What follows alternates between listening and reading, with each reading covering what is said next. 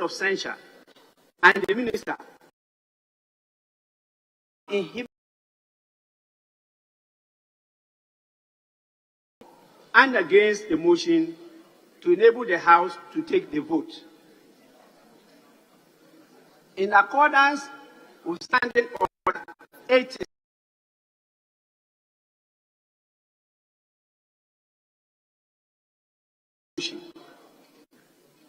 Honorable Mohammed Mubarak Muntaka, the Minority Chief Whip, seconded the motion. After the motion had been seconded, I to an ad hoc in consultation to report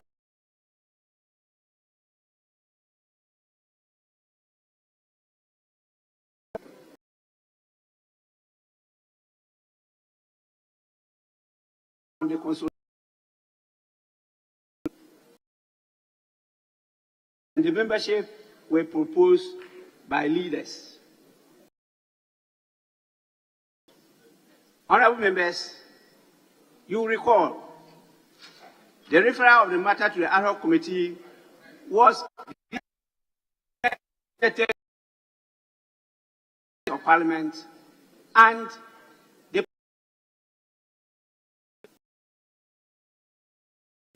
opined that the procedure adopted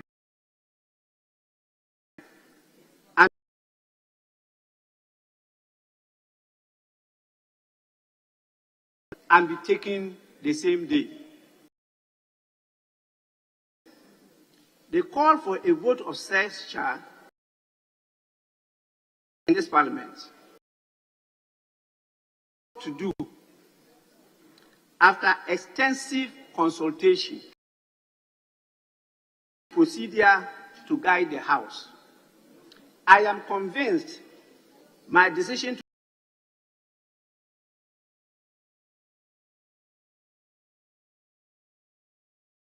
and the law in support of this decision. On the question of facts, the preceding consultation of the House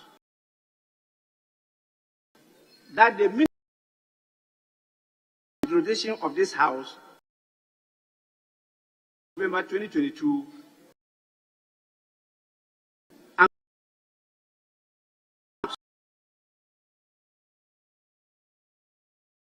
loud and manifest on the floor of the House that day. How could the debate that day without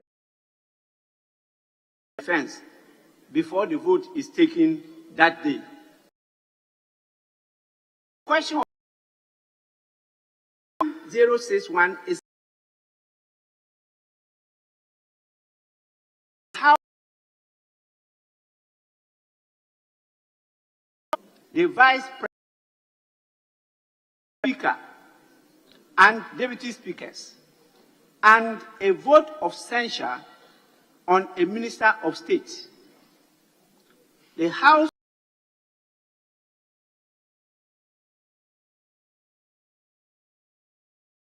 on a motion made by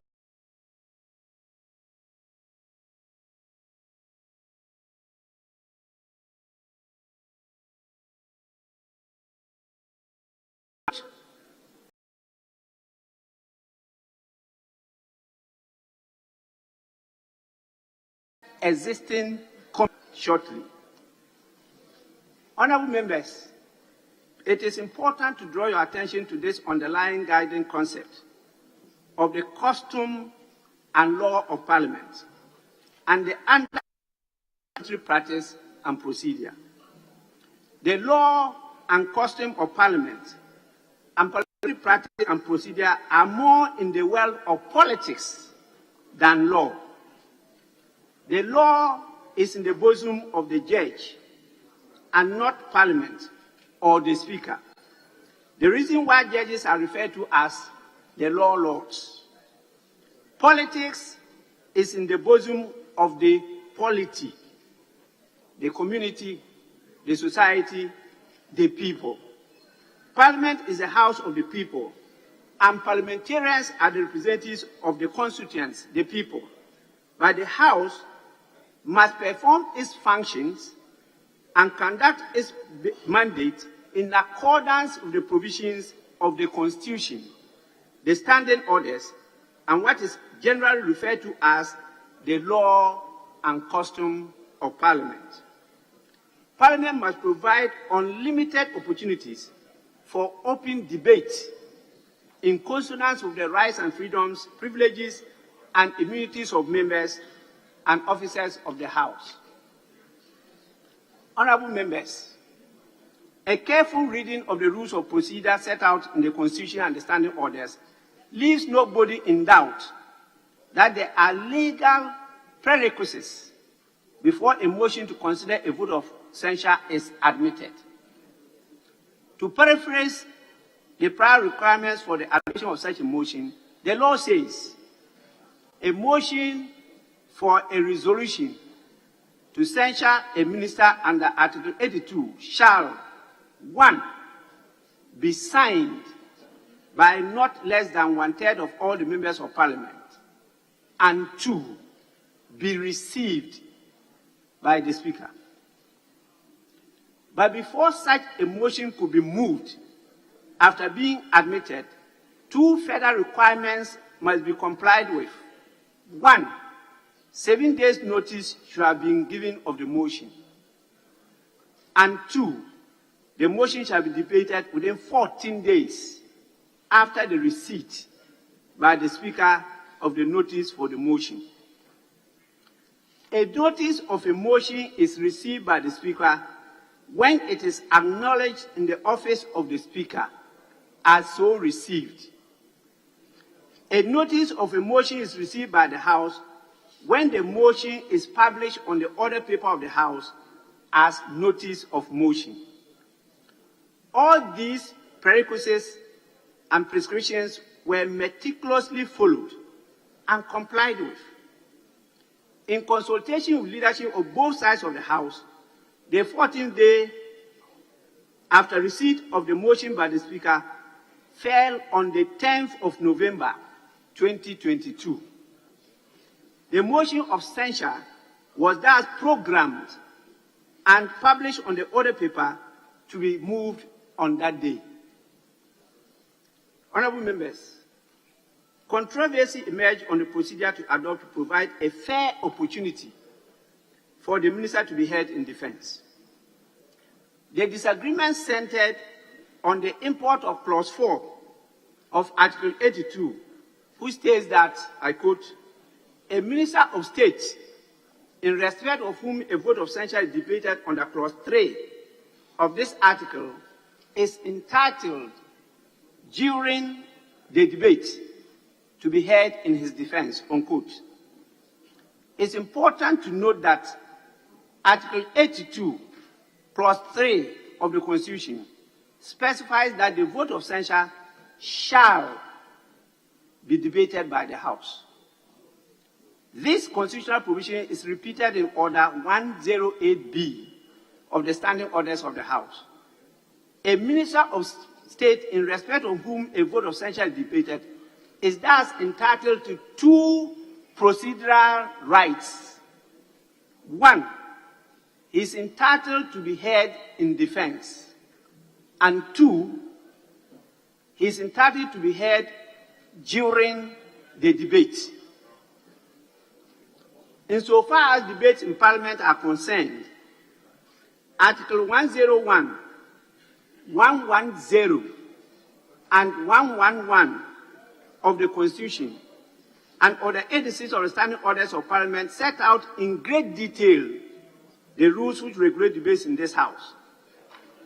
A reading of the order and the Constitution will leave no doubt in anybody's mind that it provides only for members of the House,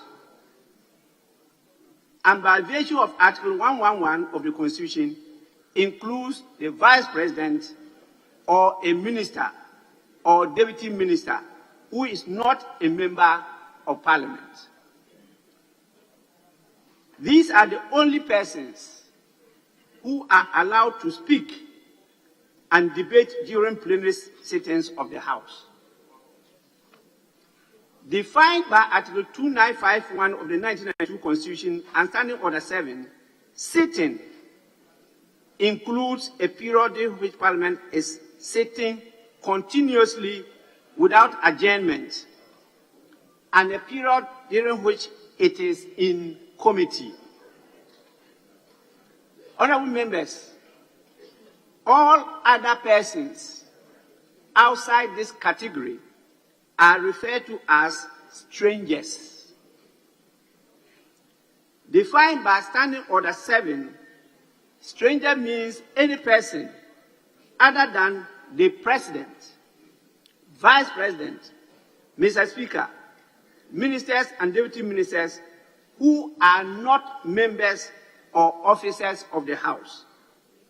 Clearly, this standing order has included the President and Mr. Speaker.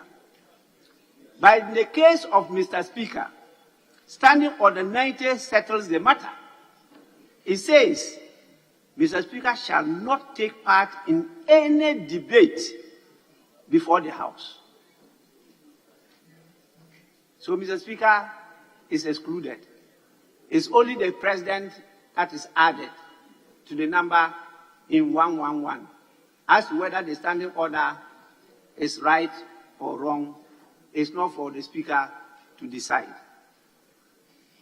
Honourable members, both the Constitution and the standing orders require that the minister against whom a vote of censure motion is moved is entitled, and I repeat, entitled to be heard in defense. What does to be entitled to be heard in defense mean? And how is Parliament to make rules for the practice and procedure for the minister to be heard in defense? Backbenchers.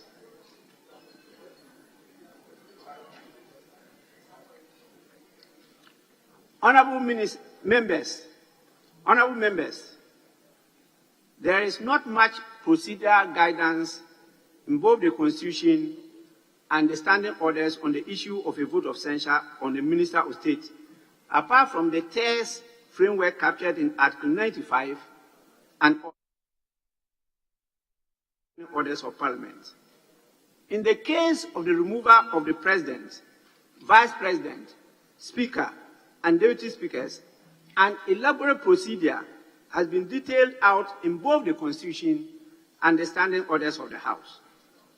Members may read both Article 69 and 95 of the Constitution and Orders 1062 and 1071 of the standing orders of Parliament. Honourable members, time will not permit me to go into detail, but suffice it to say that in both situations, the phrase "to be entitled to be heard in defense" is repeated. For instance, in the case of the removal of the President, Article 69, Clause 7 states as follows: 69(7), the President shall be entitled during the proceedings of the tribunal or of the medical board to be heard in his defense by himself or by a lawyer or other expert or person, as the case may be, of his own choice. This provision is repeated in the rules of practice and procedure in the standing orders, and that can be found at Order 1062, who says, a motion for resolution to remove from office the President or Vice President shall, during prior proceedings in a committee appointed in that behalf, the President or the Vice President shall be entitled to be heard in his defense either by himself, by counsel, or by an expert, as the case may be.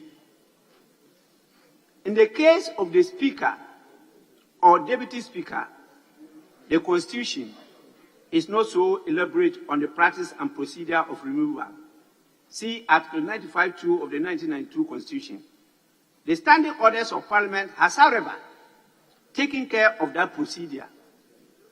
Order 1031C says, and I quote, prior proceedings shall be taken in a committee appointed in that behalf.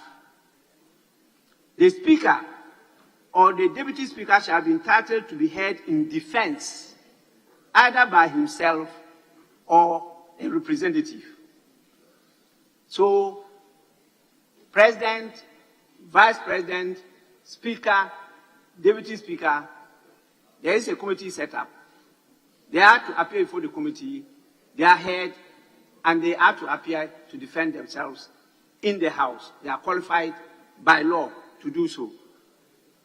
Such a provision is absent in the proceedings of a vote of censure on a Minister of State. Both the Constitution and the Standing Orders of Parliament do not provide for such an elaborate procedure. The Constitution and the Standing Orders simply say, in Article 82(4), that a minister is entitled during the debate to be heard in his defense.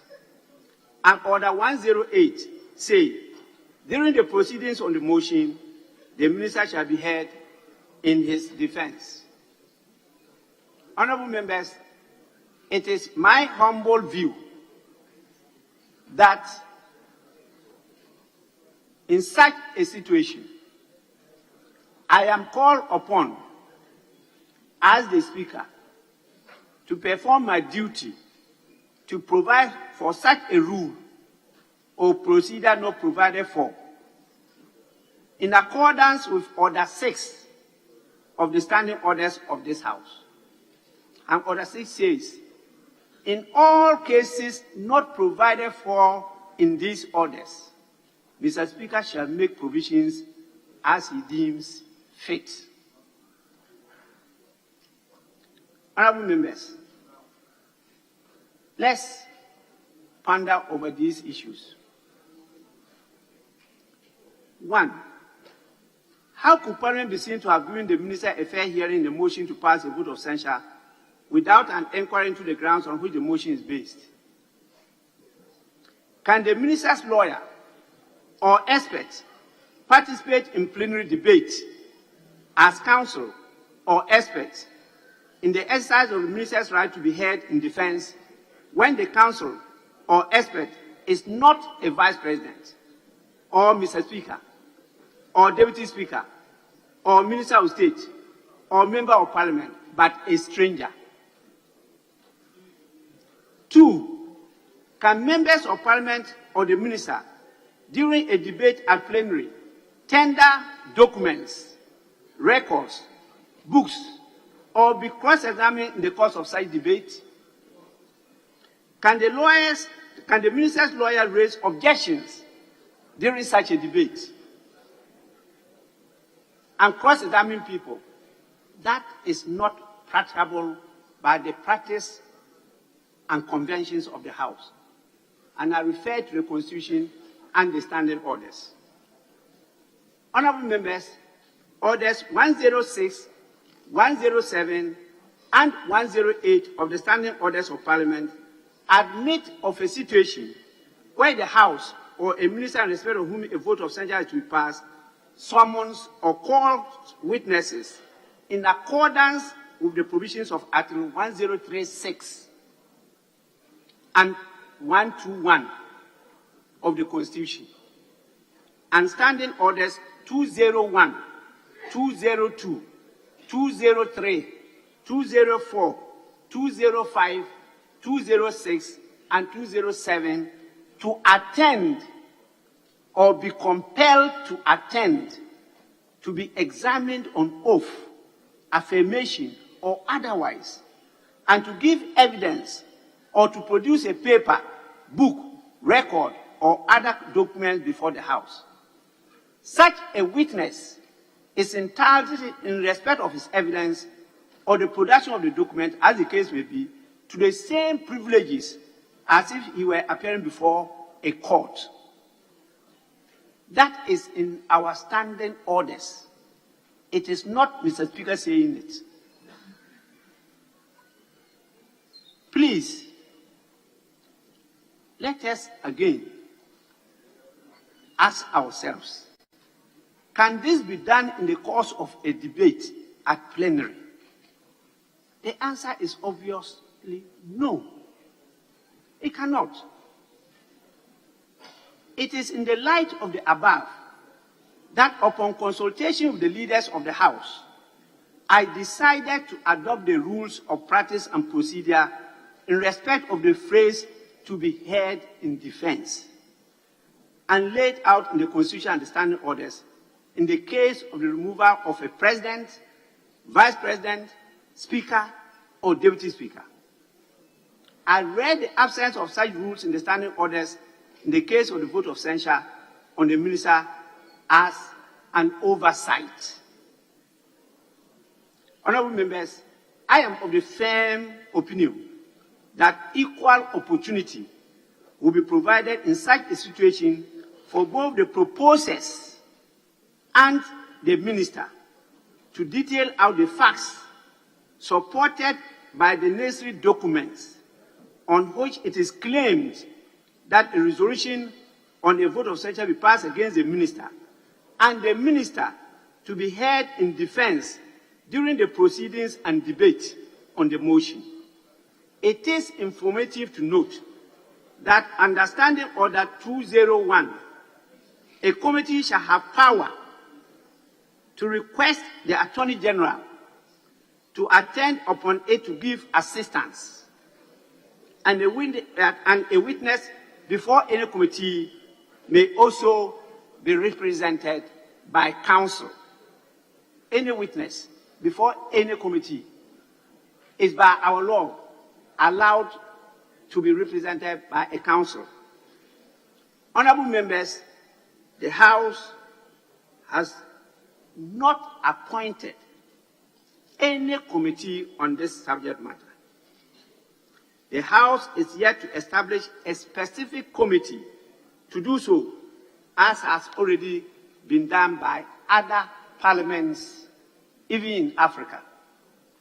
They have committees, standing committees, select committees on vote of censure, on impeachment of presidents, and the rest. We haven't established any, or to use the term in the standing orders, we haven't appointed any such committee as at now. The process we are developing now, in my humble view, will be of immense assistance to Parliament in its ongoing efforts to revise the standing orders of the House. I'll now conclude. Honourable members, the information I have shared with you and the public leaves me in no doubt whatsoever that the procedure adopted by the referral of the matter to the ad hoc committee for inquiry is well rooted in law. I am convinced that the public hearing conducted by the committee has vindicated my decision and allayed the fears of all those who are thought otherwise. Fortified by this conviction, I rule that the referral of the motion to pass a resolution on a vote of censure on the Minister of Finance to an ad hoc committee for inquiry is proper and in accordance with the law. Honourable members, the House may now proceed to debate the motion. And I want to thank you for the audience and invite the chairman, who I'm told is Honourable Katie Hammond, to move the motion.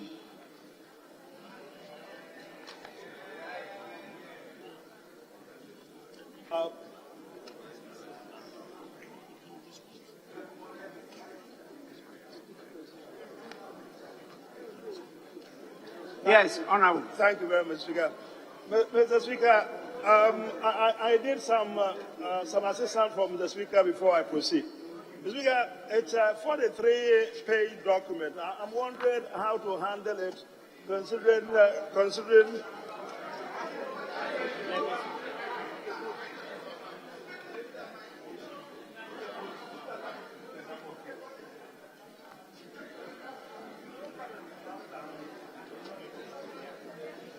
Honorable member, I can't hear you.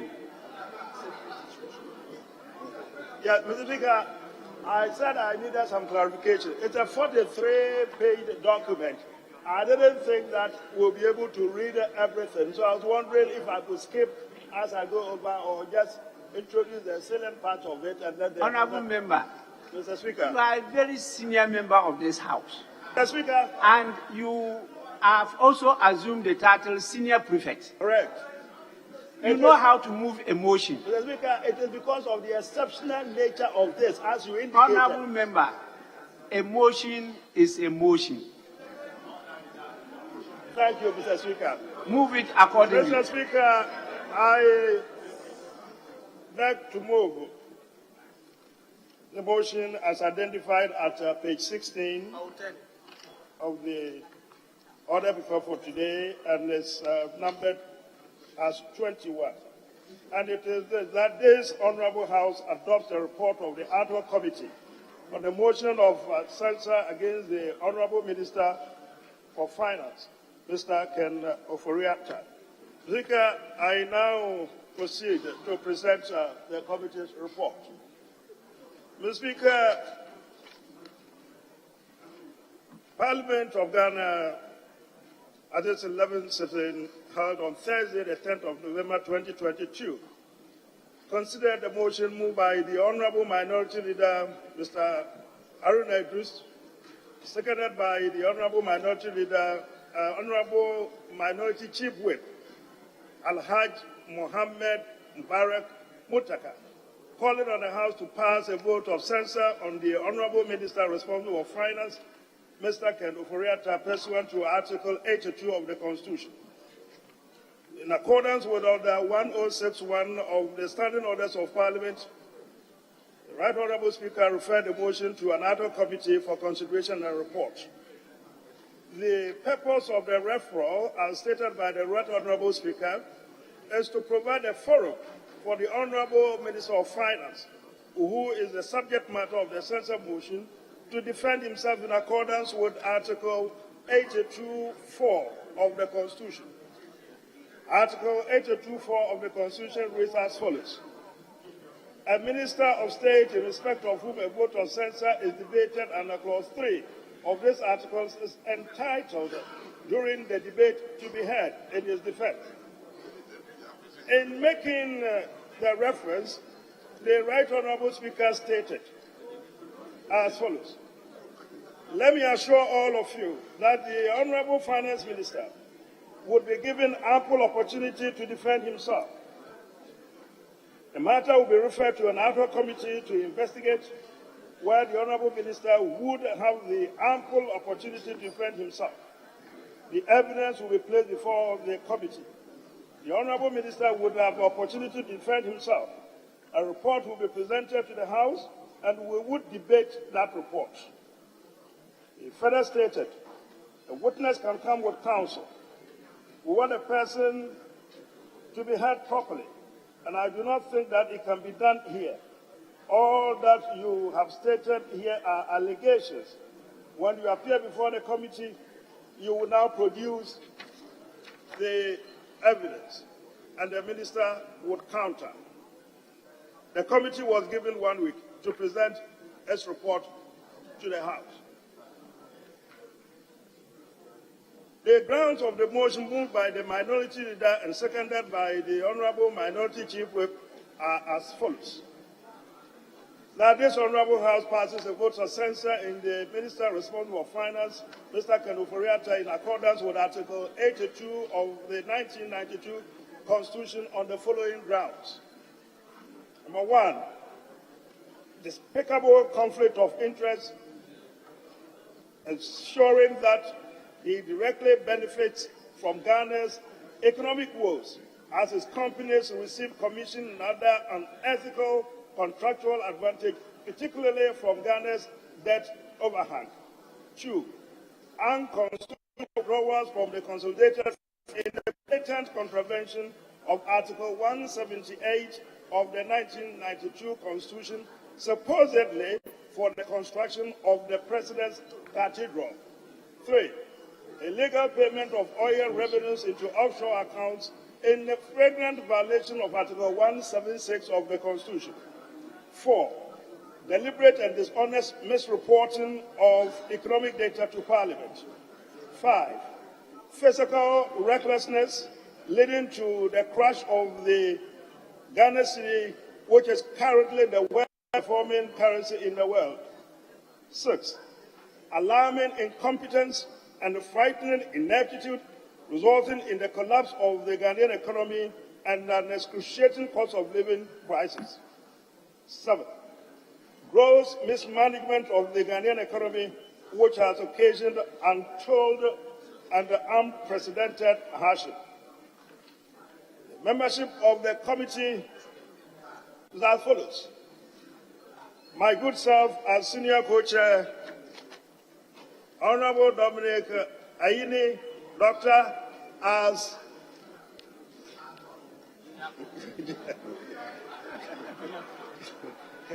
Dominic, junior co-chair.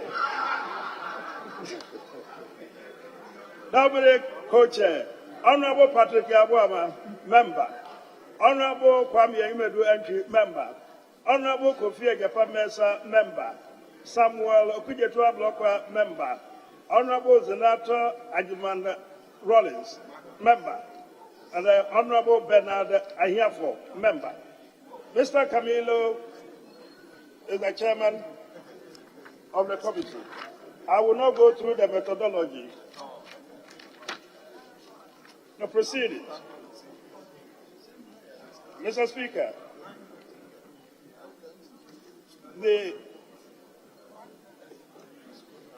in the conduct of these proceedings, the committee, Speaker 1, examined material evidence tendered, invited the proponents of the motion to state their case, with the principal subject of the motion, the Finance Minister and his Council in attendance. 3. Transmitted a verbatim transcript of the proceedings together with all the documents tendered to the Minister of Defense. 4. Invited two institutions, PIAC and GMPC, to either corroborate or deny some evidence before the committee. 5. Took oral evidence from the Minister of Finance, the principal subject of the motion, aided by his counsel in answer to terms of the motion and evidence adduced, and examined written and oral evidence adduced by the witnesses. Mr. Speaker, as I indicated, it's a 43-page document. I would ask that the Hansard captures the entirety of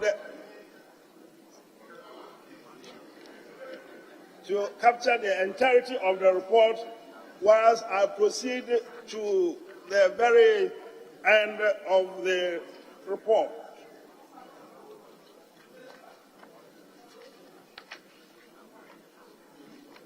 The very last, what we describe as conclusion, is that the committee, having regard to the provisions of Article 82(4) of the Constitution and Order 106(1), and the direction from the Speaker, duly offered the Honorable Minister of Finance the opportunity to be heard in his defense. The Minister was represented by counsel. The committee accordingly submits for the consideration of the House the representations by the proponents of the motion and the responses of the Honorable Minister in his defense. Respectfully submitted, Mr. Speaker.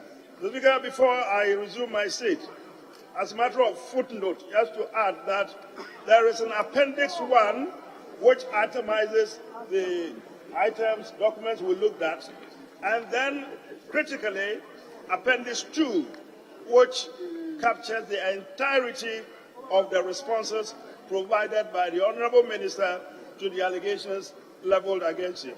Thank you very much, Mr. Speaker.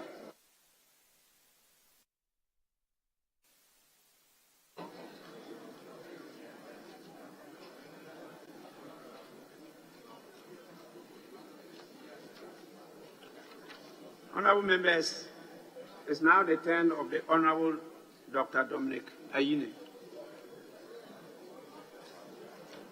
Thank you very much, Right Honourable Speaker. Right Honourable Speaker, I rise to second the motion ably moved by the Honourable Member for Adansia Sopa, my very good friend, the Honourable K.T. Hammond, the senior co-chair, as he has named himself this afternoon. Mr. Speaker, I want to thank leadership for the opportunity to work on this committee. The reason being that, Mr. Speaker, in the life of this Fourth Republic, as you have rightly pointed out, this committee is a novelty. And when, Mr. Speaker, constituted a committee, you did something that I thought was going to work well in terms of the way we work in this parliament. That is, giving us the opportunity to build consensus. There were 4 members from the majority and 4 members from the minority.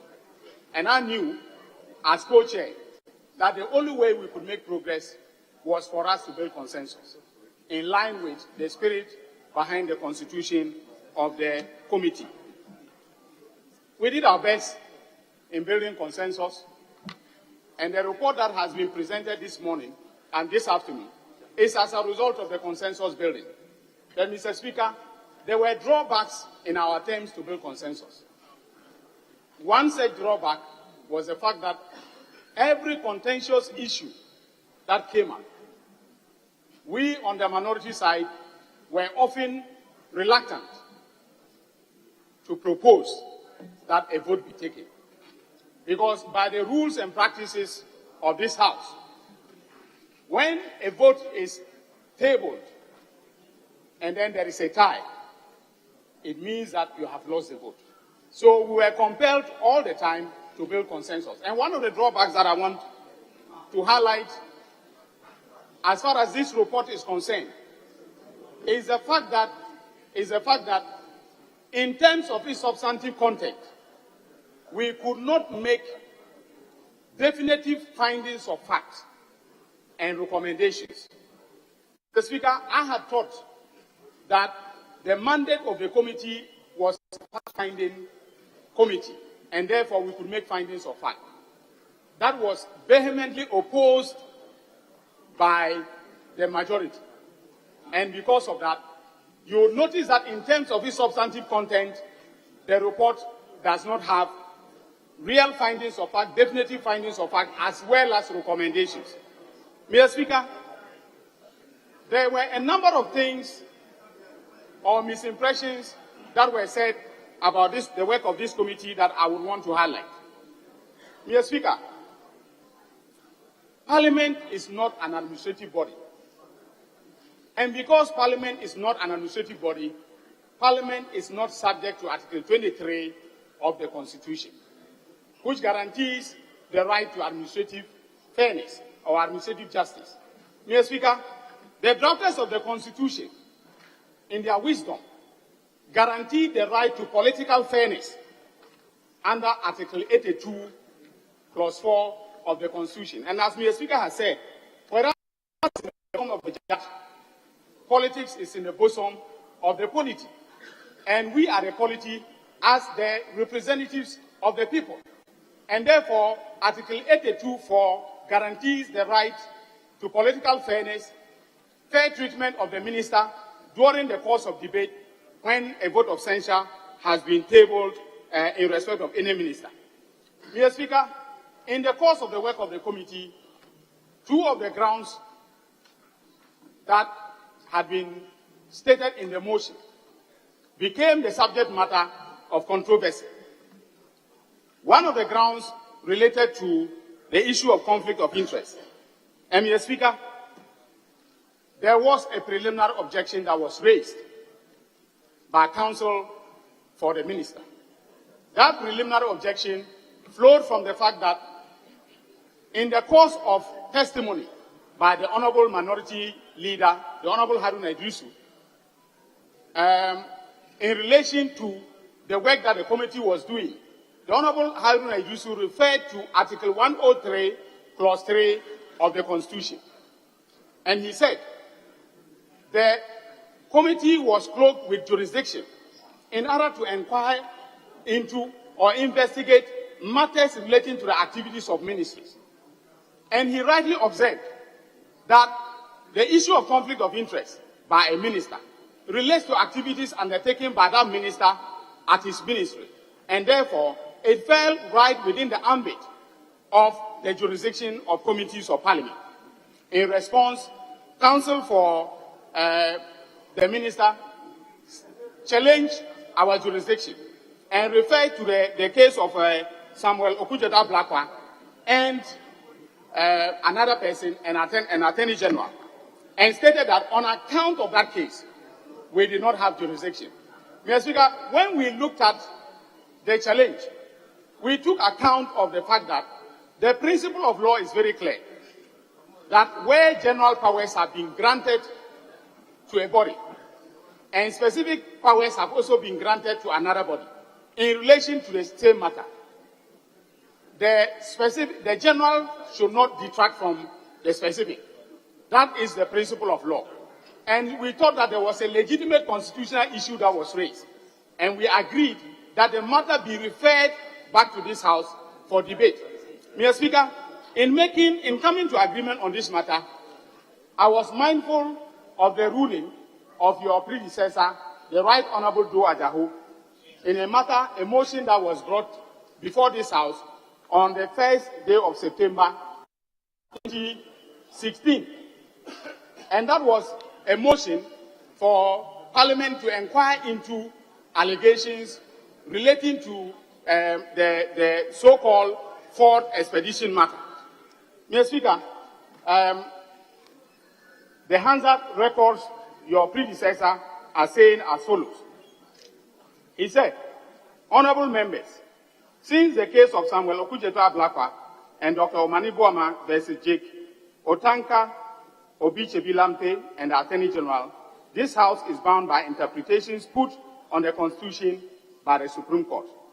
It is my view, therefore, that SRAJ is the institution vested with the exclusive constitutional authority to deal with all relevant matters relating to breach of code of conduct for public officers, including the matter on the receipt of the Ford expedition vehicle. Furthermore, as indicated earlier, SRAJ also has jurisdiction to investigate all matters of corruption and abuse of power. Mr. Speaker, on account of this observation, the Right Honorable Joe Ajahu did not allow for debate to proceed in respect of the petition, the motion that was brought before this House. Mr. Speaker, as far as we were concerned, this is a quintessentially political matter, and therefore we would not say that Parliament should be precluded in debating the matter. However, we think that once the matter has been raised at committee, it should be referred to the House for decision. That was the basis of our decision that the matter be referred back to this House. Mr. Speaker, let me indicate that there has been some misrepresentation out in the media that the two grounds were struck out. As a committee, you do not have the mandate to strike out the grounds of a motion that has been referred to you by the plenary. And therefore, we could not have taken upon ourselves to strike out the two grounds. In respect of the ground relating to, that is ground 3, relating to illegal payments, we came to the conclusion that that transaction involved essentially a transfer of funds by Talo Ghana Limited to the offshore account of Jubilee Holdings, a subsidiary of GNPC. And in that wise, we said the minister was not to be called upon to answer questions in respect of that particular ground. Mr. Speaker, I wish to state categorically that this report, as well as the work of the committee, found as a matter of fact as follows. For instance, on ground 1, funding of the National Cathedral, it was very, very clear that the minister exceeded what was appropriated. In other words, he engaged in expenditure in excess of appropriation. That is because, according to the minister in the report, he took the money from other government obligations. And it was a contingency vote. Now, if you look at the other government obligations and the vote that this House passed for other government obligations for that fiscal year, it was very, very clear that the minister, by his own evidence that he submitted to us, exceeded appropriations. In fact, the minister spent for that year, he spent 339 million Ghana cedis on the cathedral, and that was far in excess of the envelope of resources that we appropriated for other government obligations. Mr. Speaker, it was also very clear, and it is found in the report dealing with misreporting of data. Honorable member, just a minute. The first point you just submitted, I've been trying to get the evidence on the report. So just draw my attention to it. I'll take note of it, then we'll move on to a second part, which I've referred to the report again. Then I can take note of them.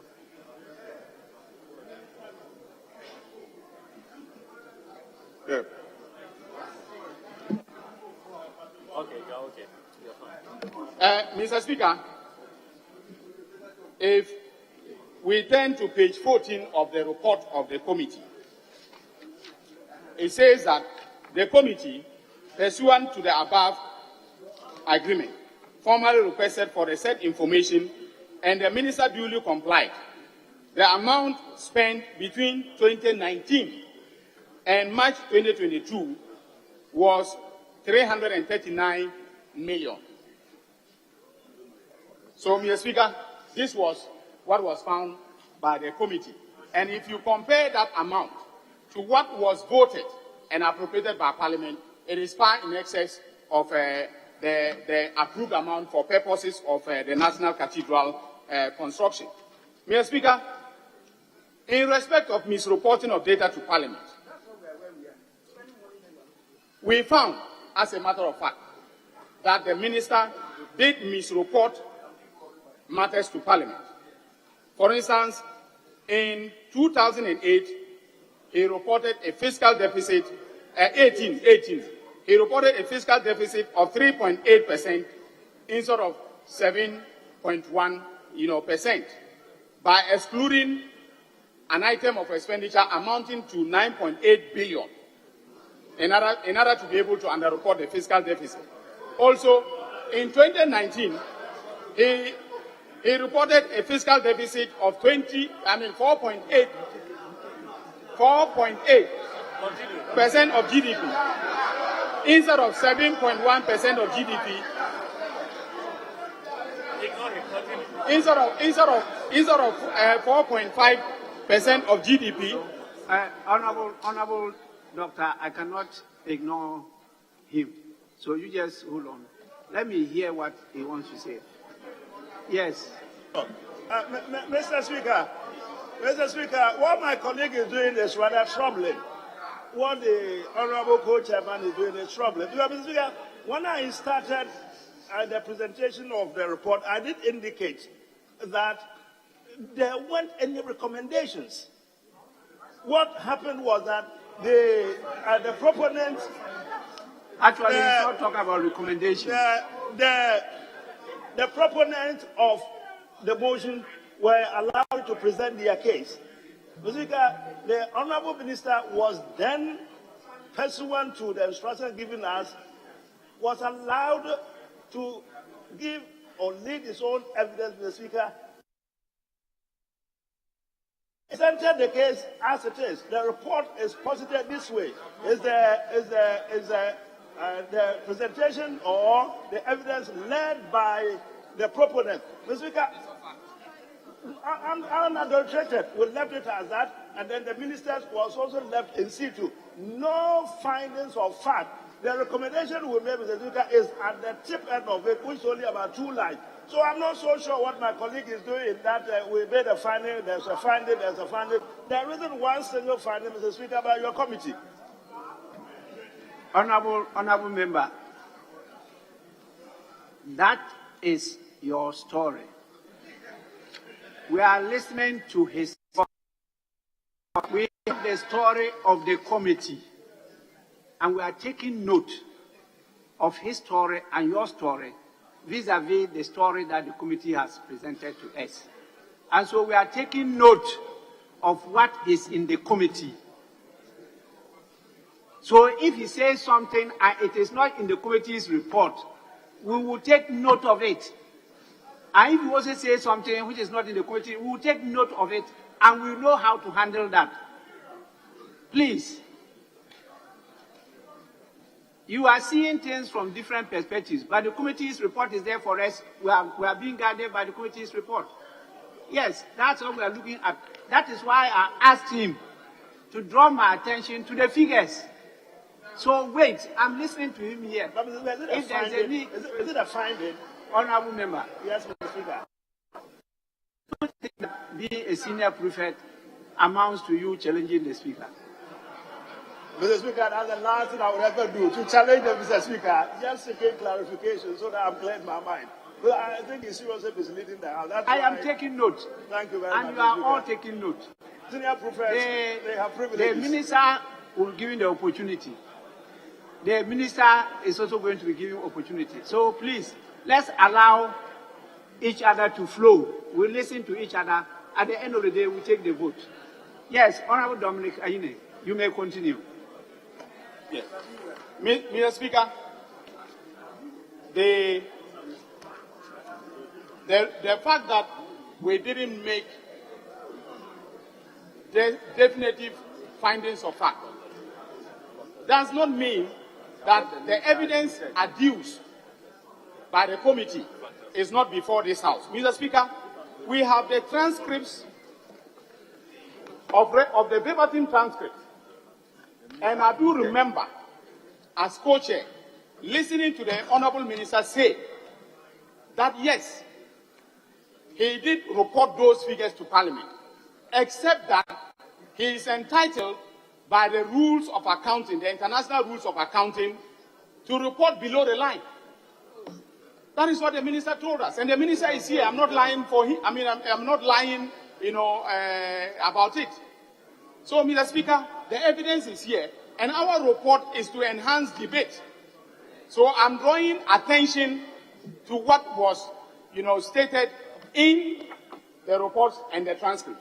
So, Mr. Speaker, on the issue of fiscal recklessness, it was very, very clear also that even given the figures that I have cited, that the minister had engaged in fiscal recklessness. Mr. Speaker, I want to conclude by making it very clear that the report of this committee has found unassailable evidence of misconduct on the part of the minister. It has found, even if it has exonerated the minister on some grounds, it has found that the minister misconducted himself with respect to a lot of grounds. Yes. And as I've stated, there is unassailable evidence of misconduct on his part. On the basis of this, Mr. Speaker, I am calling on honorable members of this House, in line with Order 108 of the Standing Orders, 108B of the Standing Orders of Parliament, and Mr. Speaker, with your permission, I shall read. 108 says that a motion for a vote of censure on a Minister of State shall be moved in the following manner. And B says, the motion shall be debated in Parliament within 14 days of its receipt by Mr. Speaker, and shall be supported by the votes in secret ballot of not less than 2/3 of all the members of Parliament. In the circumstances, Mr. Speaker, I call on members that we do we do a secret ballot in which we will decide whether or not we are persuaded by the evidence in order to remove the minister. I so second the motion, Mr. Speaker.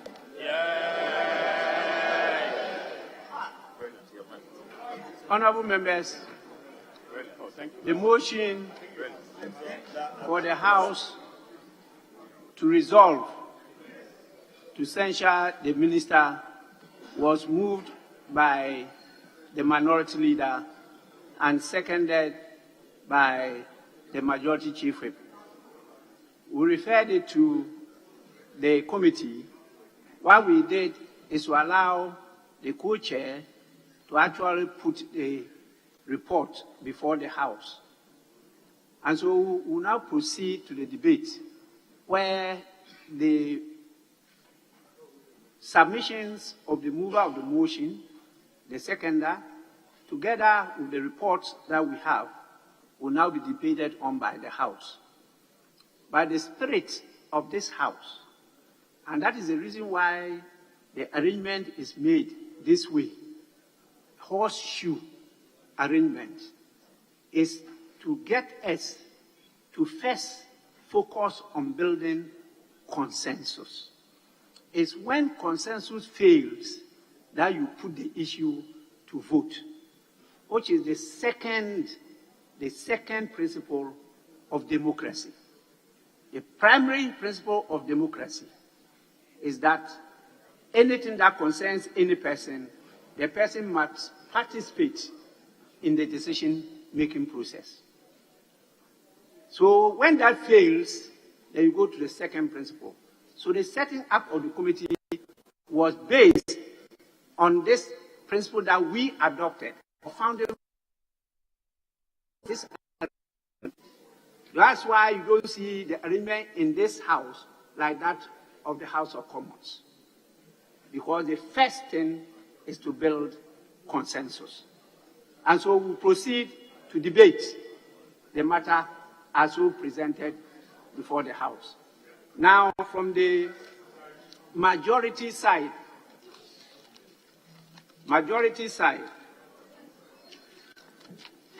we will invite Honorable Alexandra Afenyo-Markin.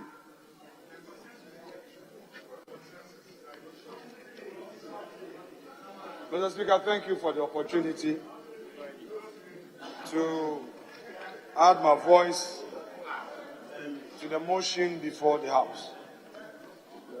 Mr. Speaker. You are aware you have 10 minutes. You are aware you have 10 minutes. Mr. Speaker, this opportunity afforded me to comment on this motion. And in commenting on the motion, I would make certain observations, which observation, to me, renders the whole exercise by the applicant odious, and that it is only aimed at going very political against the Minister of Finance, and the grounds upon which they relied to proceed indeed was political.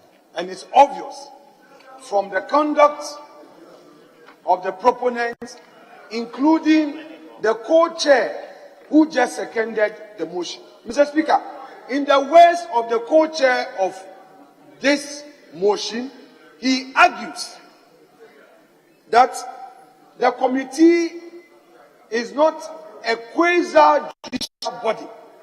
Neither is it an administrative body, but that the committee is engaged in political process. These were his words.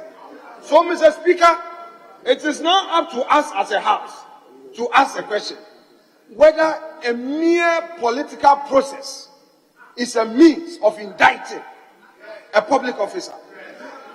Mr. Speaker, this committee that could not come out with findings of fact, in the words of the co-chair who seconded the motion, where are your findings? You said that you have unassailable evidence. You said that you've heard from the proponent. Suffice to say that you yourself, you were a judge in your own cause. You were a member of the group that applied to Mr. Speaker to move this motion, and then you also sat as a co-chair of the committee. That is what happened. And then you are telling us that you could not come out with findings of fact.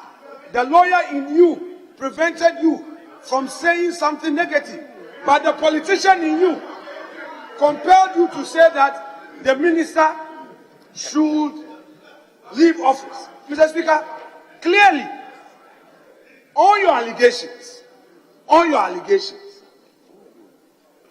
had no leg to stand. All your allegations stood on stilts, and you yourself, you were candid.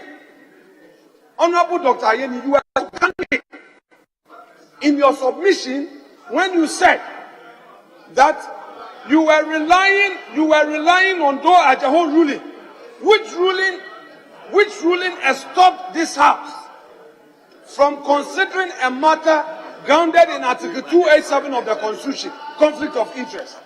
If that is the case, if you know that there's a ruling that outs the jurisdiction of this House when it comes to conflict of interest, why then did you proceed to make comments on conflict of interest? Why then didn't you advise your colleagues that issue of conflict of interest could not be part of your grounds before this House? Mr. Speaker, I dare contend that should we proceed to vote on this matter, we will be setting a bad precedent.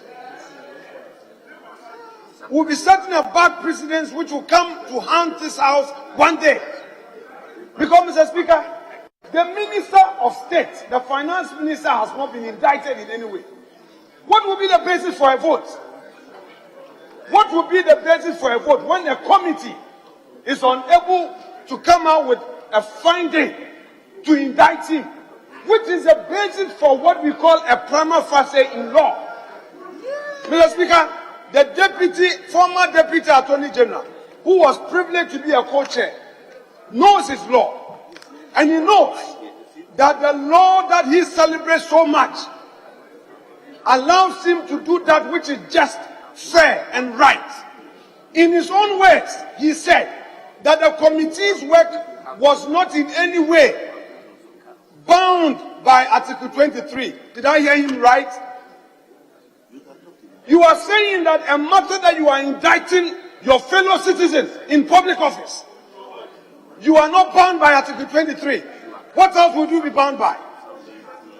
The requirement that expects you to be fair, the requirement that expects you to be candid, the requirement that allows you to follow due process, you said that you are not bound by it. These were your position. And you are saying that it's a political process. A political process that allows NDC minority group to get up as it pleases them to say that no, there is a political decision to take. So we are proceeding with a political decision. So we are not bound by the rules of natural justice. We are not bound by the rules of fairness. These were your arguments. Mr. Speaker, an invitation as dangerous as this will lead us into a valley that we may never be rescued. And Mr. Speaker, we should make no mistake. We should make no mistake. If we follow such a dangerous path, the politics of this country will be condescending into a level that, Mr. Speaker, it will be very unattractive to any person who desires to serve his nation to proceed wholeheartedly to do so. Mr. Speaker, if Harun Edrusu were the one facing such a matter, would he be happy? If Dr. Ayeni was the one being subjected to such an ordeal, would he be happy? If Muntaka Mubarak were the one being subjected to this ordeal that we are told, fairness does not matter. The need to come up and say does not matter. Would he be happy? He will not be happy. The minority should know that what is good for the goose is good for the gander. Will Atu force him be happy if one day he is called upon and told that you are a finance minister. Atuforsen, there's no need to establish a prima facie, but the economy is going bad. Therefore, a censure motion is to be carried against you. Would you be happy, Atuforsen? Oh, you will. Mr. Speaker, they are acting in bad faith. But I want to tell them that our side will not support that part. We will not support them. We will never support you. But we want to take this opportunity to tell you that what you're doing is wrong. Mr. Speaker, in any event, let me talk a little bit of law here. Article 82(3) is clear. And Mr. Speaker, I would want to state it for the records. The provision of the Constitution talks about 14 days for debate to be Mr. Speaker, for the debate to be carried, Mr. Speaker, when the motion is filed. Mr. Speaker, for the avoidance of doubt, and for those who have decided to be shouting instead of paying attention to the argument, Mr. Speaker, this is what the Constitution says. The motion shall be debated in Parliament within 14 days after receipt of the Speaker of the notice for the motion. Mr. Speaker, my humble understanding, and I'm about argument, my comments in this matter. My humble understanding is that the process of a committee being set in motion, the process where the report of the committee is to be heard, and the period within which the debate is supposed to take place must all be within 14 days. But I concede, Mr. Speaker, that you don't interpret the Constitution. Amen. I do consider, Mr. Speaker, that you don't interpret the Constitution. But I'm raising this as an observation. I want to hear you again. Are you saying that they all have to be done within 14 days? Mr. Speaker, with the greatest respect, at the risk of being repetitive, and in response to your question, let me read and then explain again. No, you don't need to read. Oh, Mr. Speaker, for emphasis. Please, your submission. Are you saying that all that has to be done within 14 days? Because this is what it says. The motion shall, the motion. I'm not talking about the Constitution. I've read it many times. I'm talking about what you said. Mr. Speaker, what I am saying is that by necessary implication and by the express import of this provision,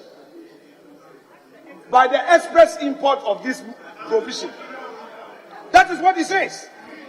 Mr. Speaker, by the express import of this provision, and I will read it for emphasis, the motion shall be debated in Parliament within 14 days after the receipt by the Speaker of the notice for the motion. In other words, all procedural imperatives required for this motion to become right must be within 40 days, and I dare contend on that. You may disagree with me. I dare contend on that. Honourable Member, that is why the motion was moved within 14 days on the 10th. Your interpretation of the Constitution is not the law. Please. Your interpretation, Minister for Communication, I can hear you loud and clear. You are not in charge here. Please. That is your understanding. You are permitted to go on. So you go on. Thank you, Mr. Speaker. Mr. Speaker, I claim your attention for some rescue. The members may have to listen to me in silence. Mr. Speaker, there's too much noise on the other side. Mr. Speaker, the minority must hear me in silence. They are making too much noise. Mr. Speaker, the point is, the provision is mandatory that shall be debated within 14 days. Mr. Speaker, so the shall is mandatory. And I am adding it as part of my submission that to the extent that Parliament could not meet this constitutional requirement, all that we are doing, Mr. Speaker, if care is not taken, will become ultra virus of the Constitution. Because, Mr. Speaker, we do concede ab initio. Mr. Speaker, we did concede ab initio that there was no such procedure in place. That is why, Mr. Speaker, you set a motion in place to allow a committee to even hear the minister. Honourable member, your time is up. Mr. Speaker, let me conclude. I gave you more than 10 minutes. It's there. I'm watching my lesson. I've given you more than 10 minutes. So I gave Honorable KT Hammond a time, and I gave the same time to Honorable Dominic Ayine. But the rest, you as part of leadership agreed with me. That is 10 minutes each. I have given you 11 minutes, 50 seconds. So please, I am fair. Resume your seat. It's now, honorable members, the turn of Honorable Isaac Adongo.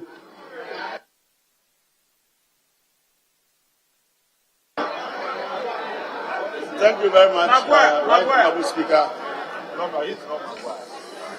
Mr. Speaker, I am surprised that even as a layman, I seem to know the law better than what I just said. Mr. Speaker, the motion of censure of the Finance Minister has been long overdue. The Finance Minister should have left that position 2 years ago. And Mr. Speaker, I will prove to you that the Finance Minister has effectively and fatally mutilated the laws under which he is supposed to govern the financial affairs of our country.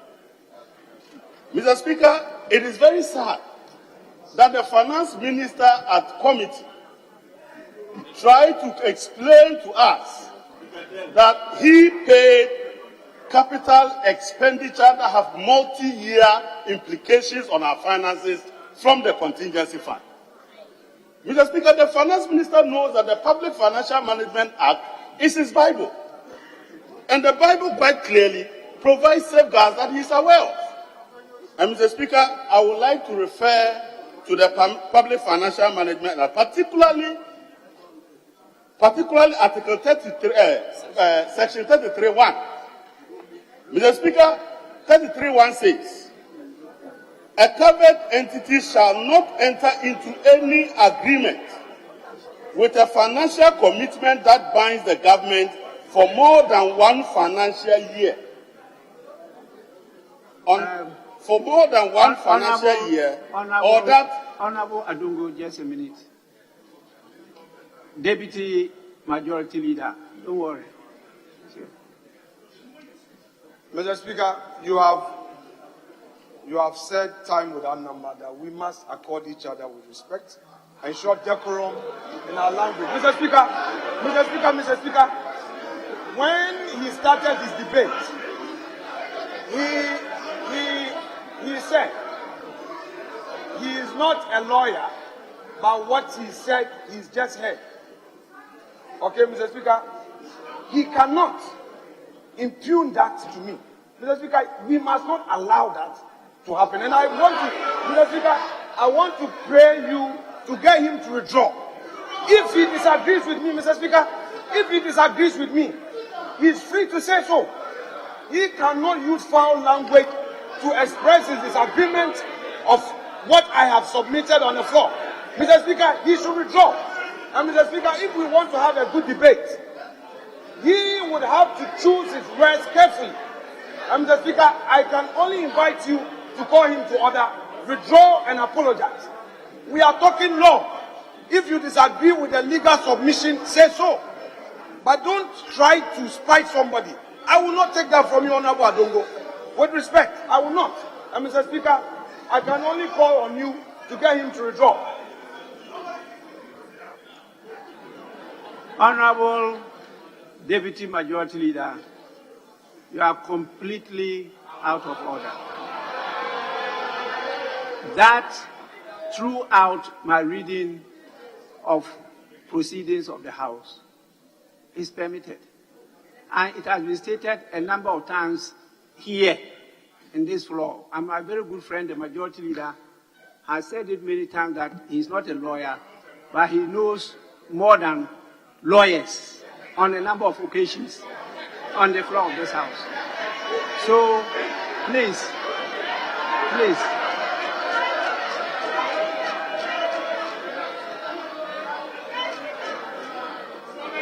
Yes, Majority Leader. Mr. Speaker, with the greatest respect to the chair, and I do know that you know that speakers are not to participate in the debate. Having said so, now that we make this allegation against me, that I've said this on the floor of the House, with the greatest respect, can you provide evidence? Here. Can you provide evidence, Mr. Speaker?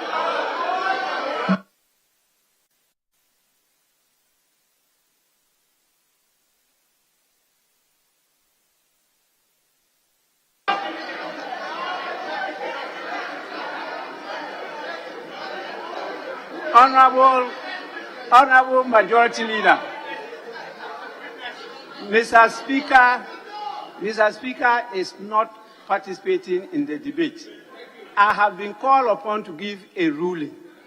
I gave the ruling and had to support the ruling by reference to what I know and what I've experienced. I'm not participating in the debate. So, Honorable Isaac Adongo, you may continue.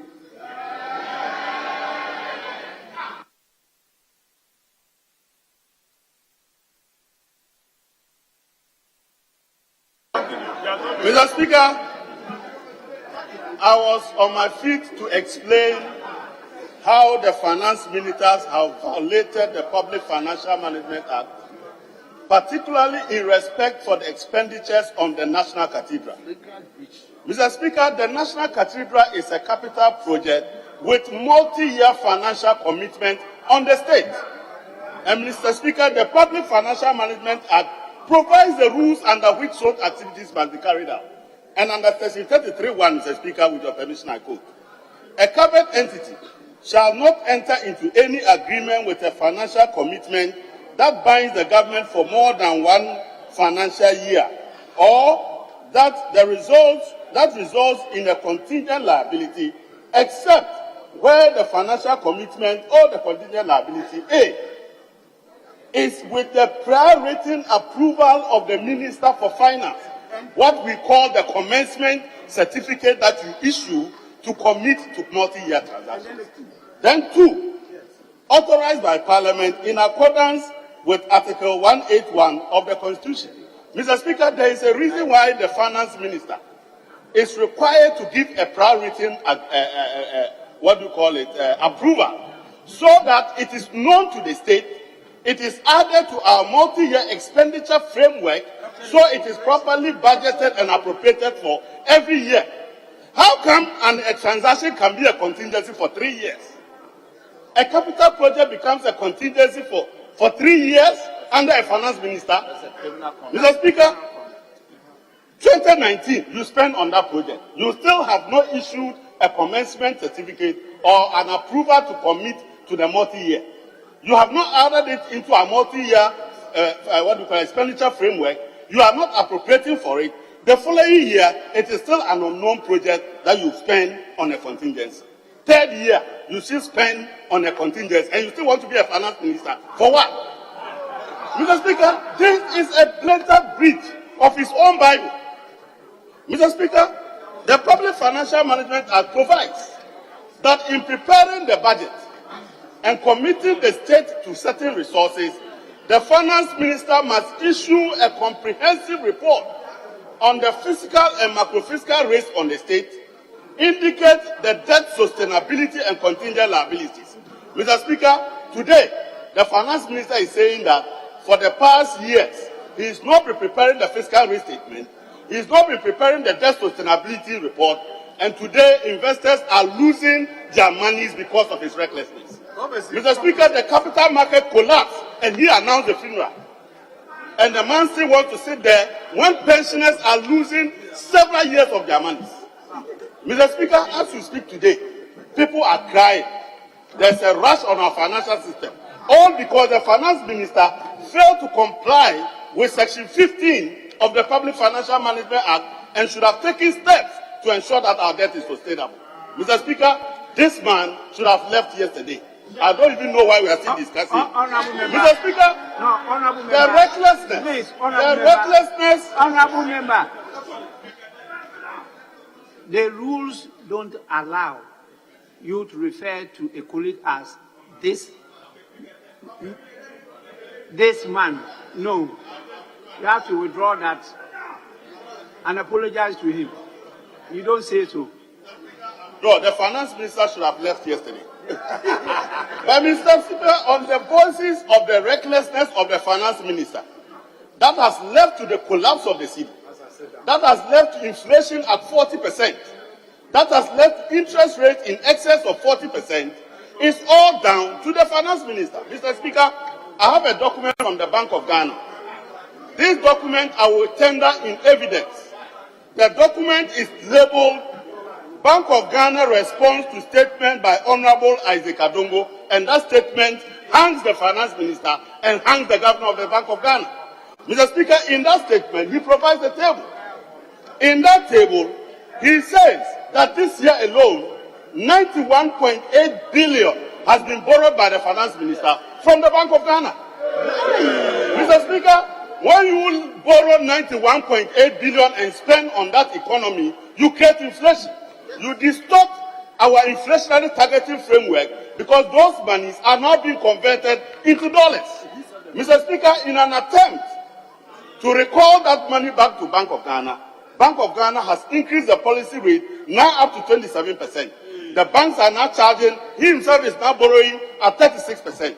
So businessmen are now borrowing at 40%. Mr. Speaker, the depreciation of the city is in direct response to the injection of monies that were illegally borrowed by the Minister of Finance. Mr. Speaker, the Bank of Ghana law is quite clear that at any point in time, the total exposure or claim on government should not be more than 5% of the previous year's revenue. Mr. Speaker, all of your revenue last year was 991 billion.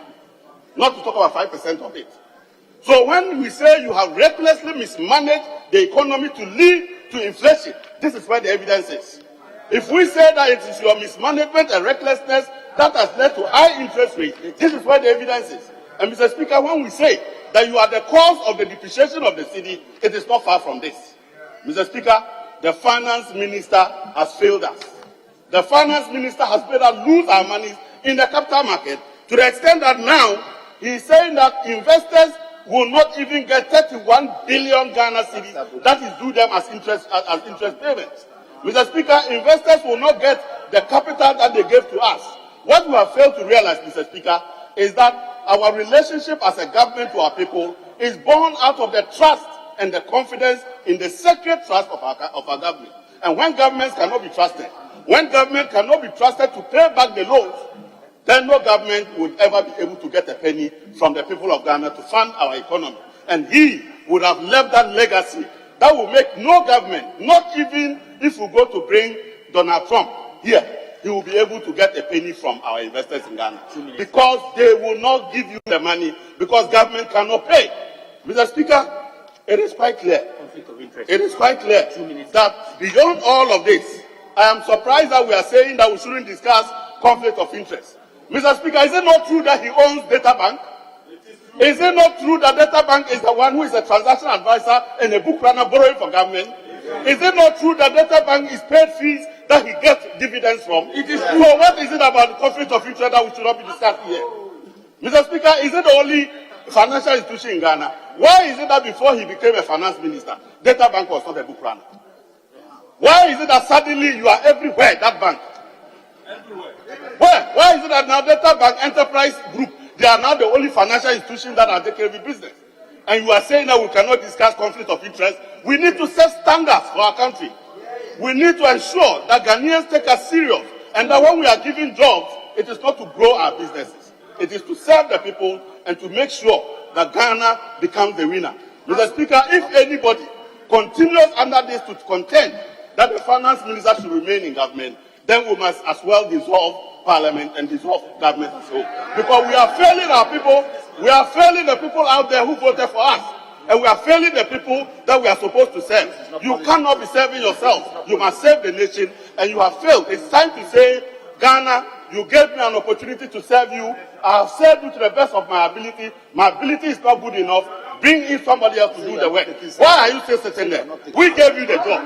We said we don't want you again. Is it forced? Is it forced to serve us? Is it forced for you to serve us? So please, the finance minister must do the honorable thing and leave that office and give us an opportunity. Thank you very much, Mr. Speaker. Yeah.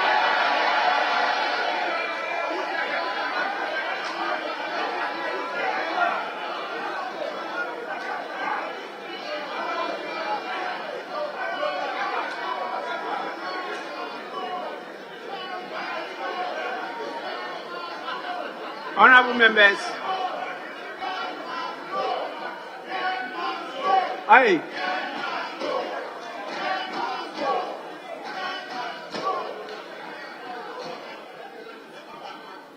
Honorable members, I will be compelled. Honorable members, I will be compelled to name members and to order the marshal to pick the member and take him out. I say I'll be compelled to do so. It's permitted by the rules. We are debating a very serious motion. You are making serious statements. You are calling the people who voted for you to be here, to be part of it, and to also take a decision. It is not a playground or a dancing floor. This is a serious national political platform that is the highest in every country, the parliament. And so it's serious business. It's not a joking matter. It's now the turn of Honorable Samuel Abu Jinako.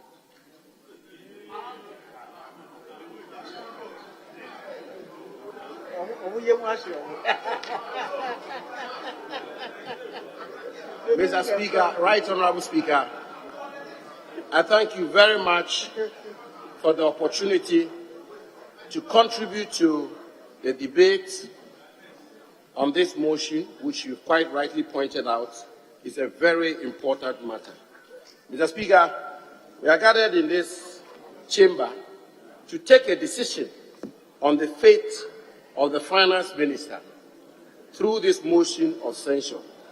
Mr. Speaker, may I respectfully submit that motions of censure among motions constitutes one of the most important, grievous, consequential motions that can be brought before a parliament.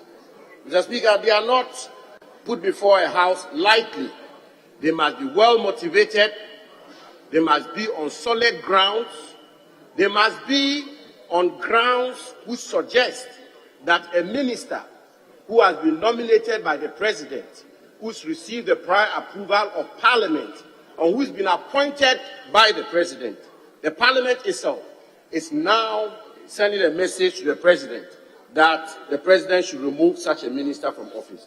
Mr. Speaker, if you indulge me, in the American Constitution of 1789, Mr. Speaker, the motions of censure against their own members of Senate, Mr. Speaker, have only been invoked since 1789 9 times. Mr. Speaker, it tells you the gravity of motions of censure. Mr. Speaker, in the House of Commons, Mr. Speaker, in the House of Commons in the United Kingdom, ministers of state were hitherto impeached.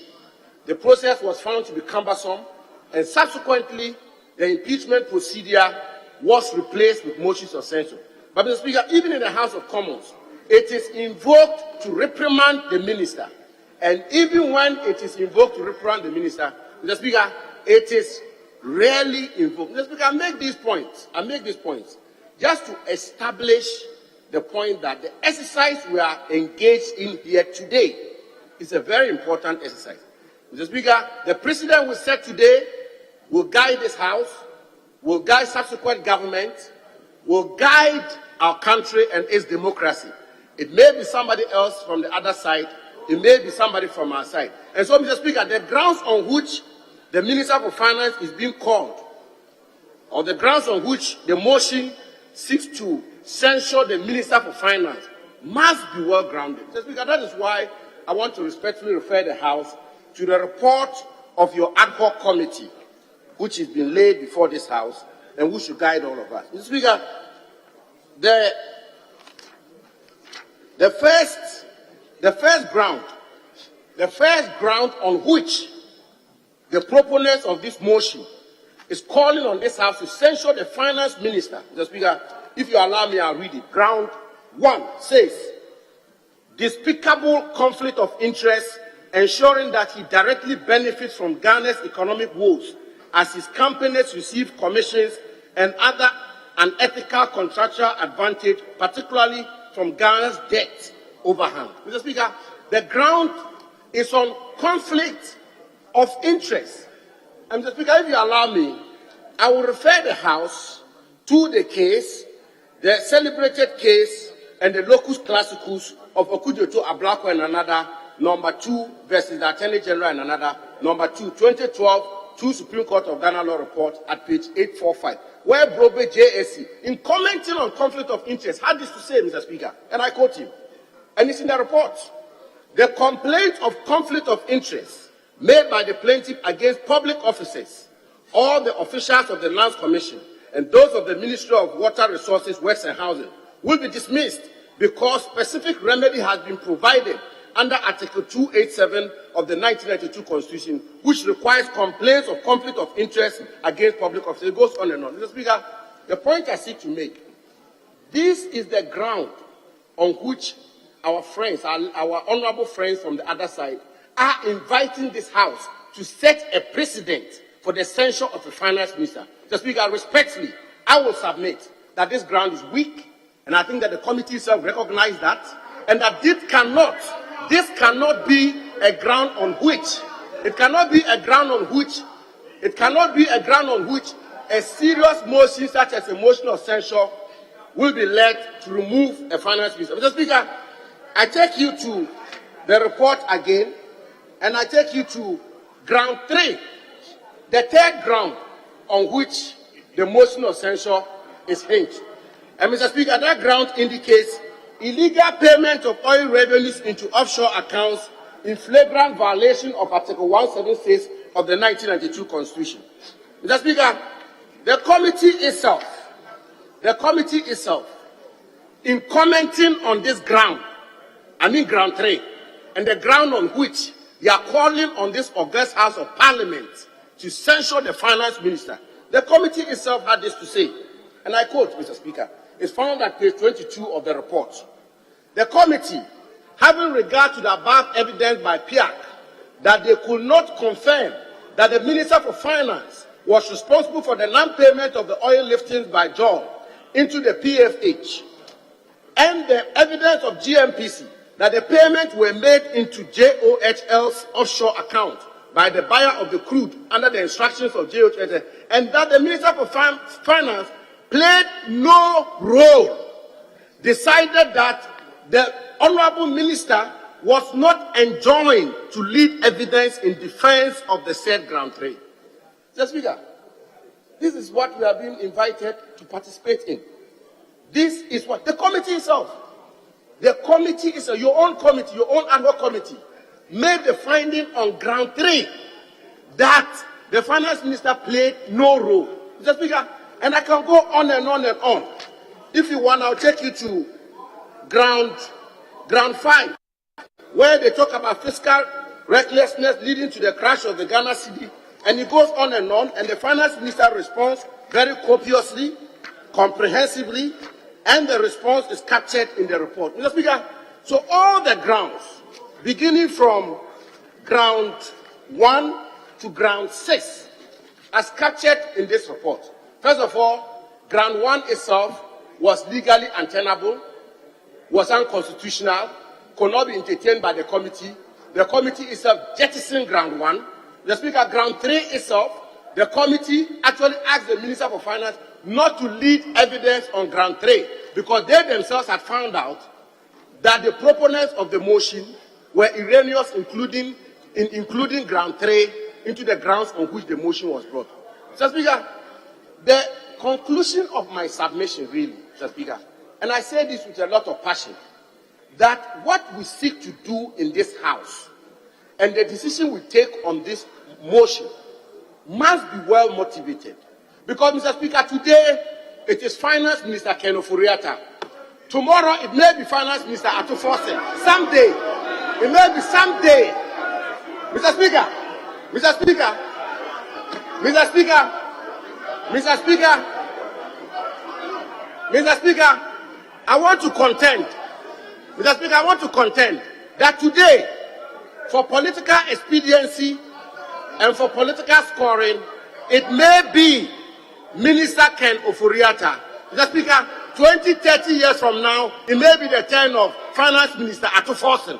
Mr. Speaker, when that day arises, if it ever did, and if I was found on the other side of this House, Mr. Speaker, principle will prevail, facts will prevail, evidence will prevail, propriety will prevail, and I will not support a motion of censure on this nature, which seeks to censure a minister when it is not well grounded. Mr. Speaker, the whole country, thankfully and mercifully, the whole country saw the Finance Minister before the committee. And I have a lot of respect for this House, so do I for the committee.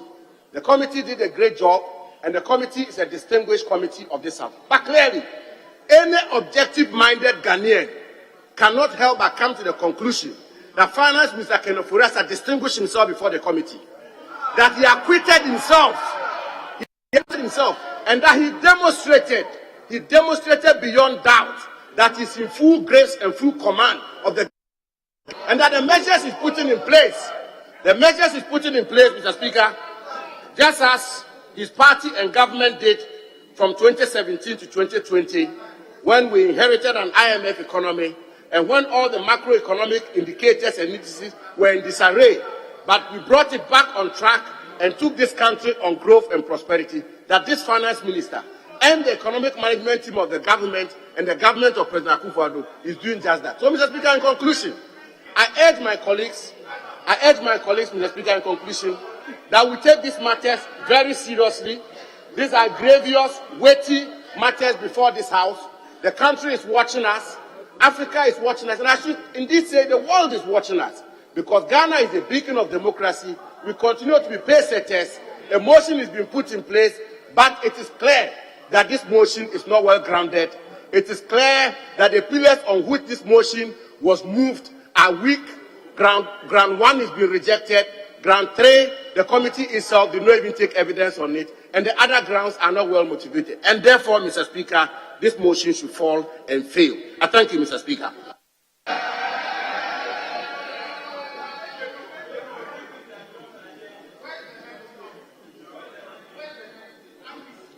Honourable members, it's now the turn of Honourable Dr. Atto-Forson.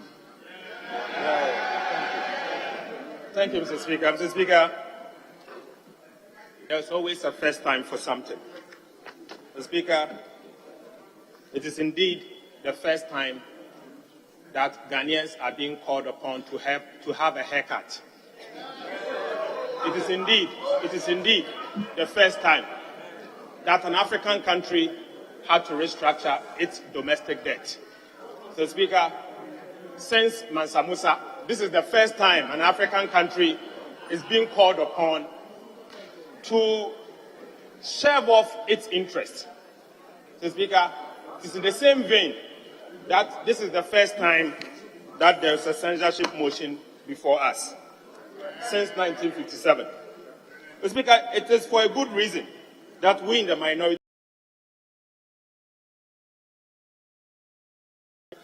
Mr. Speaker, management staff.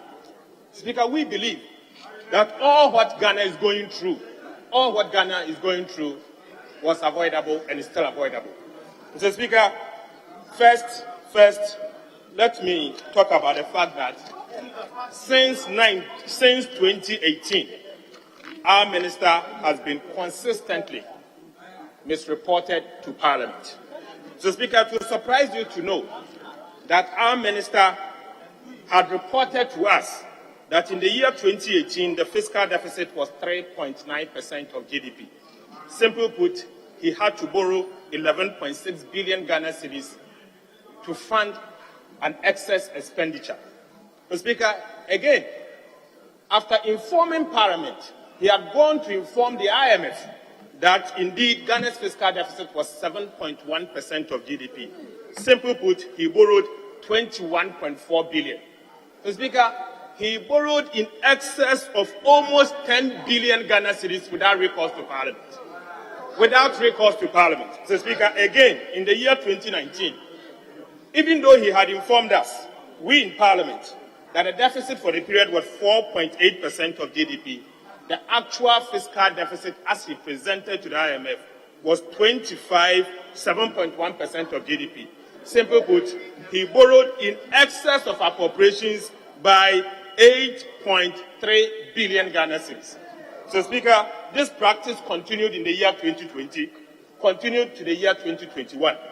So, Speaker, in the year 2021, he had informed us that he did fiscal deficit of 11.7% of GDP. So, Speaker, this means that he borrowed 44.9 billion, but actually, he ended up borrowing 67 billion Ghana cedis, almost 20 billion more than what Parliament approved for him. So, Speaker, I believe that Ghana is going through what we are going through largely because of the fiscal recklessness we have seen since 2018.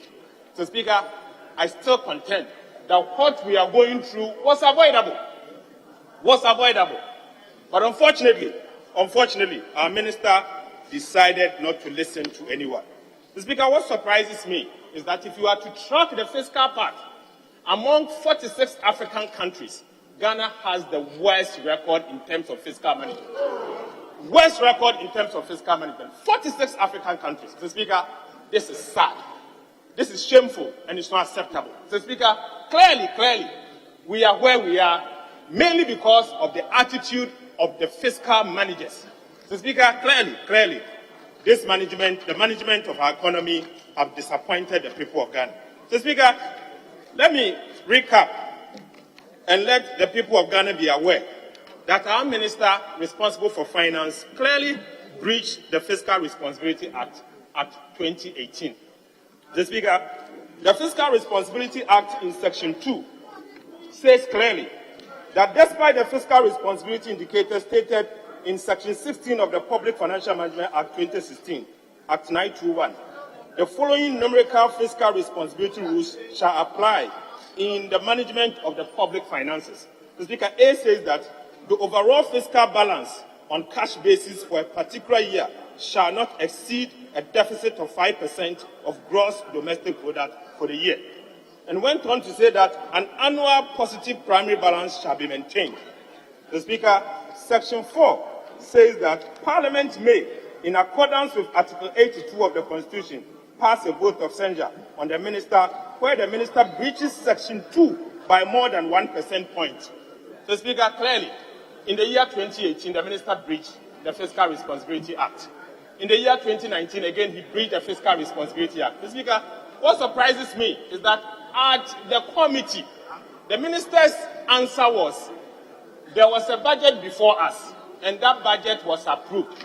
So, Speaker, what I did not hear from members of the committee was for him to ask what did Parliament approve. The budget that Parliament approved was not for the minister to do a fiscal deficit at 7.1% of GDP. Was for the minister to do a fiscal deficit of 4.8% of GDP. So he spent in excess of appropriation in the year 2018 and 2019. So, Speaker, clearly, the train for this censorship motion moved in 2018 and 2019. Our minister responsible for finance should have left the Ministry of Finance 2 years ago and not now. Mr. Speaker, clearly, the time is now for our minister to leave the Ministry of Finance. For a simple reason that he has destroyed our livelihood. Mr. Speaker, this is a minister who inherited debt to GDP of 55.6%. 55.6%. At the time, there were no ESLA bond. At the time, there were no Sino-Hydro loan. Mr. Speaker, at the time, we were not having, Dachi bond. Mr. Speaker, at the time, clearly, cocoa bills at the cocoa board was less than 1.2 billion Ghana cedis. Mr. Speaker, when he became the Minister of Finance, arrest owed to contractors was under 2 billion cedis. 2 billion cedis. The story today is far worse. Debt to GDP is in excess of 100%. To be specific, 110% of our GDP. From 55% to 110% of GDP. In 6 years. So, Speaker, today, if you go to Cocoa Board, the 1 billion cocoa bills has all of a sudden become 15 billion Ghana cedis. 15 billion Ghana cedis. So, Speaker, again, he informed us in the budget, Appendix 3B of the 2023 budget, that you owe contractors 37 billion Ghana cedis. From 2 billion to 37 billion Ghana cedis, all within 6 years. So, Speaker, how? How could you manage an economy like this? So, Speaker, the manner in which our economy has been managed is reckless. So, Speaker, reckless is an understatement. If there's any other word, I will use it. So, Speaker, we are where we are because of the duties that they gave to the minister. He has mismanaged it. Speaker, clearly, the time has come for our minister to leave. So, Speaker, let me say this. I've heard that our colleagues from the other side want to boycott the voting. The Speaker, the people of Ghana are watching you. The people of Ghana are watching you. You cannot do this. The Speaker, in one breath, when you meet us at the corridor, you tell us to vote for the minister, vote against the minister. But in another breath, you are not bold enough to stand here and vote against him here. Dr. Ofori-Atta. Yes, a minute. Yes.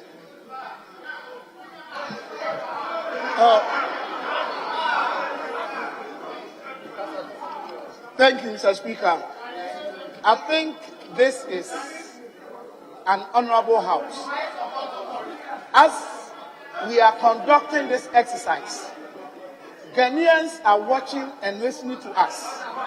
So our comments should reflect the truth. My colleague, Dr. Ofori-Atta, made a statement that is very misleading. This is the budget we have. About 37 countries, 2022 GDP, they are below. 2022, below that of Ghana, 5%.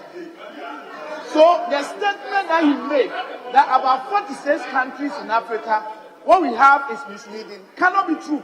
Honorable member, Mr. Speaker, there is no point of order. Please, you are debating. You are debating. This is no point of order. Please, you may go. Mr. Speaker, for the records, I was talking of fiscal part. He's talking of GDP growth. And let me assure you that fiscal part is different from GDP growth. So for your education, take note that fiscal part is different from GDP growth. Mr. Speaker, it is clear that our economy has been mismanaged. Mr. Speaker, it should be noted that if you are to meet an average Ghanaian or ordinary Ghanaian, their wish is to leave the country. Sadly, their wish is to leave the country. So, Speaker, if we do not act now, we will wake up one day and we will not have constituents. So, Speaker, almost everybody will leave our country to Togo and we'll have no country if we fail to act. So, Speaker, people want to leave the country. Simple put, there is a responsibility on our shoulder to save our country. And I call on you, the majority, to join us, the minority, to do what is right. So, Speaker, we will go any length to protect the people of Ghana. We believe that the livelihood of the ordinary Ghanaian is at risk. The livelihood of the ordinary Ghanaian is at risk. Inflation has increased from 13% to 40% plus within 10 months. So, Speaker, the cedi has depreciated by 54% within 10 months. So, Speaker, what is happening here has never happened in the Fourth Republic. Let us take note and let us be aware that one of the ways that we can get back to where we were is to get the minister out. We need a fresh minister who will come with a lot of confidence. The international community has lost faith in the economic management. And that is why, Mr. Speaker, I call on my colleagues to join us. Please join us. Don't run away from your responsibilities. Don't run away from your responsibilities. Vote for Ghana. Don't vote for your party. If you are to leave, you have run out of Ghana. Your constituents are watching you. So please vote and let's change. Mr. Speaker, to conclude on this one, Mr. Speaker, to conclude, let it be noted that our minister has mortgaged our future. He has mortgaged Energy Sector Levies Act. He has mortgaged cocoa trees. He has mortgaged almost everything that this country has. We cannot continue like this. We cannot continue like this, Mr. Speaker. Today we are being called upon to have a haircut. They are expropriating our assets. And that is for the reason why we are where we are. Please, Minister, the time has come for you to say bye-bye to the Ministry of Finance. Say bye to us and give someone an opportunity to fix the mess that your administration has created. Thank you, Mr. Speaker.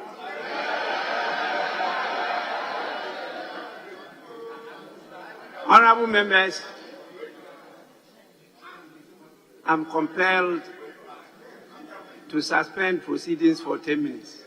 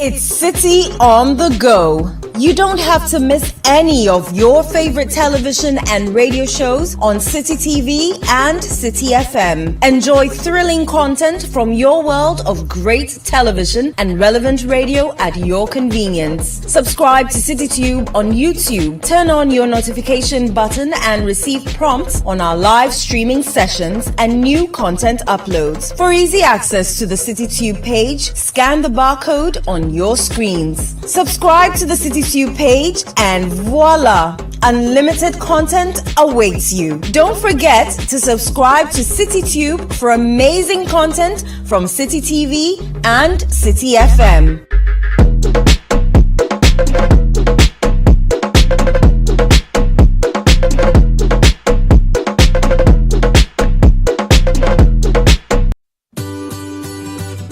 Citi TV is live on DSTV. Go to channel 363. On GoTV, access Citi TV on channel 182.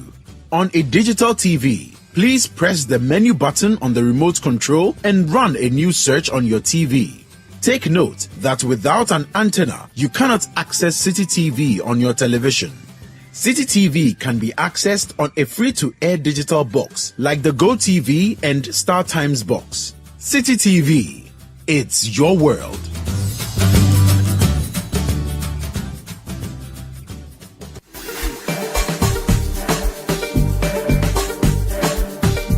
What do you get when you mix the best DJs in the country, the most amazing live band sets, delicious cocktails, and wonderful food? Back-to-back hit music from Ghana's finest group, Prayer, dazzled by the sounds of Abiana and being serenaded by the brilliantly talented Aquabua. The biggest outdoor party, of course, Situation 2022. Are you ready to party?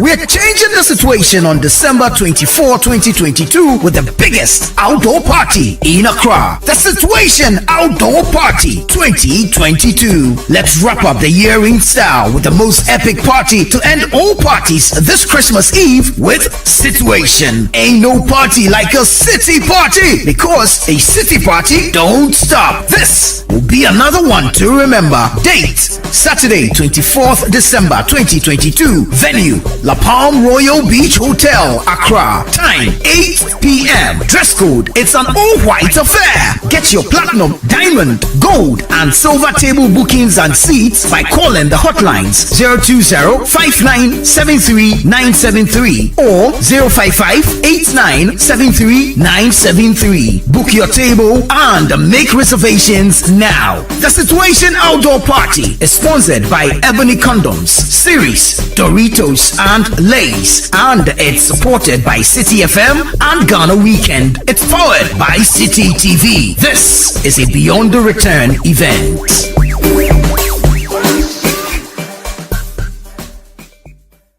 My name is Gina, and this salon is where I work. Good morning. Hey. Good morning. Princess. You've already met your new colleague, have you? Who was this, could you be saying? He fell from the sky. I'm so glad there's a man amongst you. You ladies gossip too much. Hey, girls. Today, Madam came in with a hot, sexy guy. And they were doing lobby. Hey. Did Madam think men don't gossip? The grapevine lands on my lap. I've noticed a massive decline in our daily proceeds. I suggest we fast and pray.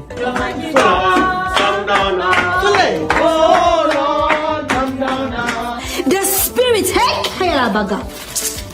told me today that I will see a man in this family. He said his wife is dead? Yes, she was sick. Hey, what sickness? Aite, it is your mother that will get leukemia and die. It is your mother. I don't like what you are doing at all. Hey, you want to fight? The Hairdressers returns on 7th December 2022 at 7:30 p.m. only on Citi TV.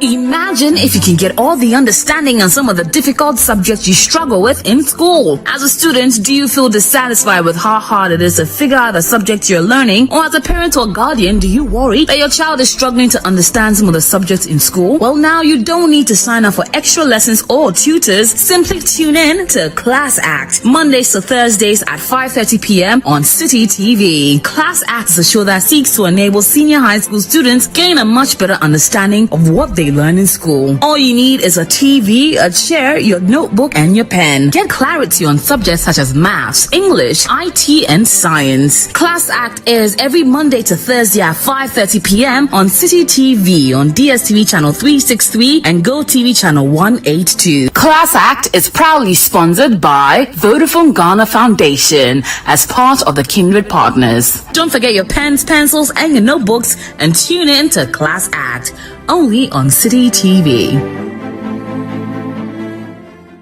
The sisters are back with more chic and spice than ever. Join the League of Exceptional Sisters as they come to the rescue of relationships with the all-new season of Sister Sister. Be it gut-wrenching personal secrets, jaw-dropping partner shenanigans, or the cringe-worthy deeds of family and friends, our sisters will be here to help you weave through the simplest and most complicated relationship issues. Sister Sister airs every Thursday at 7 p.m. on 97.3 Citi FM and every Friday at 9 p.m. on Citi TV. Sister Sister is sponsored by Kel Kids Toothpaste, the Ghana AIDS Commission, and Onga.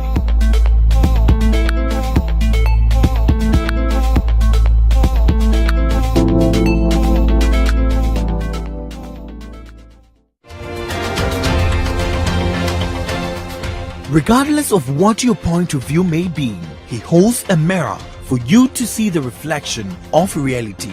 2 young men, brilliant student, best student in his school. He says, I believe in this as my identity, my religion. You say no. You won't take him because it breaks discipline. I think we should not be at the wrong side of history. Dispassionate opinions that shape your point of view. As for the president's credibility in terms of anti-corruption, I'm afraid to say it's in tatters. An analytical and non-partisan I'll give you point a proverb, of view. and I can proverb. Sir Patrick Kwaso be Mountoma, it ain't. TND. This year, forget it. Dialogue that informs your socio-political point of view.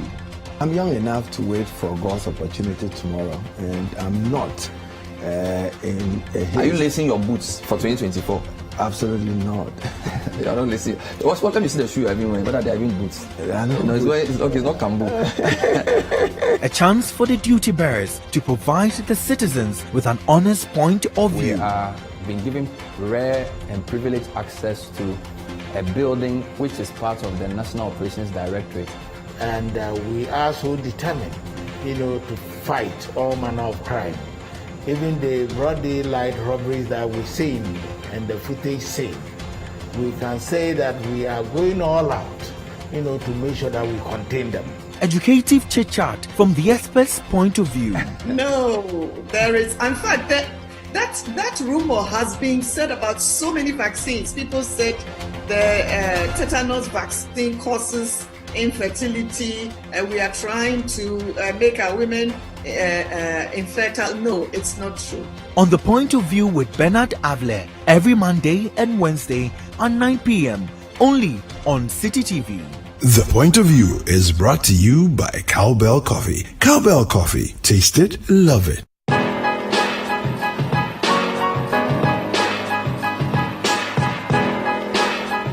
Aside raising funding and be a unicorn, the main goal is to impact life, to enrich minds, to know that the African youth is capable of changing the narrative, taking charge of their lives, whether it's running a business or working for a company. I fell in love with the opportunity to work with young people and channel their energy to nation building. It's my job, once you join the team, to figure out how best you can use the strengths and even the weaknesses you have to advance the cause to prosperity for 1 billion people. The generation before us helped us, and then we help the next generation. Well, our struggles may be singular, but our destinies are shared.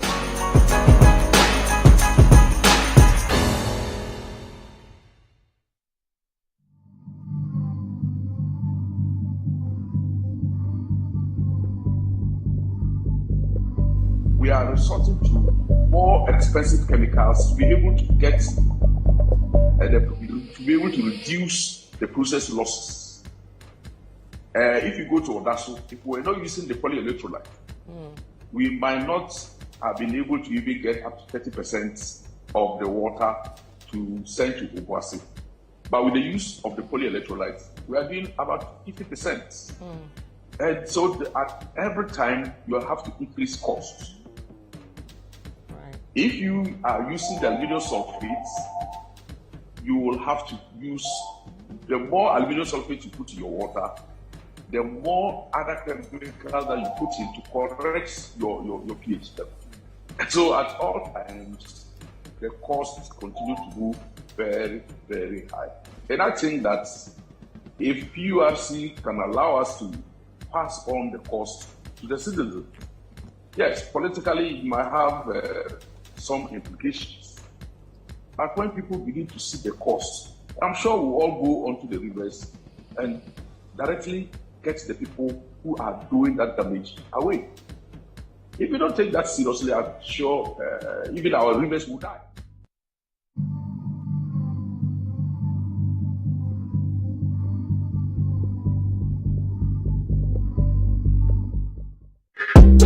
It's City on the Go. You don't have to miss any of your favorite television and radio shows on Citi TV and Citi FM. Enjoy thrilling content from your world of great television and relevant radio at your convenience. Subscribe to CityTube on YouTube. Turn on your notification button and receive prompts on our live streaming sessions and new content uploads. For easy access to the CityTube page, scan the barcode on your screens. Subscribe to the CityTube page and voila! Unlimited content awaits you. Don't forget to subscribe to CityTube for amazing content from Citi TV and Citi FM.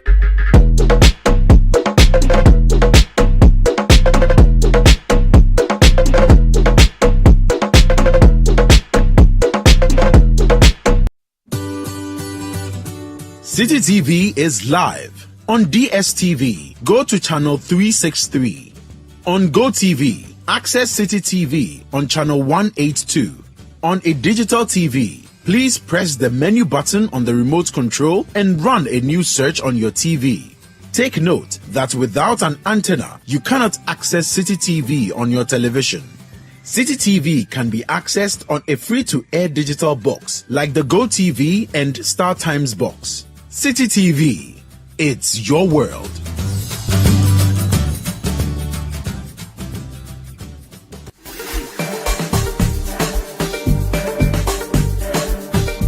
What do you get when you mix the best DJs in the country? The most amazing live band sets, delicious cocktails, and wonderful food. Back-to-back hit music from Ghana's finest group, Prayer, dazzled by the sounds of Abiana and being serenaded by the brilliantly talented Aquabua. The biggest outdoor party, of course, Situation 2022. Are you ready to party? We're changing the situation on December 24, 2022 with the biggest outdoor party in Accra. The Situation Outdoor Party 2022. Let's wrap up the year in style with the most epic party to end all parties this Christmas Eve with Situation. Ain't no party like a city party, because a city party don't stop. This will be another one to remember. Date Saturday 24th December 2022. Venue La Palm Royal Beach Hotel, Accra. Time 8 p.m. Dress code, it's an all-white affair. Get your platinum, diamond, gold, and silver table bookings and seats by calling the hotlines 020-5973-973 or 055-8973-973. Book your table and make reservations now. The Situation Outdoor Party is sponsored by Ebony Condoms, Series, Doritos, and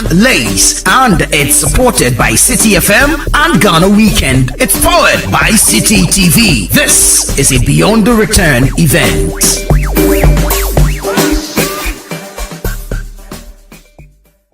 My name is Gina, and this salon is where I work. Good morning. Hey, morning. Princess. You've already met your new colleague, have you? Who brought this Kujubisi? He fell from the sky. I'm so glad there's a man amongst you. You ladies gossip too much. Hey, girls.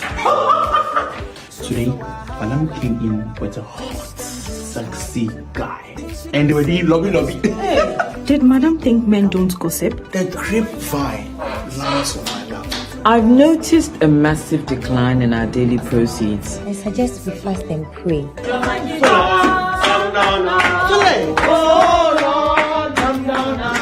The spirit, told me today that I'll see a man in this salon. He said his wife is dead? Yes, she was sick. Hey, what sickness? Aite, it is your mother that will get leukemia. It is your mother. I don't like what you are doing at all. Hey, you want to fight? The Hairdressers returns on 7th December 2022 at 7:30 p.m. only on Citi TV.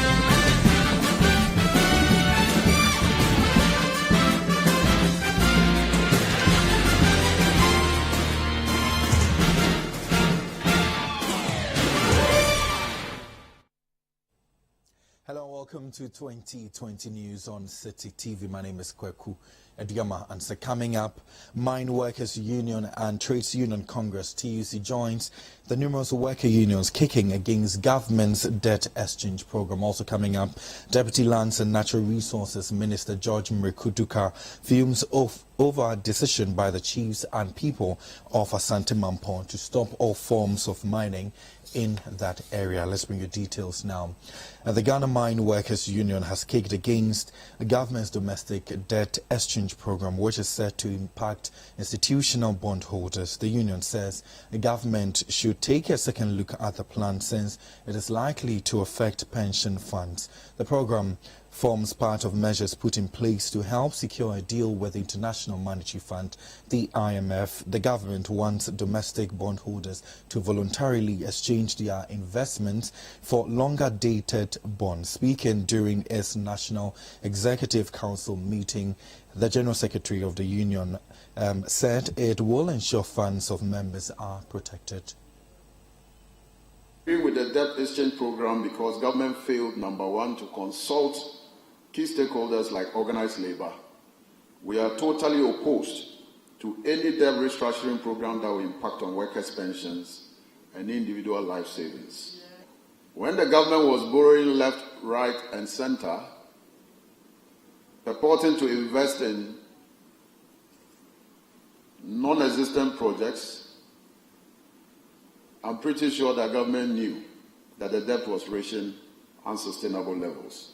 The Ghana Mine Workers Union, in one voice with the TUC and all its affiliates, wants to restate our position, and we state this position without any fear of contradiction, that we will do everything in our power to ensure that our members are fully protected and that not even a pesewa of pension funds is lost in the debt restructuring program.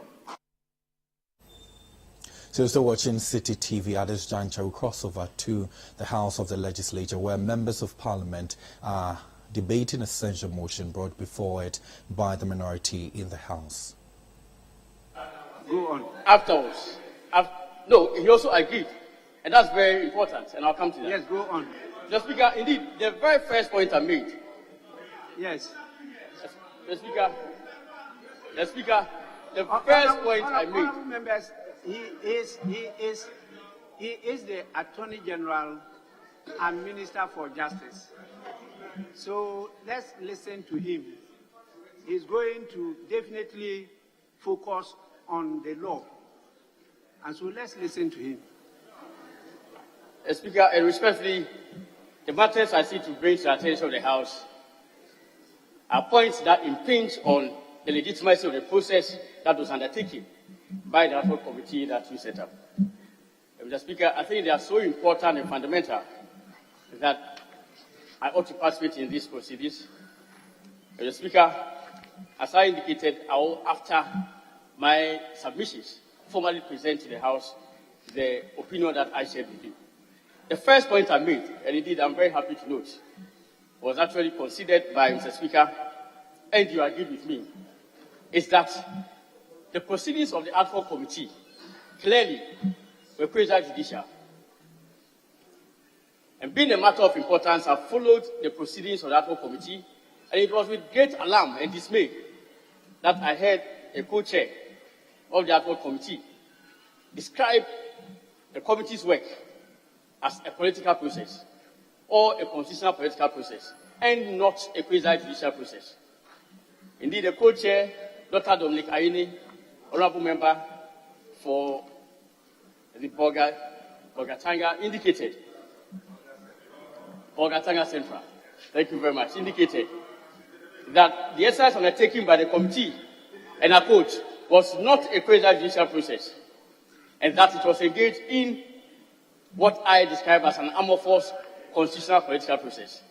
Well, Mr. Speaker, the ruling made by you on 10th November was so clear that a committee will be constituted under Standing Order 201 and it will be guided by Standing Order 106.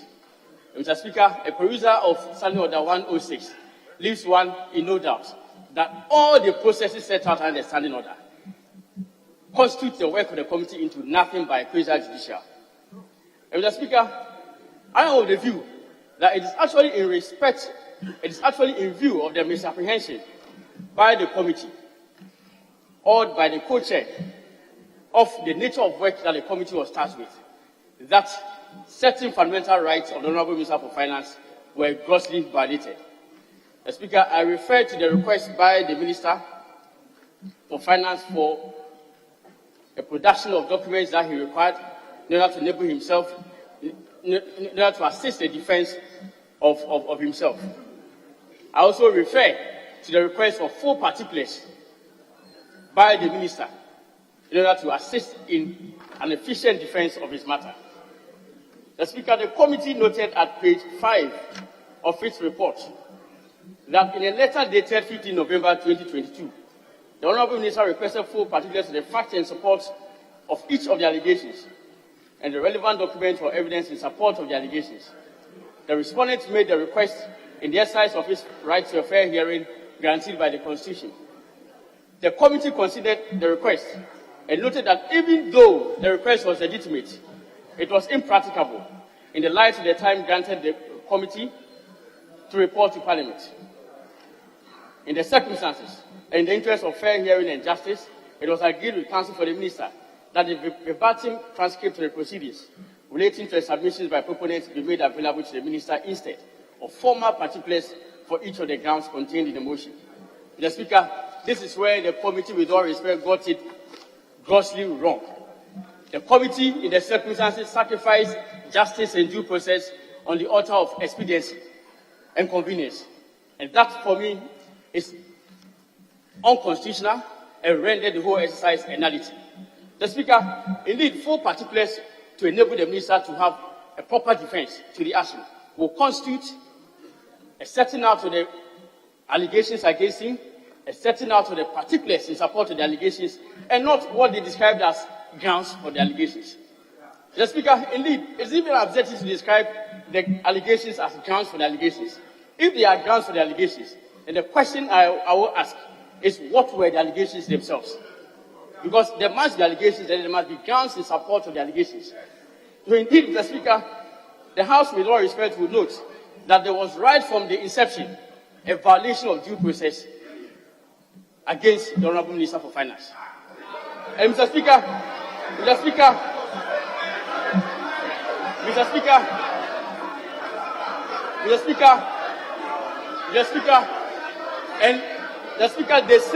the same co-chair,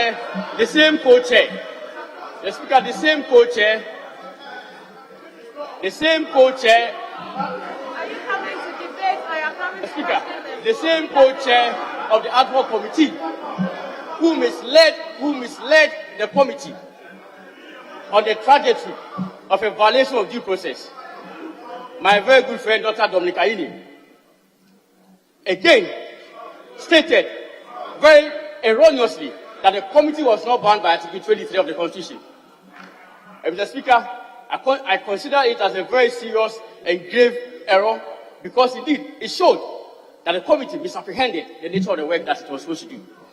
Article 23 of the Constitution is part of the Constitution. It is applied by the courts.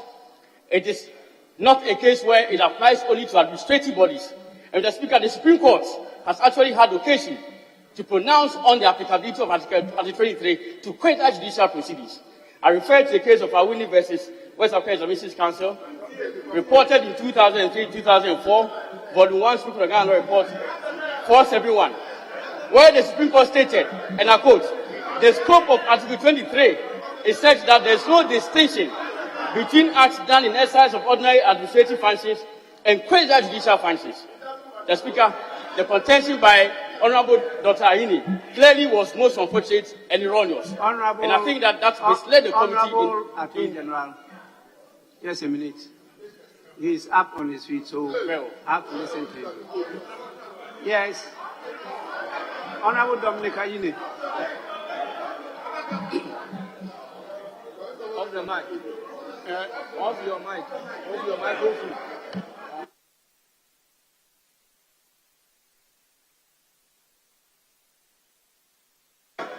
Honorable Attorney General, please resume your seat. I'll invite you.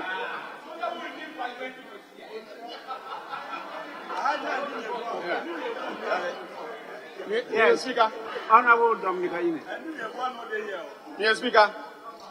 The Honorable Attorney General has, on 2 occasions at the Bar of Parliament, mentioned me in relation to the debate that occurred or that is occurring within the chamber. In respect of the issue regarding Article 23, he says that I was in error because Article 23 was interpreted in Awuni and Wayek to apply to quasi-judicial bodies. Mr. Speaker, Parliament is a prototypical political chamber.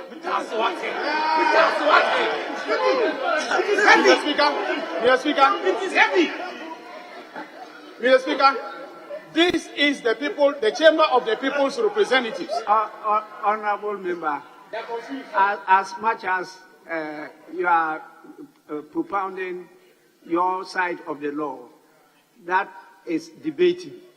It's not point of order. So you disagree with him. You disagree with him. So allow him to put across the case.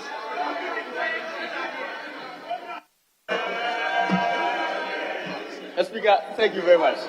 Mr. Speaker, I would state that indeed any contention that Article 23 does not apply to this Honorable House because the political chamber is the most absurd and dangerous proposition at all.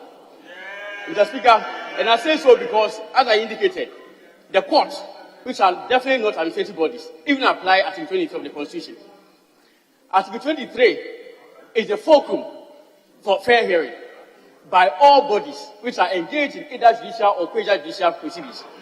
Article 23 is a yardstick for reasonableness, due process, and compliance with all the demands for fair justice.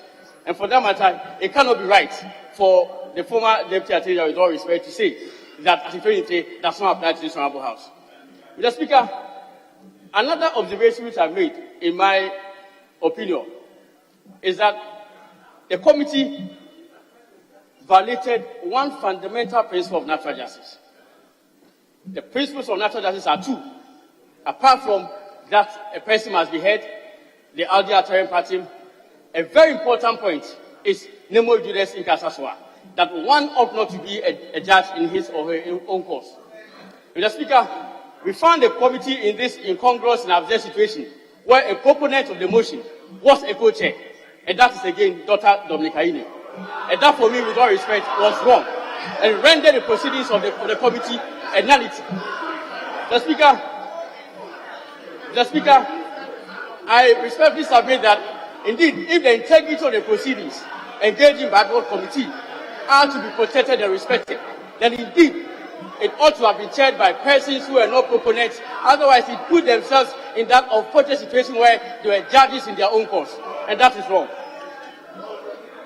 Mr. Speaker, I again want to refer to some of the allegations which have been characterized as grounds by the committee. And I say with all respect, Honorable Attorney General, I have time for you. Don't worry. But this will be the last point of order. Yes, I am watching my listen very well. Yes. Yeah, Mr. Speaker, the issue that the Attorney General and Minister of Justice is urging on this House, the legal trajectory he's going, is very, very dangerous. So, Speaker. Honorable Member, is that a point of order?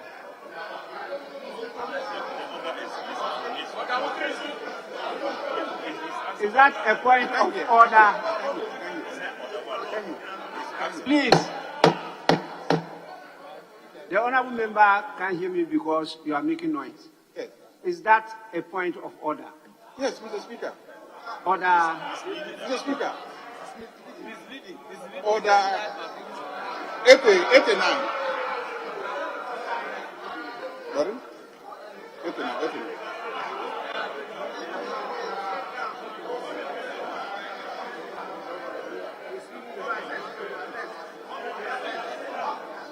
Sorry.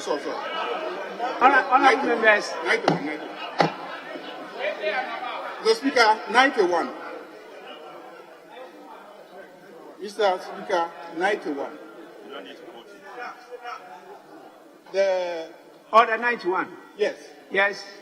Mr. Speaker, he is saying that we are equal to an administrative body. Yes, we cannot be equal to an administrative the body. order is saying. Is that what Order 91 is saying?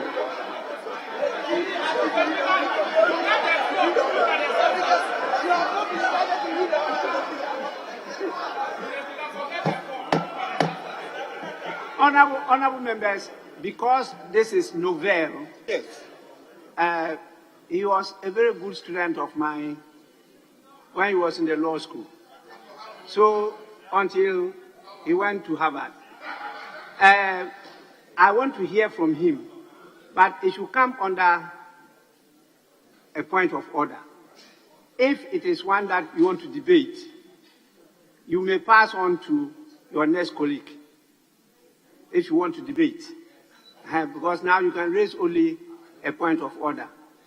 And he was very close to the late Bimpombuta, who was a good friend of mine at the law school.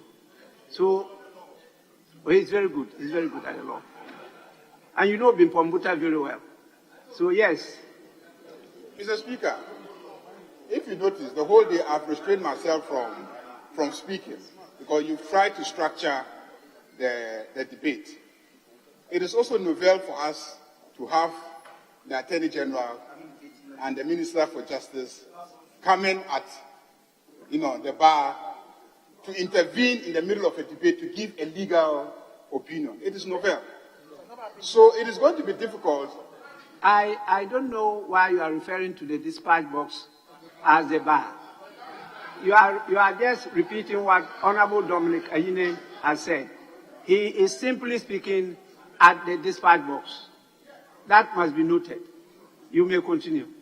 Yeah, thank you very much, Mr. Speaker. So it's difficult to really find an appropriate provision of our standing order to intervene unless you grant special leave. Because if I come under Order 92B, then you will have to yield to me. And I don't believe you will yield to me, Mr. Speaker. And yet we will lose the opportunity, a fine opportunity, to discuss the issues that he is presenting to us. What you are saying is not point of order, but it's important for me to say this. I think that leadership should have passed some of this information to members. This is one of the issues we discussed, and it was agreed that he be granted the opportunity to contribute to the debate. So that I granted the leave for him to do so. This was discussed and agreed upon. Please, Leonard Attorney General may continue. Mr. Speaker, my leader, I'll pass on the information to my leader, who will take it up in the concluding. You don't need to disclose that to me.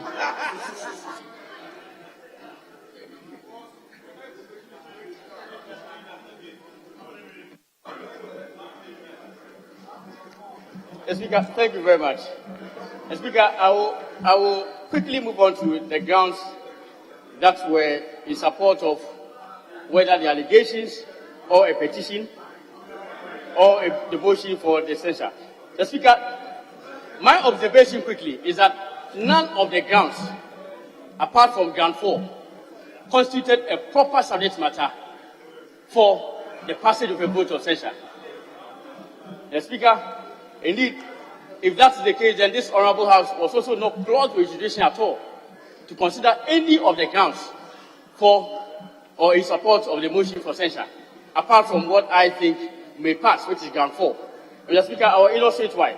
Ground 1, which is the conflict of interest, it has already been argued extensively that indeed charge is the authority with sole jurisdiction to probe matters bordering on conflict of interest. I will just quickly refer to the holding of the Supreme Court at page 845 in Okieto Blackwa versus Attorney General, reported in 2012, volume 2 of the report. Just a very short sentence. It says the issue of conflict of interest raised here can easily be resolved by recourse to Article 287 of the Constitution. Article 287 mandates the complaints against a public officer under Chapter 24 of the Constitution to be investigated exclusively by the Commission for Human Rights and Social Justice. The Speaker, even the courts avoid a determination of issues of conflict of interest. How much more Parliament? Even the courts will shy away from probing matters related to conflict of interest. And the highest court of the land, the Supreme Court, has stated that these are matters to be investigated exclusively. The Speaker, the second ground, in my view, also raises a matter for constitutional interpretation. The Speaker, the second ground states unconstitutional withdrawals from the Constituted Fund in blatant contravention of Article 178 of the 1992 Constitution. Clearly, on the face of this count, an allegation bordering on an enforcement of the Constitution has been alleged. So, ground 2 strikes at an enforcement of the Constitution. It says unconstitutional withdrawals from the Constituted Fund in blatant contravention of Article 178 of the Constitution. The Speaker, Article 2 of the Constitution is quite clear. And Article 2, Clause 1 is in these terms. It says a person who alleges that an enactment or anything in or done under the authority of that or any other enactment, or an act or omission of a person is inconsistent with or in contravention of the Constitution, may bring an action in the Supreme Court. So clearly, Mr. Speaker, I was not the one who formulated the grounds of the petition, or the complaint, or the motion for censure. It was the proponents themselves.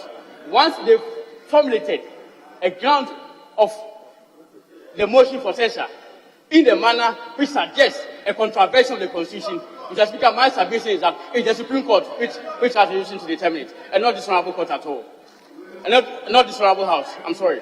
The Speaker, ground 3 is in similar terms. It alleges unconstitutionality, and the Supreme Court is the one clothed the decision to determine such issues. The Speaker, the matters that are raised in grounds 5 to 7, in my respectful view, are political matters. The Speaker, the question one ought to ask, what is the standard for determining whether a minister has acted competently or incompetently? I use myself as an example.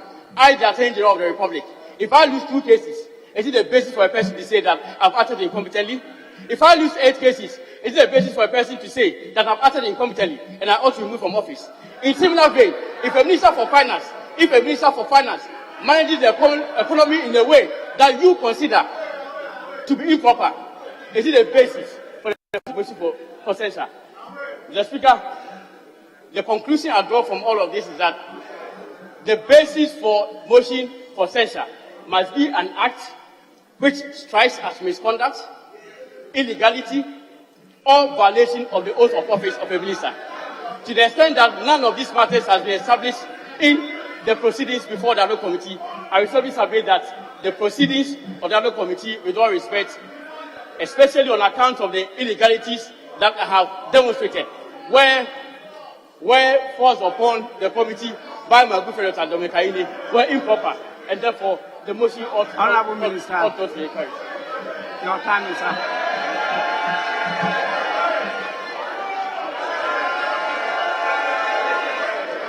I think I'm very grateful for the opportunity. Honorable members,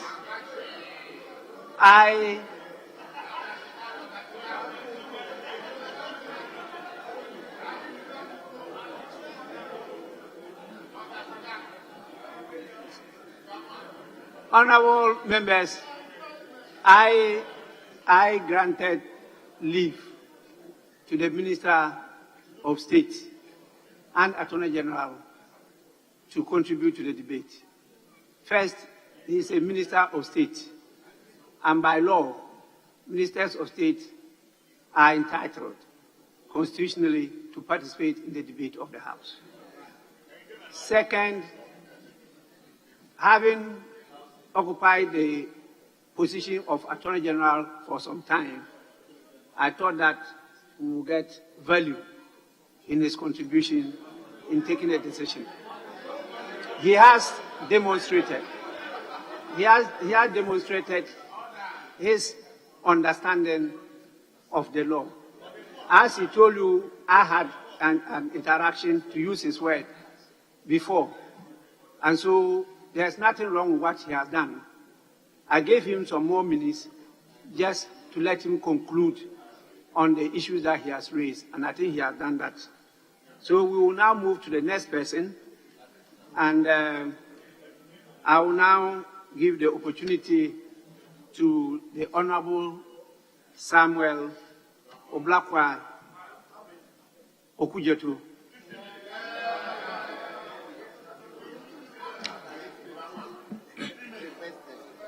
Right, Honorable Speaker. What is the issue? What is the issue? Indeed, I'm sorry. I indicated earlier on I was going to tender my opinion. If I may, that's tender. That's fine. Thank you.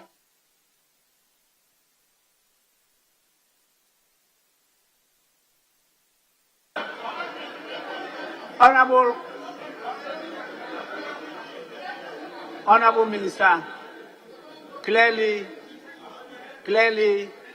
the decision of the House will be impacted by what you have submitted already.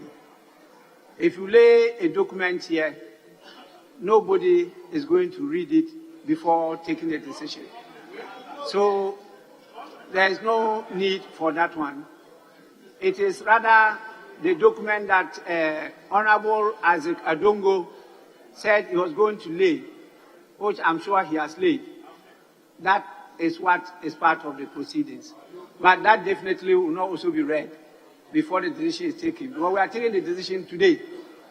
So, Ablakwa, it's your turn. Thank you very much, Right Honourable Speaker, for the opportunity to contribute to this debate. Mr. Speaker. Your majority leader is up on his feet. Mr. Speaker, the Attorney General made an application to you that he would want to tender the legal arguments, unless the Speaker decides that he will not accommodate it. But he made an application to you that because he's not going to be able to speak to every one of them, he would want to lay the documents. He just wanted to do that. That is, if you agree with the application that we made. Honorable Majority Leader, the law is this. I granted the Attorney General the opportunity to contribute to the debate, which he did, and he was timed out. It was not during that time any application was made to me. So when he came back later, it's now left to me. Please.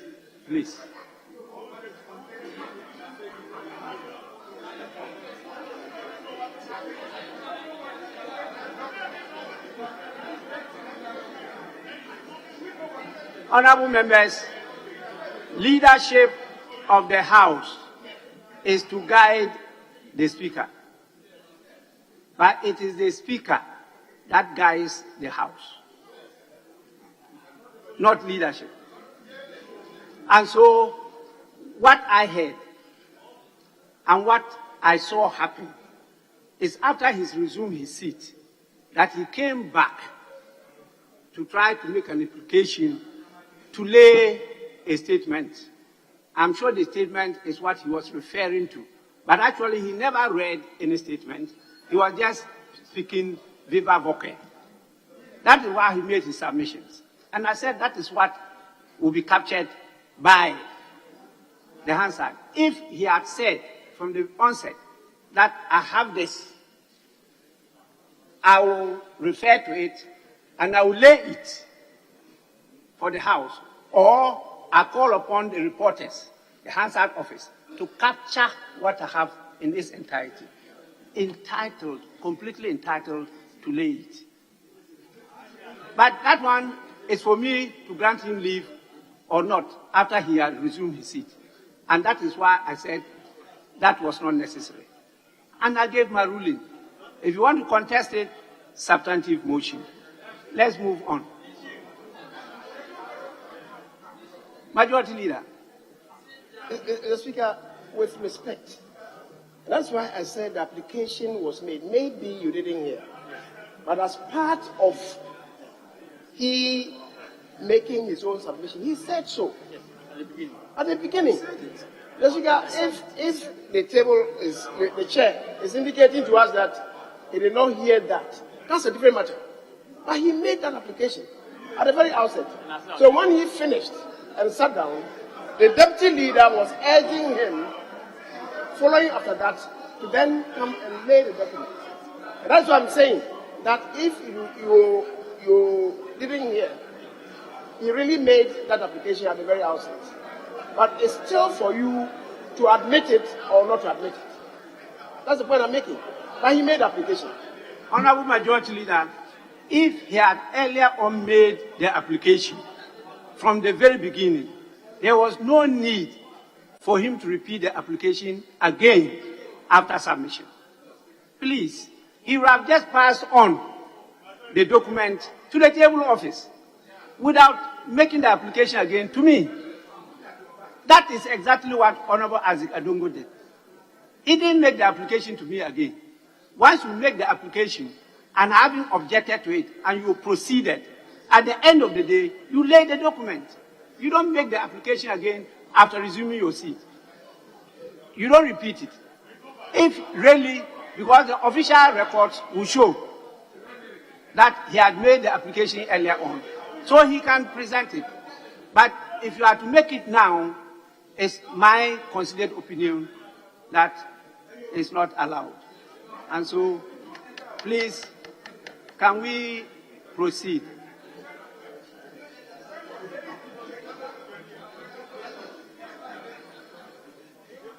Are we clear that if you had made the application earlier on, it's a matter of just laying it? Yes, minority.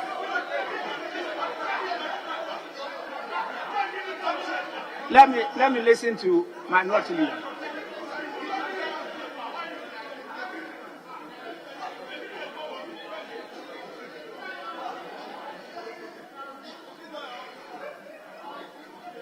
Mr. Speaker, the Attorney General, as recognized by Article 88 of the Constitution, is one of the rare recognized portfolios that the 1992 Constitution itself recognizes. Therefore, we place premium on any person who occupies the coveted office of Attorney General. Mr. Speaker, before he proceeds to lay it, I won't go into the merits of whether it should be laid or not. Let him read what he's laying for the record. What is he laying? No, if it is his contribution to the debate, Hansard verbatim has his contribution. If he is laying any other material, you have repeatedly, Majority Leader, even closing remarks, reminded me, Haruna, that since you don't know what is in my closing remark, I should not lay it. You have repeatedly reminded me, not once, not twice, that since you do not know the content of my closing remarks, I should not just say that I'm laying it. Let the Majority Leader know. Let the Attorney General read what he's laying, Mr. Speaker. What is he laying? We need to know. He must read it. It has a title. So read it before it is late, Mr. Speaker. I make that clear to you. Thank you. Honorable Minority Leader, the position taken by the Speaker is this. We have the official report. The official report is capturing verbatim what happens on the floor. If it is true that in the course of his submission, he did state that he was going to lay the document, then he is entitled to do so. The official report will capture that. If that is not the case, he is not entitled to lay the report. That is my ruling. Mr. Speaker, I respect your ruling. The Honorable Adongo, before he laid his paper, made everybody and the public appreciate that he is laying Bank of Ghana response to his press statement. So we all know what he's laying. he has made a contribution to a debate. He's laying. We just want the title of what he's laying. Because we can let him speak to it. Let him tell us the title. We don't just want to go and read it. We want him to tell us what the title of what he's laying is. Honorable Minority Leader, that is where I took issue. But they said he stated it when he was making his submissions. I said the same, that I didn't hear him. But they are insisting, and so I gave the ruling that if he really did, it will be captured by the official report. And so he's entitled to lay it. If he didn't do that, he is not entitled. That is it. Please, can we now listen to my son?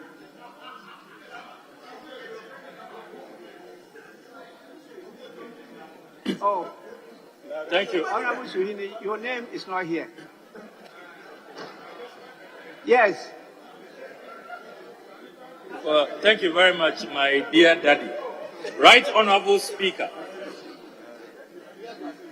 the enormity... Honorable Samuel Okujatu Ablakwa, you can't address me that way. I can address you as my son. But if you are to address me, you have to say, Mr. Speaker.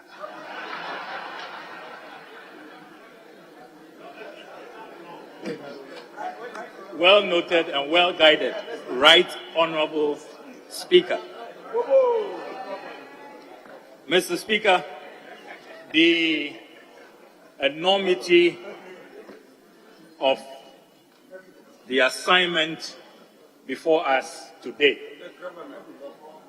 is one that we must not take lightly.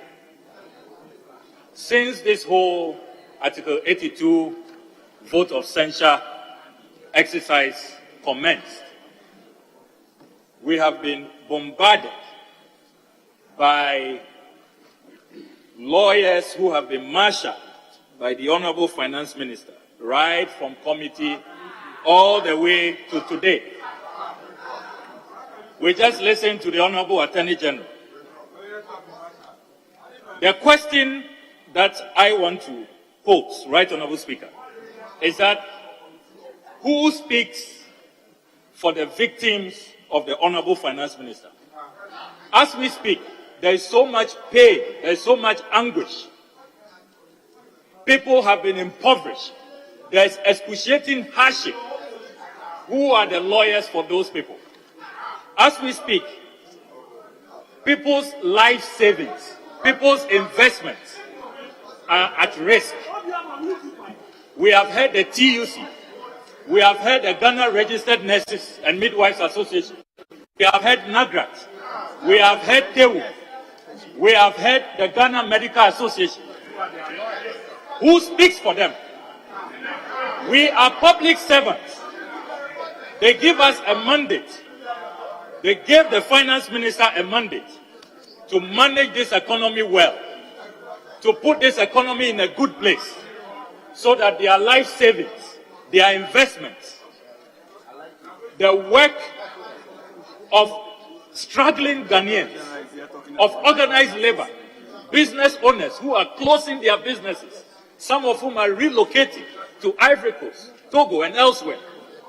Who speaks for them? Who are their lawyers? So this vote of censure issue, Mr. Speaker, must not be narrowed to mere legal technicalities. Human lives are at stake. Livelihoods are at stake. Businesses are at stake. Millions of Ghanaians, households, are living under excruciating pain because of the bad policies, the mismanagement, the incompetence of this Honorable Finance Minister, who should have left office more than 2 years ago, who actually has no business remaining in office after all the harm, all the havoc, all the pain, all the destruction that he has caused. Mr. Speaker, I make two preliminary observations before I speak to the grounds upon which I shall focus. The first preliminary observation is that the Honourable Minister appeared before us at the ad hoc committee and offered a very convoluted apology. He said he was truly sorry. And yet he proceeds to blame everybody else apart from himself. So I ask, what was he sorry about? Is that really an apology? Because if you've done nothing wrong, if we are where we are, not because of your policies, but because of so-called exogenous factors, why are you then apologizing? He blames Russia, he blames COVID, blames everybody, apart from he himself, who told the Ghanaian people that they were better managers of the economy. I'm surprised that today the respected Attorney General doesn't want to hear the use of the word incompetence. Who are those who made the word incompetence so famous and popular in this country? Today they don't want to hear that word. Today they don't want to hear incompetence.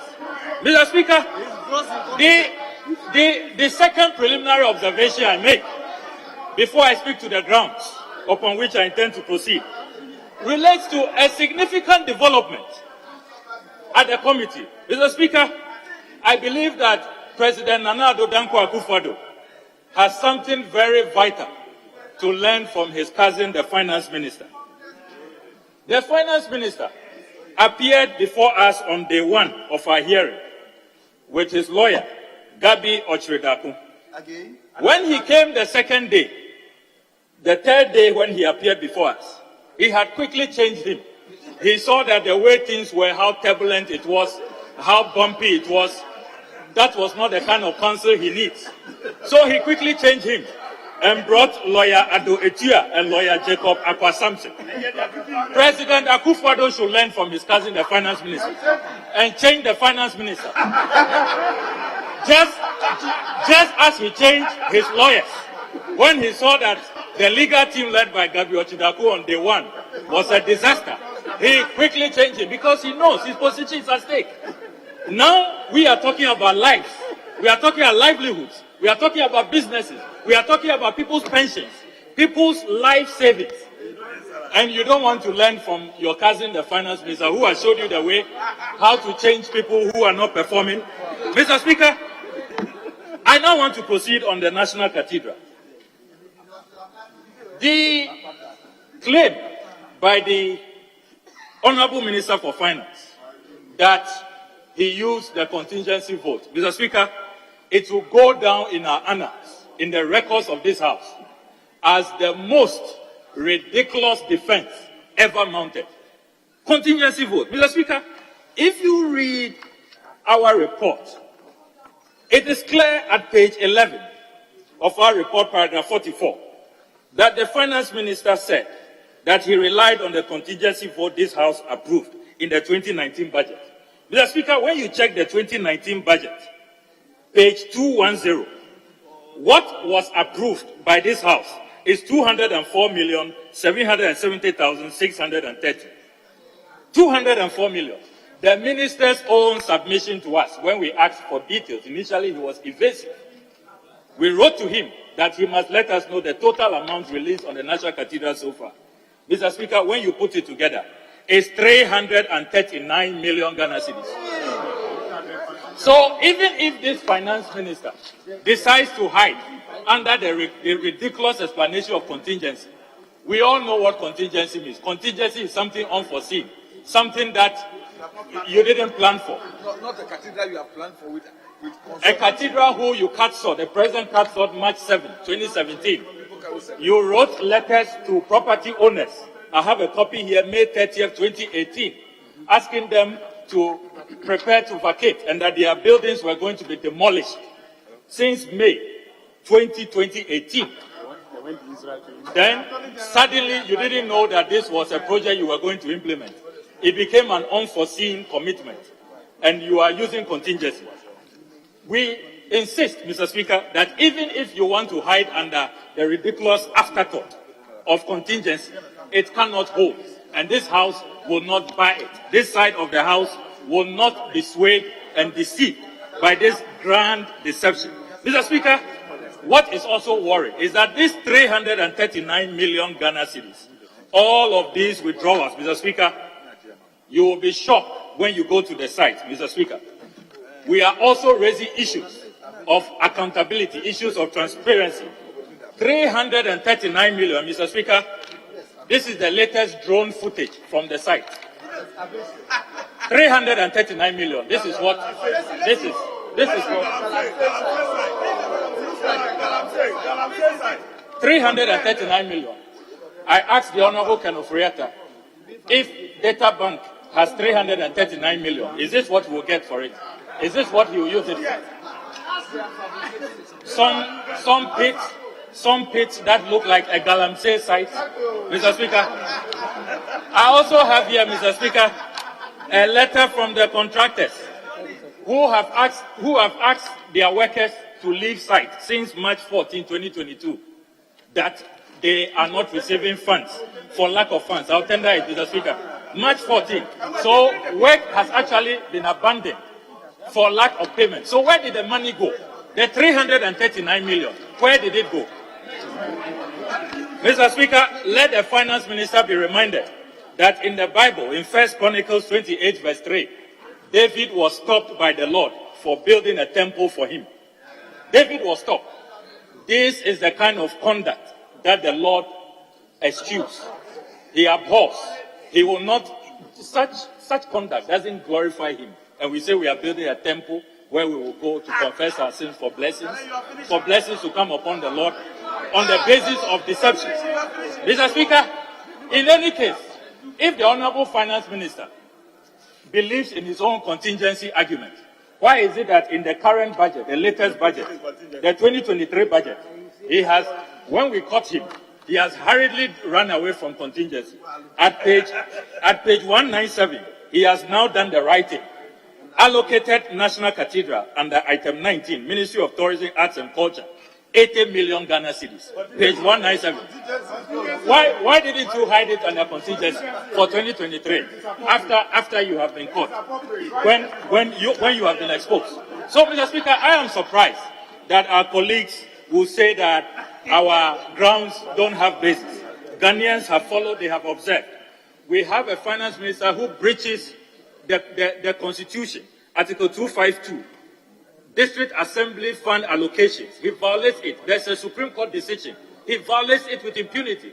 PIAC has reported that instead of complying with the 5% rule, he is doing only 1.74%. The Auditor General is also saying that our oil receipts, 1.3 billion cedis, cannot be found. The Controller and Accountant General disagrees with the Finance Minister on his accounting. 1.3 billion Ghana cedis. Mr. Speaker, I contend that we are where we are because of the bad leadership, the incompetence, the ineptitude, the cluelessness of this Finance Minister, and he must leave now. And I call on our colleagues to join us to kick him out. And President Akufo-Addo, learn from your cousin on how he quickly changed his legal team. Thank you very much, Mr. Speaker.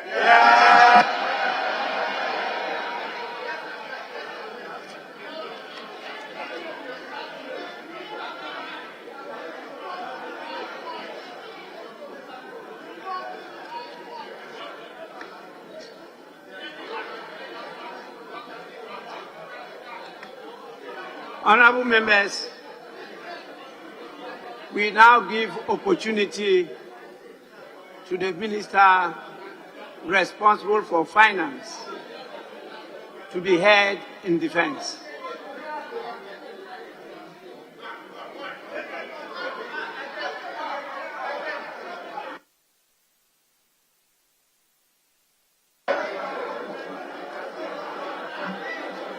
Right.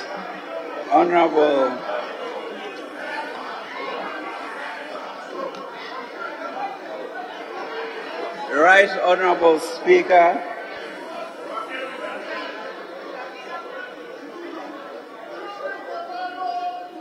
let me first thank you and members of this honorable House for the opportunity to contribute to this debate. the grounds and allegations that have been brought against me in this historic censure.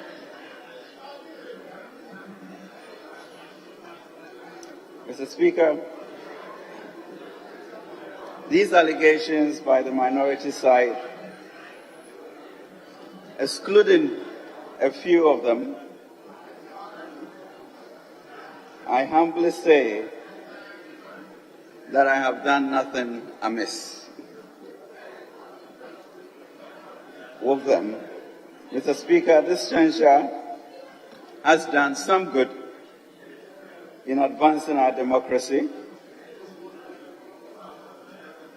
as we would hope that in future, such censures will have more thoroughness, will be less politically motivated. Mr. Speaker, the allegations are what they say. And I have really very little more to answer after all the answers that I gave at the committee meeting. For I tell you, Mr. Speaker,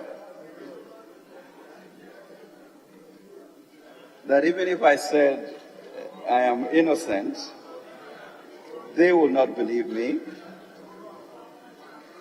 And if I ask for truth and proof, they will not be able to answer that. I have committed no crime. Mr.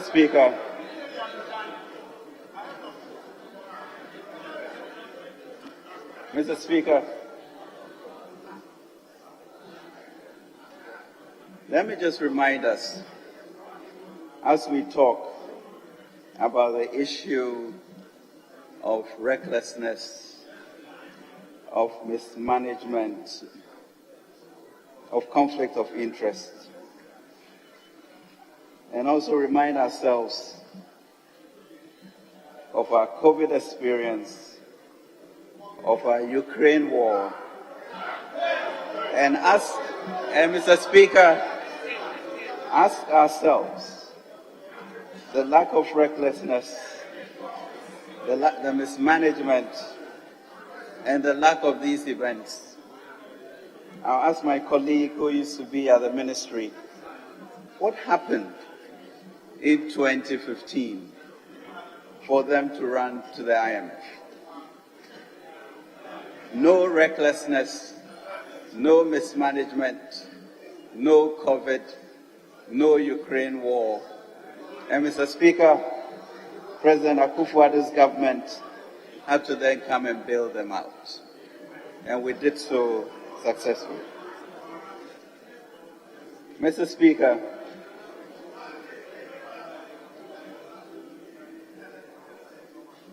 for the loud and urgent voices seem to have prevailed, but the shouts of censor and censor, I believe, Mr. Speaker, shall forever ring in the ears of those who signed the censure, and their conscience and their souls. Censure will ring as crucify, crucify in their minds. And they, Mr. Speaker, I believe, have been sifted. This then is not a very good hour, and it's truly an hour of darkness. Mr. Speaker, in this very country, we have voted for PDAs. Honorable Minister. And we saw where it took us. Honorable Minister, just a minute. Resume your seat. Yes, Honorable Edward Bawa. Please, Minister, you may sit. Yes. Thank you very much, Mr. Speaker. The essence of the minister talking to us is for us to hear. We can hardly hear what he's saying. And we want to believe that he wants to make a case. We want to believe that he wants to make a case for us to know that we don't have to vote him out of office. He's reading from a script, and we cannot even hear what he's saying.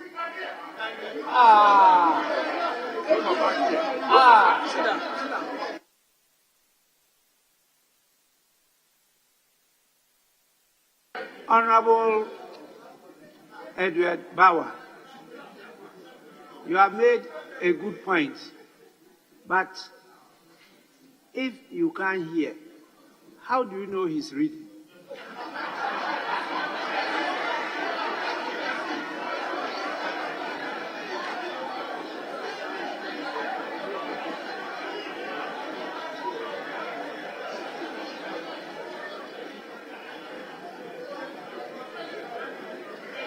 Mr. Speaker, his face is buried in the paper. Mr. Speaker, yes.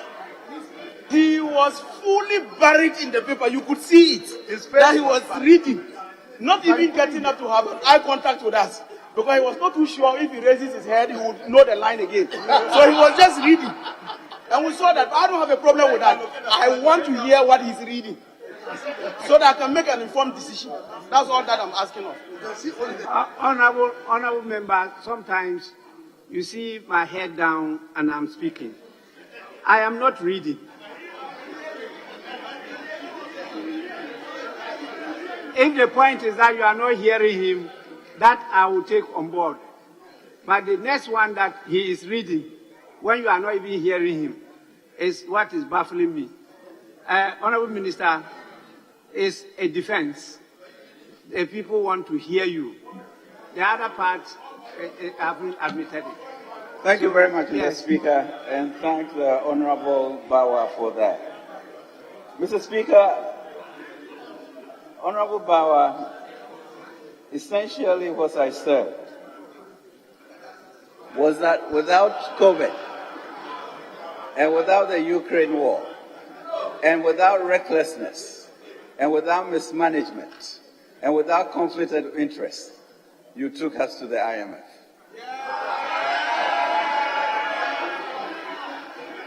So my honorable colleague who was in the ministry should explain to us how with such clarity, with no exogenous factors, you were able to take us to the IMF. And Mr. Speaker, Akufo-Addo's government then came and bailed them out. Mr. Speaker, the loud and urgent voices seem to be prevailing. And the yells and shouts of censure shall forever in my mind ring in their ears and conscience and souls as crucify for no reason. Mr. Speaker, they have been sifted like wheat. This time, Mr. Speaker, I believe is a sad hour when darkness from some of our own citizens seem to want to reign. But Mr. Speaker, in this very country is where we have had PDAs by the Nkrumah regime, citizens vetting committees by the Rawlings regime. We shall not, Mr. Speaker, encourage such discussions. Mr. Speaker, the Lord is gracious and compassionate. Mr. Speaker, the Lord is slow to anger and rich in love. Mr. Speaker, it is such love that we must show to those who have brought us here. The Lord has given Ghanaians a spirit of courage, love, and self-discipline. And we must pray for the Holy Spirit to strengthen us to love all of our neighbors. Mr. Speaker, in the budget that I read, we called it the Nkabom budget. And that is what we need going forward. Mr. Speaker, my defense, and I thank you for this opportunity, Mr. Speaker. God bless us and bless our homeland, Ghana. Thank you.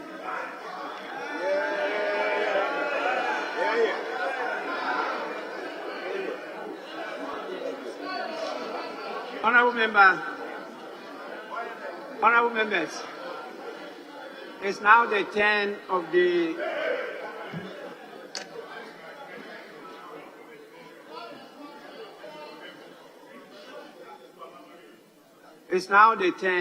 the minority leader.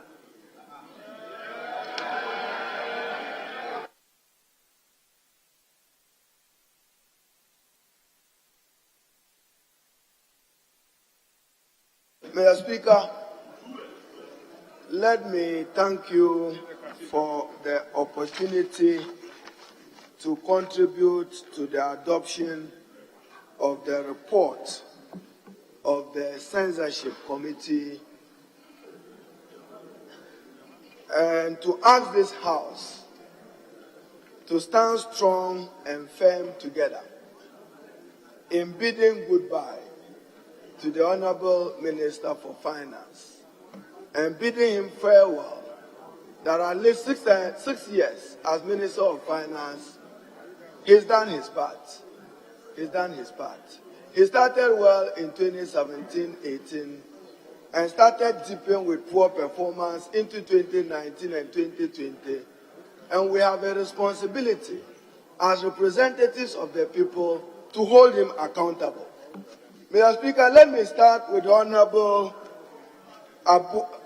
Minister for Lands and Forestry, Minister for Lands and Natural Resources, the member for Damangu, to emphasize. And Mr. Speaker, he argued that censorship motions are rarely used, and referred to the United States and the United Kingdom, and reminded us when censor motion was used in the United Kingdom. For every country and its democracy, there must be a beginning. This is our beginning. And it is our beginning to invoke Article 82. But I tie that to that of the learned Attorney General, when he says that due process have not been respected. Due process have not been respected. Yet, the Speaker gave you the opportunity to speak in defense of a colleague minister. The Speaker has given the Minister for Finance an opportunity to defend himself at committee and even at plenary. You must be thankful to the openness of the Speaker and this House. So to say that due process have not been respected, Mr. Speaker, you admitted this motion because it is a competent motion. A motion, due process, Attorney General, will take you through due process.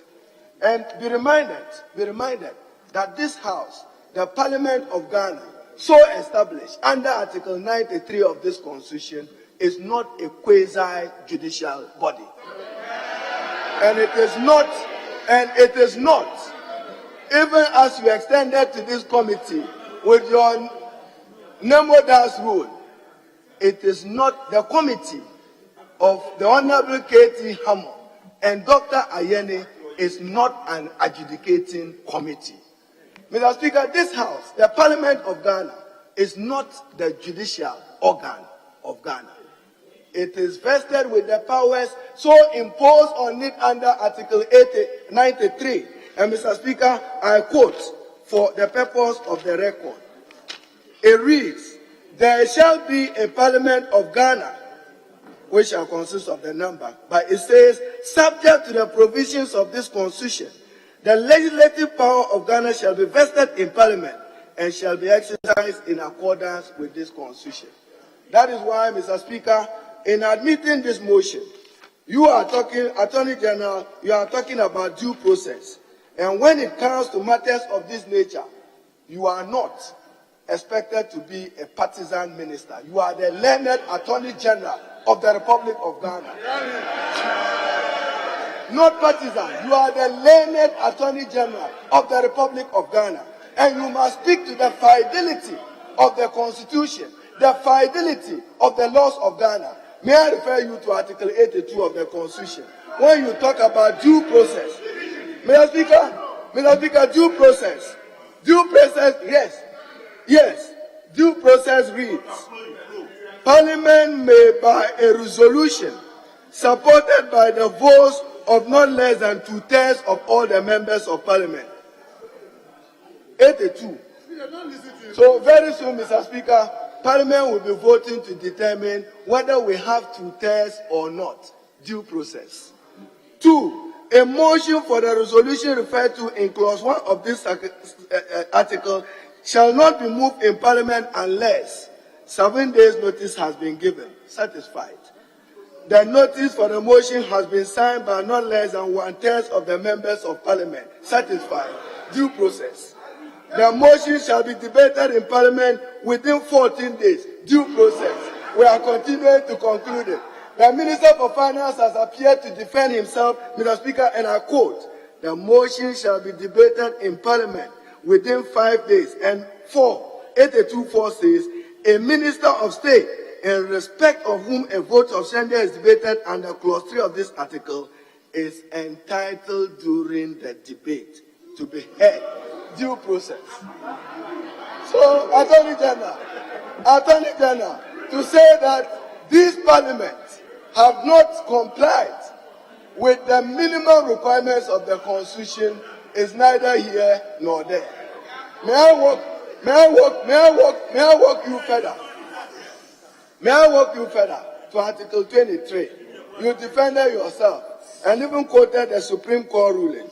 Here we come, and here I read. Article 23 reads, Mr. Speaker, administrative bodies and administrative officials. Mr. Speaker, you are members of Parliament. Are you administrative officials?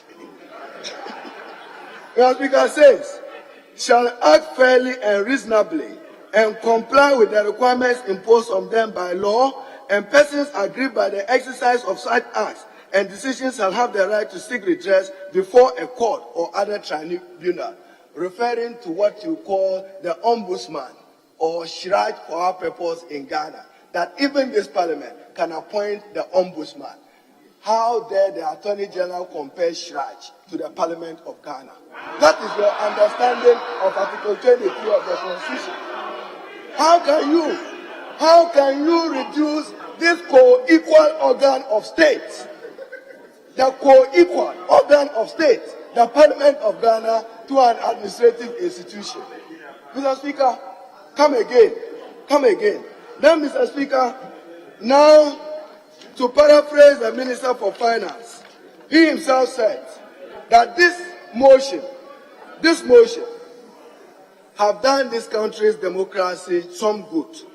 I couldn't agree more with you, because this motion, Mr. Speaker, will let ministers of President Nana Addo Dankwa sit up and know that there is a watchman called the Parliament of Ghana, that if they are betraying the public trust, are not living to the expectations of the public, they will be held accountable by this august house. That is the good this motion is doing.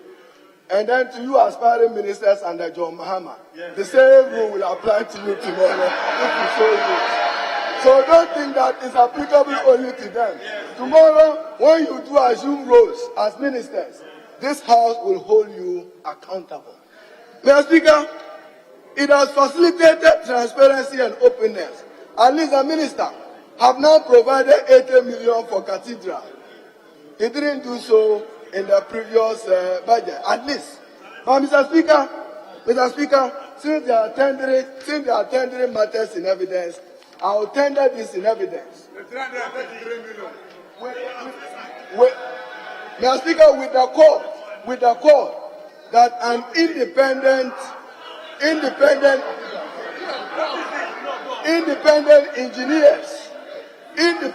engineers must evaluate how much money has been spent on the cathedral and how much work has been done against the letter from contractors, which are also tendered in that they have not been paid, so that a report will be submitted to this house.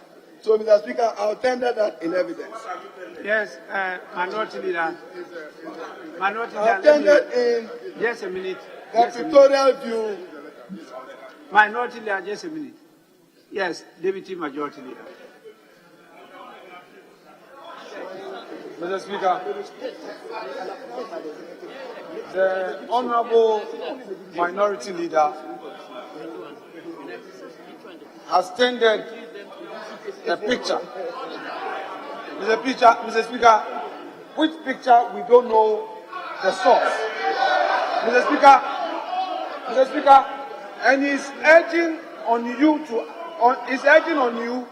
to accept this as evidence of some work being done somewhere. And Mr. Speaker, he is now again saying that engineers should go and evaluate. Mr. Speaker, already in an earlier submission, an honorable member had contended that the cost does not in any way match the so-called work done. That was his argument. Now today, he is now misleading this House by saying that we should now go and call engineers when he wants members to take a decision on a matter. Mr. Speaker, we cannot accept this. And Mr. Speaker, I rely on the rules of this House to make this argument. Mr. Speaker, let's look at Order 30. Mr. Speaker, Order 30D. Please, quote the order. Quote the order. Quote the order you are referring to. Yeah, Mr. Speaker, I'm proceeding. Yes. Mr. Speaker, I am quoting, but you are urging me to quote. Mr. Speaker, I'm doing exactly that. That's exactly what I'm going to do, and you are intimidating me. I am able to quote, and I'm there. So allow me to finish. Mr. Speaker, today it looks as though in your good books. Because I'm quoting, you are saying I should quote. I am quoting, you say I should quote. I am going to do that. I am capable of quoting. You know that I'm not in your good books today, Mr. Speaker. I'm not a happy man. Let me quote. Honorable Deputy Majority Leader. Yeah, Mr. Speaker, I'm going to quote. When you started, you were debating. And so I wanted to draw your attention to the fact that you stood on a point of order. Then you said, order, so and so. Then I said, quote the order. You see, please. We are all your children, but this morning, Mr. Speaker, this morning, your attention has been so positive to this side. Mr. Speaker, I'm going to quote. Today we are all yours, but today they seem to be more happy. Mr. Speaker, they are your favorite children this morning. It looks like we accept children. We are not. We are all your children. Honorable Deputy Majority Leader. Yes, Mr. Speaker. On many occasions, I said the same thing of you. I don't know why today you are trying to create an impression that some people are my children, but you are not. But everybody in this House is aware that you are one of the most favored child in the family. Mr. Speaker, not today. Not today. Today is the opposite. But you must know that every day is not Sunday. You may continue. Mr. Speaker, it is offensive to present to Parliament frivolous, false, scandalous, groundless, or fabricated document or such allegations in a petition. Mr. Speaker, I am coming from the angle of groundless. I rely on the provision groundless. Mr. Speaker, 30B.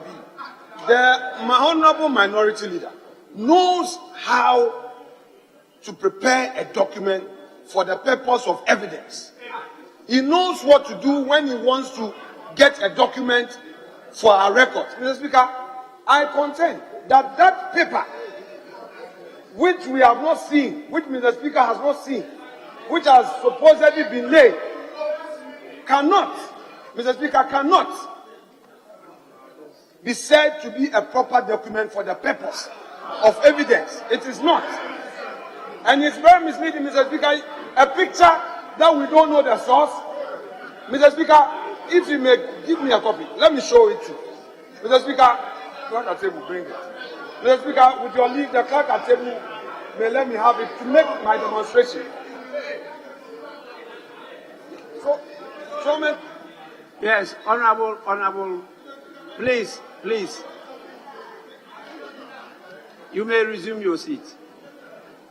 Well, Honorable members, this is not a point of order. We haven't also reached the stage where we evaluate the evidence and depend on what weight you place on evidence. That is the issue is pressing. So the Honorable Minority Leader may continue with his submissions. Mr. Speaker, so I'm further tendering in notice, I'm further tendering in contractors who have not been paid at the cathedral so that independent engineers can do an assessment. Having spent 339 million, the Ghanaian people deserve to know and to have value for money. We'll be interested in ascertaining that. Mr. Speaker, I have respect for the Minister for Lands, so I'll just end here with him. When you sought to debate questioning the relevance of a censorship motion, then you may as well have told the framers of the Constitution that Article 82 was unnecessary and ought not to have been part of the 1992 Constitution. But even that, the President of the Republic, whom you said, Nana Addo Dankwa, assented to what I call the Fiscal Responsibility Act of 2018, Act 982. And Mr. Speaker, in the Fiscal Responsibility Act, Section 4, it reads, and I quote, head note, vote of censure. Parliament may, in accordance with Article 82 of the Constitution, pass a vote of censure on the minister where the minister breaches Section 2 by more than 1 percentage point. The Honorable Atufosin referred to it. So, Minister, we are competent within the Constitution, competent within the Fiscal Responsibility Act, and competent within the exercise of oversight. And we are doing so with respect to the rule of law. Mr. Speaker, when the Minister for Finance appeared before the committee, he responded to some of the issues, some satisfactorily, some unsatisfactorily, some very disappointedly. We are disappointed in his responses. For instance, the argument about money being put in an offshore account, nobody on this side have alleged it to your person. Nobody. We can't do that. We respect your person, but nobody alleges that you set up an offshore account for yourself. We allege that monies that ought to be in the Petroleum Holding Fund, to which you have been given authority under the Petroleum Revenue Management Act, Act 815, imposes the obligation on you. So to say that you borrowed GMPC $164 million to do what? Did that borrowing come before this House? No, Mr. Speaker. And Mr. Speaker, may I with respect again refer you to Article 181. No, I have the script. Article 181.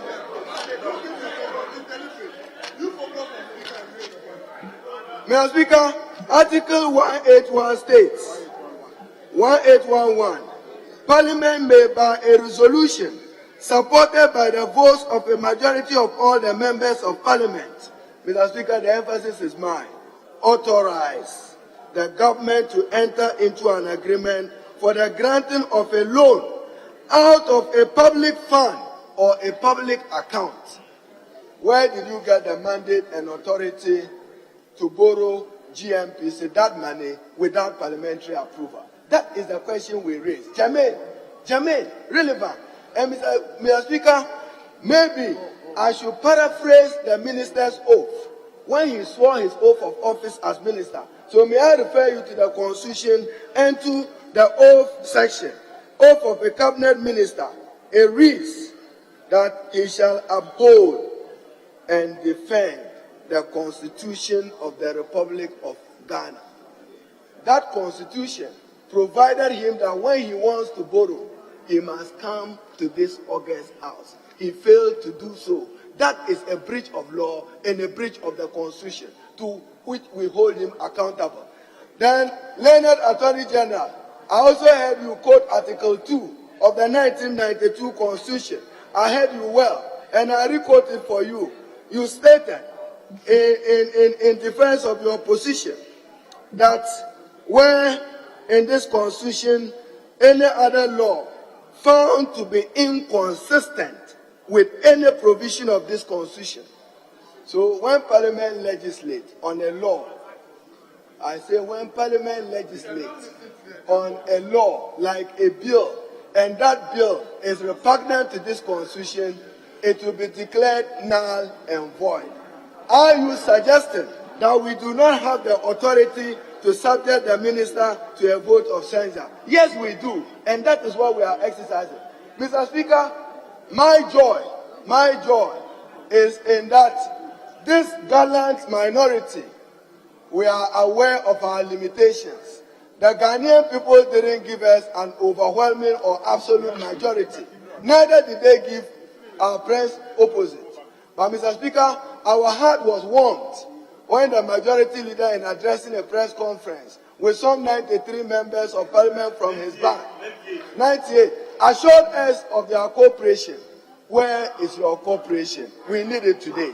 We do not need your cooperation any other day than today. That you must cooperate with us. And you must cooperate fundamentally, Mr. Speaker, for one reason.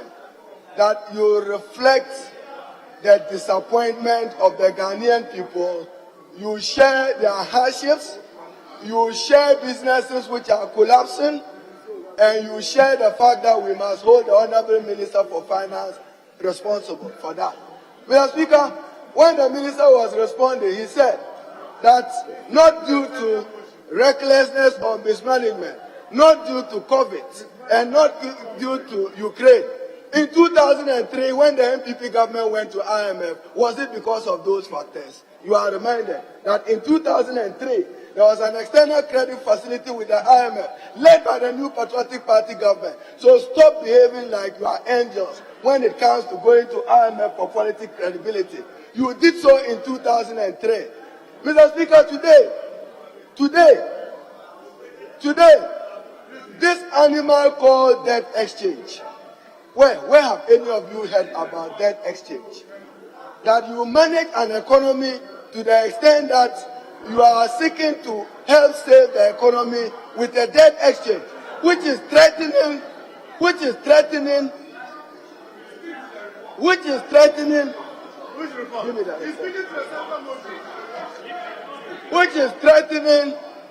the financial health of the economy and the health of the financial industry in our country.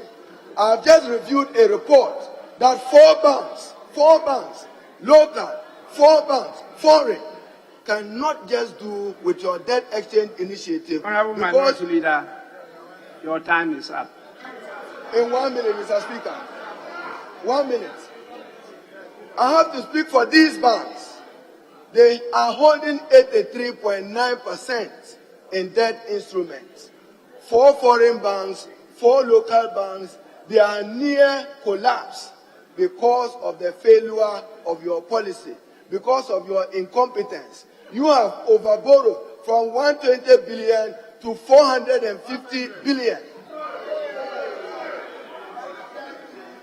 Under NDC, we never borrowed that much, but at least we deliver. Mr. Speaker, on this note, my colleagues who are brave enough and courageous enough, stand with us to vote, and vote to bid the minister farewell.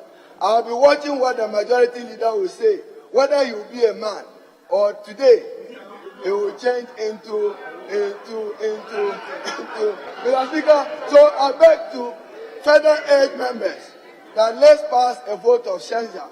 In the House of Commons, it's interchangeably used with vote of no confidence. What we have done, I'm sure he himself in his sleep and his conscience know that at least some of the issues we have raised, we are right. And that we have done it for the good of the Ghanaian people. In his conscience, he knows. So, Mr. Speaker, join us to bid him farewell. That he doesn't deserve to implement his unacceptable debt exchange program, which is threatening pensions, threatening financial institutions, threatening jobs. I thank you, Mr. Speaker.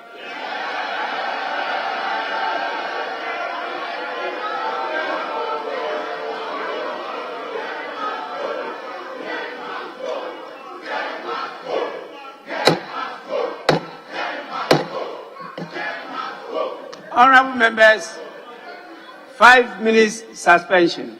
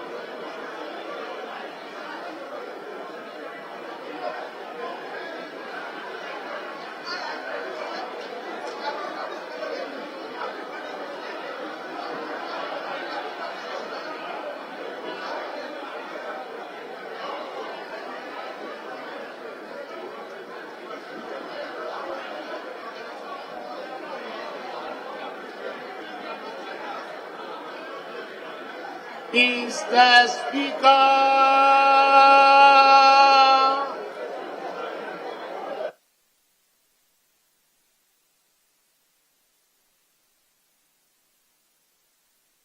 Mr. Speaker.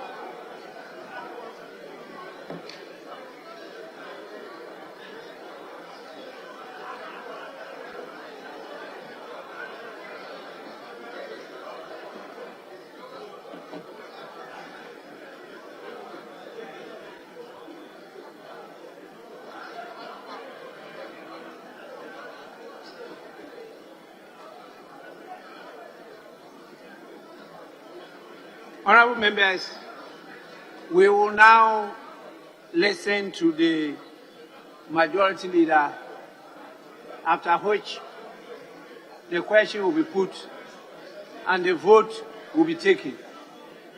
So please, majority leader, it's your turn.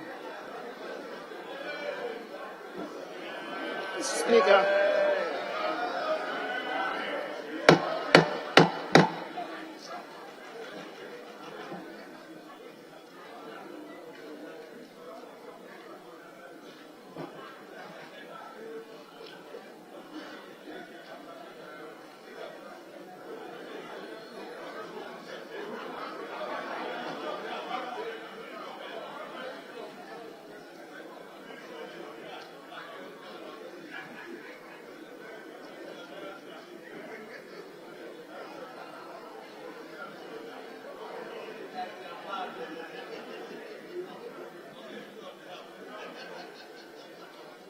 Yes, Majority Leader. Mr. Speaker, in rising to comment on the motion before us, I first want to state strongly that I have never stated in this House that even though I'm not a lawyer, I know better, or that I'm much more knowledgeable in law than the lawyers in this House. Mr. Speaker, you know that I have never made this statement on the floor of the House. Mr. Speaker, with the greatest respect, you do know that I don't bear that trait of arrogance. And I'll plead with you, with the greatest respect, to set the record straight for me. I have never said so on this floor. Mr. Speaker, my colleagues came under Article 82. The motion that was admitted by your good self bore the name of the Honorable Muntaka and 128 others. That was a motion that was advertised on 25th of October, and it appeared on the order paper on the 27th of October. Later on, Mr. Speaker, we came to see another motion in the name of the Honorable Haruna Idrisu, Muntaka, Mohammed, and 127 others. Is it the same motion that we are debating today? Mr. Speaker, we need to be careful. And you yourself, in guiding us, you have related to the issue that this is a novel. A novel, indeed, it is. But we must be on a straight path. Mr. Speaker, Article 82 provides for a minister of state, in respect of whom a vote of censure is debated, to be entitled during the debate to be heard in his defense. Today, I'm happy that my colleagues on the other side are happy to join the fray that indeed the minister must be given the opportunity to be heard. On the day when they set this in motion, the Speaker, they were reluctant and they were pleading that it should not be referred to a committee. Mr. Speaker, today, I think they have had a road to Damascus experience, and they now say that they buy into this. Yes, Parliament is evolving, and we'll get there. Mr. Speaker, Article 14(1) of the Constitution provides for every person to be entitled to his personal liberty, and no person shall be deprived of his personal liberty.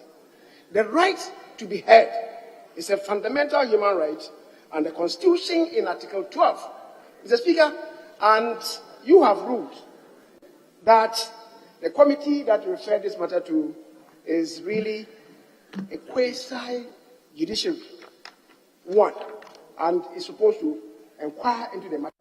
As such, it's been your ruling. The minority leader and others have challenged this. If they are challenging the ruling of the Speaker, they know what to do. They must come properly, not through the back door. Mr. Speaker, as I was saying, the Constitution in Article 12 provides, and Mr. Speaker, with the greatest respect, I want to quote, when people want to limit the due process only to the court. Mr. Speaker, the freedoms enshrined in this Constitution, Article 12(1) provides, the fundamental human rights and freedoms enshrined in this chapter shall be respected and upheld by the executive, the legislature, and the judiciary.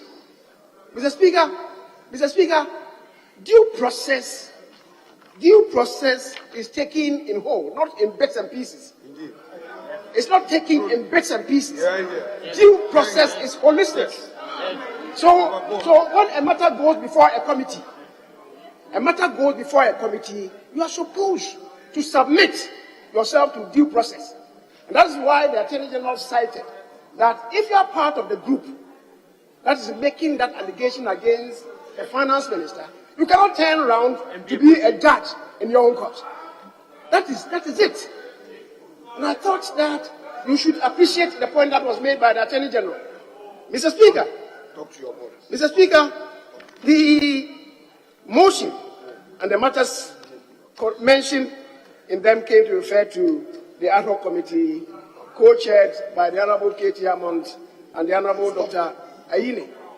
Mr. Speaker, the Honorable Dr. Ayine, a co-chair of the committee, was relating to the difficulty that they had because of the co-chairship.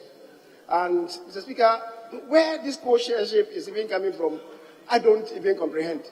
Let's be cautious about that. Yes, it's a committee that was established by us. Maybe one will relate to the members, that we had an 8-member committee, hence this novelty of co-chairing. But we should be careful. And indeed, even the committee that was formed to advise this House on the appointment of an auditor to audit the Auditor General, it was also an even-numbered committee. It came to be chaired by the Honorable Deputy Minority Leader. There was no co-chairship there. So why this? We should be careful in order not to run ourselves into some kind of undefined imbroglio. It will not help this House. Mr. Speaker, Article 82(3), and the Deputy Majority Leader was relating to that when he said that the import of Article 82(3), we should be careful whether what we are doing is not bad under Article 82(3). And Mr. Speaker, you sought for further and better clarification. That's the 14-day rule, that the motion shall be debated in Parliament within 14 days after the receipt by the Speaker of the notice for the motion. The Speaker, you sought further and better particulars. I would want to suggest to us, this is of the same order. The imperatives of Article 82(3) is of the same order as Article 1125.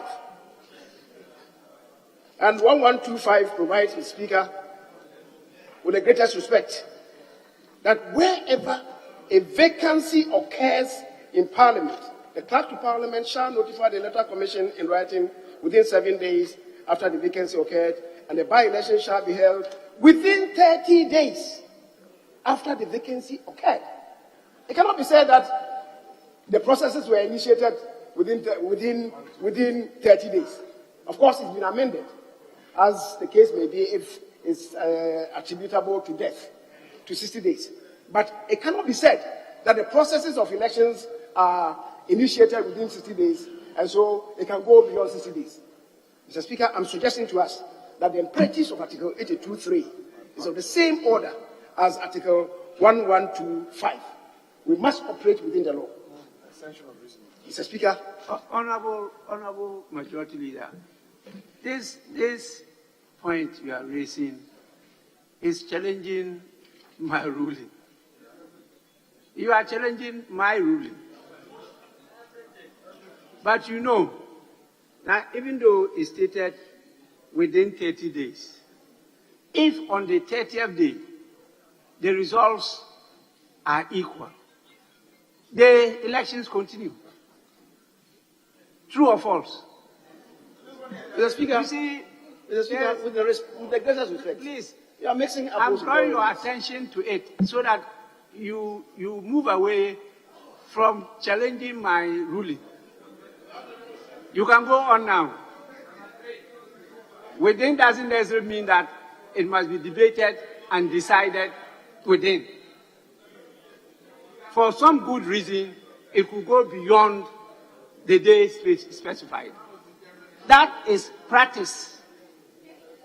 Please, let's go on. I'm going on, Mr. Speaker. The elections would have been conducted within the 14 days. So the debate started within the 14 days. Mr. Speaker, it was not a debate. The motion, it was not a debate. There's a world of distinction between the motion and the debate. Honorable, but I move on. Please, when you move a motion and is seconded, go to the standing orders. What does it constitute?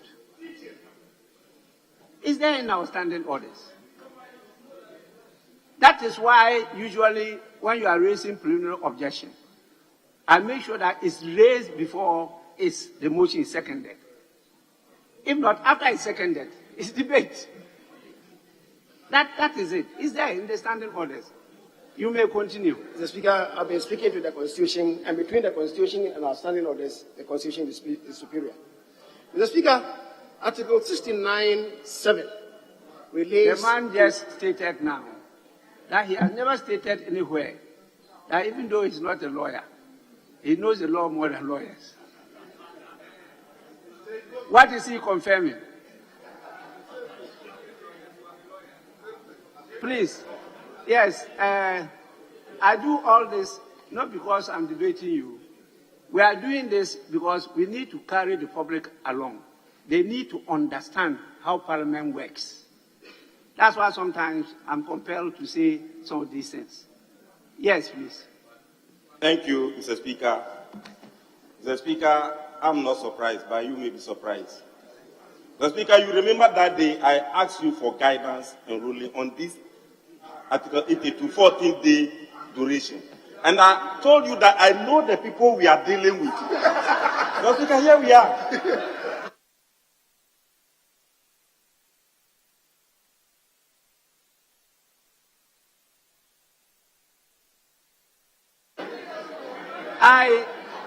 Actually, if I heard you say what you said, I would have ruled you out of order. And so you are completely out of order. Yes, please.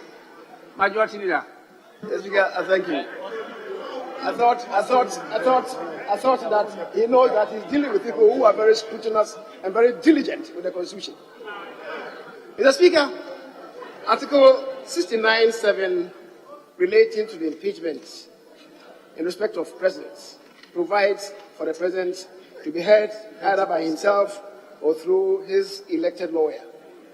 Article 95(2)(d), which relates to speakers having to vacate their office, does not bear the construction of they having to be heard.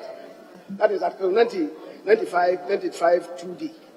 However, our own standing orders is the one that you have used to expand the remit of Article 95(2)(d).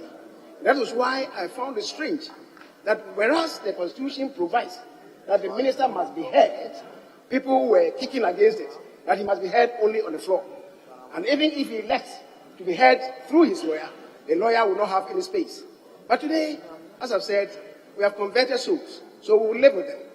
Mr. Speaker, the people know that Article 150 provides that Parliament and members of Parliament have freedom of speech, and the freedom that we have in discussing matters cannot be impeached in any place outside this house, including the courts. So you come here, descend on a minister or whoever, and then you don't want to create space for the person to be heard. But we have moved. We have moved beyond that. Today, Mr. Speaker, what we have before us, the minority leader kept saying that the minister admitted that he has borrowed the GNPC some amount. The minister has never admitted anywhere that he has borrowed the GNPC money. He has never admitted. He said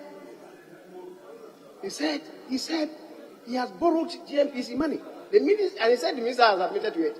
The minister has never admitted anywhere that he has borrowed GNPC money. I'm quoting the minority leader. That's what he said. Mr. Speaker, again, matters. He says that the conduct breaches the Constitution. And the Attorney General related to this, and that is why the Attorney General quoted for us Article 2 of the Constitution, which provides that a person who alleges an enactment or anything contained in or done under the authority of that or any other enactment or any act or omission or any person is inconsistent with or in contravention of a provision of this Constitution may bring an action in the Supreme Court for a declaration to that effect. Mr. Speaker, what it means is that if you are alleging that what he has done is in breach of the Constitution, what is required of you? Take the matter to the Supreme Court for declaration. That is what it means.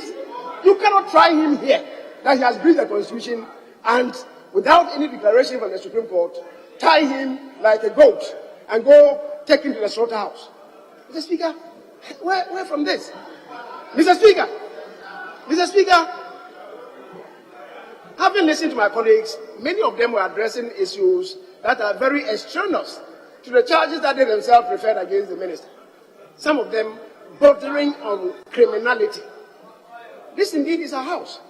But as I quoted for you under Article 12, you are expected to uphold the imperatives of the Constitution. You cannot say that this is your house and you want to do whatever you like. I'm happy you are now shouting, no, no, no. Yanabo, my dearest friend, Roxanne, I'm happy that you are shouting, no, no, no. Let's not do anything that will be reckless. Mr. Speaker, the AG, the Attorney General, only came to proffer his professional advice. He did not come to defend the Minister for Finance. Mr. Speaker, as I said, the Supreme Court, in a ruling, which the Attorney General quoted to us, has not been disputed by the minority leader. When in the case of Awuni versus West African Examination Council, that is not disputed. And the minority leader spiritedly ran away from the issue that was raised by the Attorney General. Mr. Speaker, now I have some picture that has been tabled by the minority leader. Mr. Speaker, strangely, this picture bears no date. So it bears no date. Whether it was taken maybe a week after the construction began, nobody knows. Mr. Speaker, how can such a document be entertained in this house? You cannot. This house does not rest on your say so.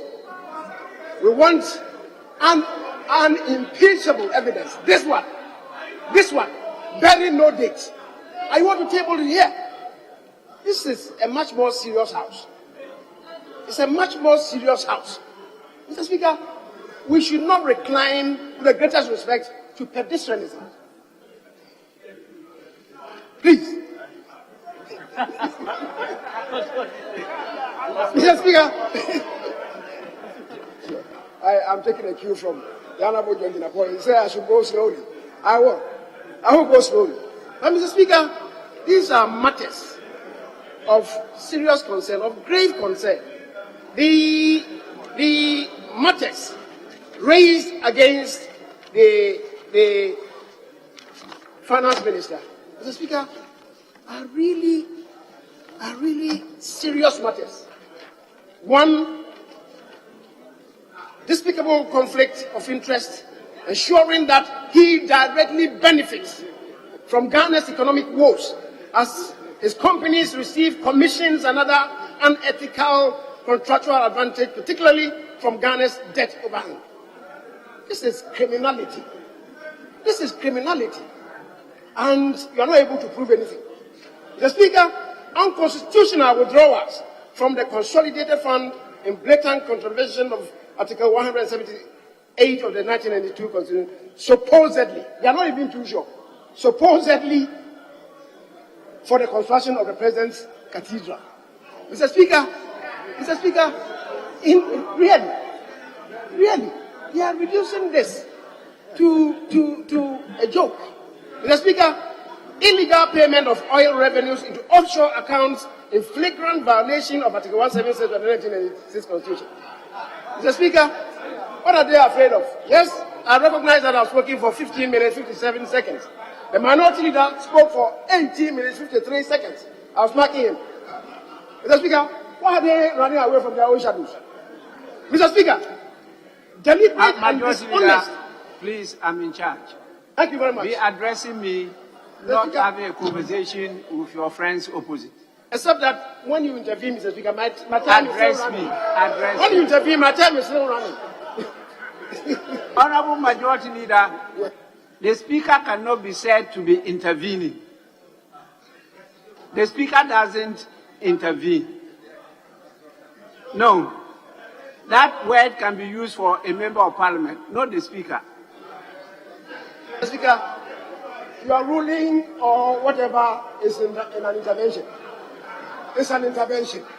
The value is the same. The value, when you speak, read the standing orders and draw my attention to where it says that when the Speaker... Mr. Speaker, you see. You read the standing orders and then tell me where it says that when the Speaker comes in or stops a member, that means an intervention. Mr. Speaker, I'll go on. I stopped. It's here. I'm watching. Don't worry at all. Mr. Speaker, the other one is deliberate and dishonest misreporting of economic data to Parliament. And the other day when I heard them, they were talking about differences in statistics reported in budget documents. Mr. Speaker, take any budget statement and you see that what is reported, like now, 2023 budget. If you come to the media review, the figures will be different. And that is deliberate misreporting. That's the understanding of some colleagues of ours. Mr. Speaker, I dare say that that is deliberate contrivance. Mr. Speaker, the others, alarming incompetence and so on, those are political statements. In any event, when we allege incompetence against the former president, John Dramani Mahama, it occasioned impeachment. The grotesque incompetence didn't occasion impeachment. This is political talk. Mr. Speaker, now having said all this, let me end on the note of the minority leader. The minority leader in London admitted that many of the allegations that they have packaged. Yes, you said, Mr. Speaker, he has not even listened to me. Mr. Speaker, he said, the Finance Minister knows that some of the issues that they have raised are true. They are right. You said some of the issues raised, the finance minister admits, are right. What it means is that some of them are not right. Some of them are untrue. Some of them are falsehoods. And you want us to vote. To vote with you. Mr. Speaker, Mr. Speaker, and he didn't point out which ones are true and which ones are false. Tell us. And you want us to follow you on this misadventure. Value of the shadow of death. On this grotesque misadventure. Value of the shadow Mr. Speaker, like Pontius Pilate, we wash our hands. We will wash our hands. We will wash our hands. We will wash our hands always. Shame has come. Shame has come. Shame has come. Shame has come. Shame has come. We are washing our hands. We are washing our hands. Shame. Shame. Shame. Shame. Shame. Shame. Shame. Shame. Shame. Shame. Shame. Shame. Shame. Shame.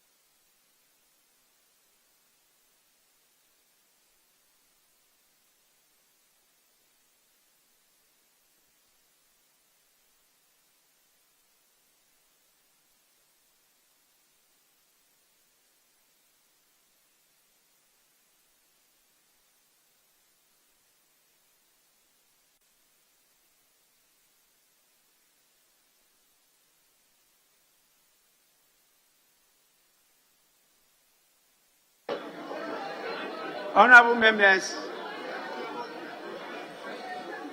I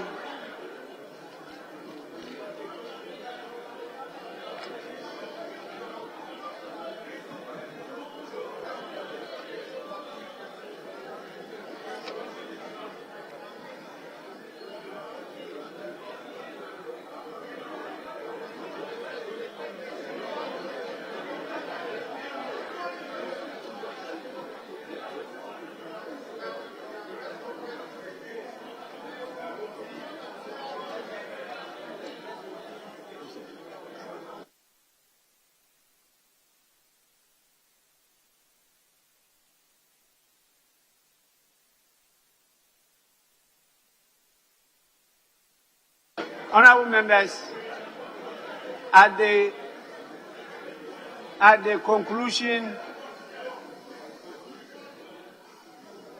the conclusion of the debate,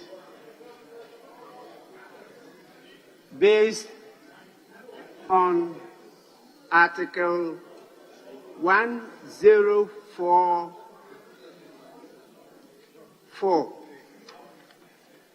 Article 1044, which reads, where Parliament is considering a bill to amend the Constitution, or where the voting is in relation to the election or removal of any person under this Constitution,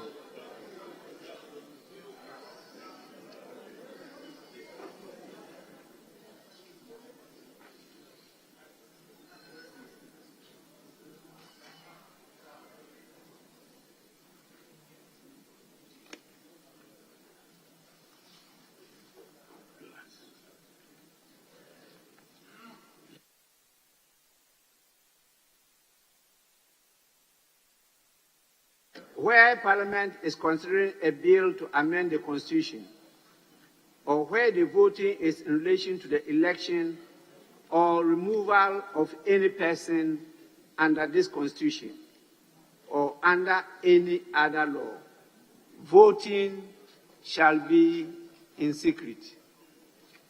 That is the constitutional provision.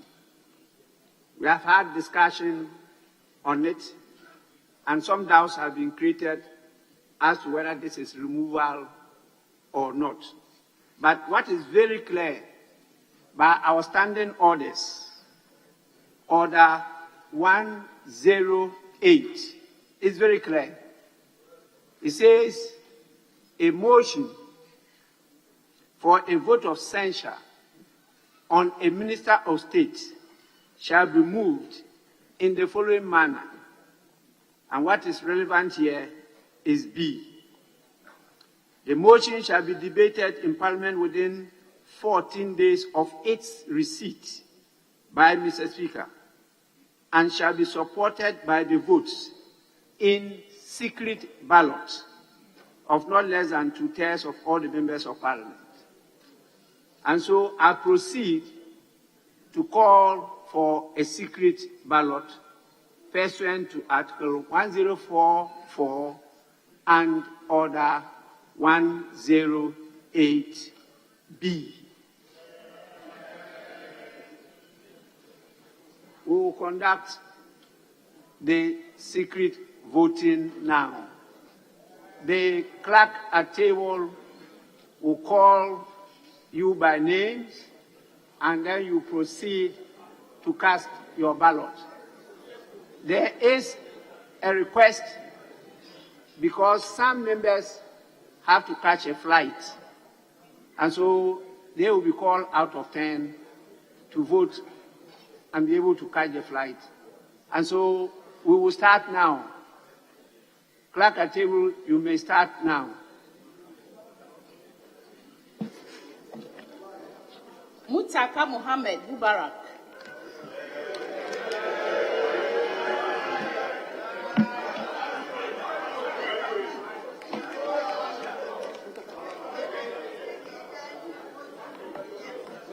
Ahi Samson.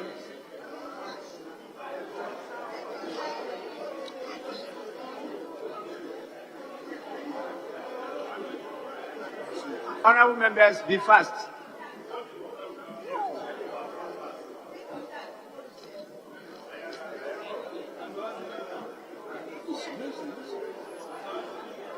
I am Galadi Ayi. Ayariga Mohammed.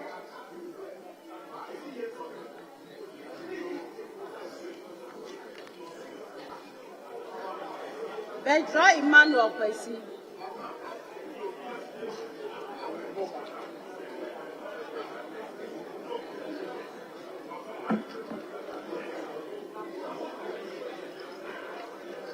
Abaka Samuel Erickson.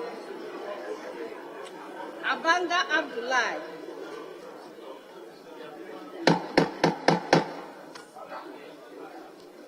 Please be quiet so that people can hear their names.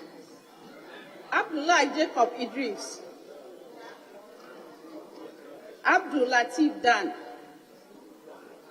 Abdul Salam Adams, Ablakwa Samuel Okujeto,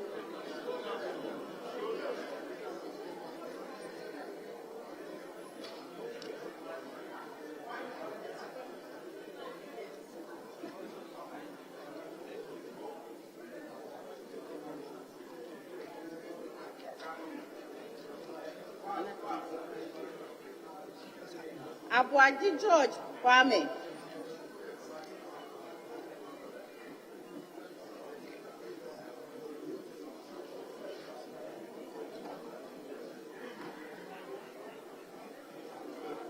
Please call the names.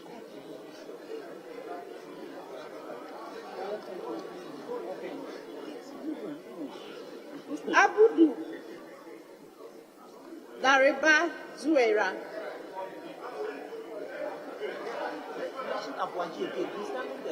Abuaji George Kwame,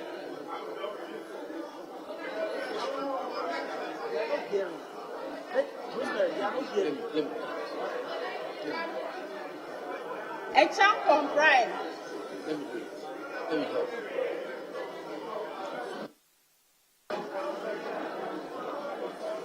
Achampon Brian, Achampon Charles,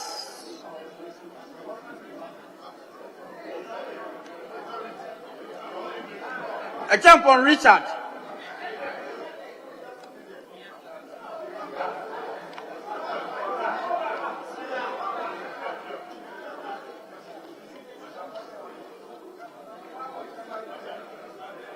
Achampon Richard, Akwaku Sophia Karen, Akwaku Sophia Karen,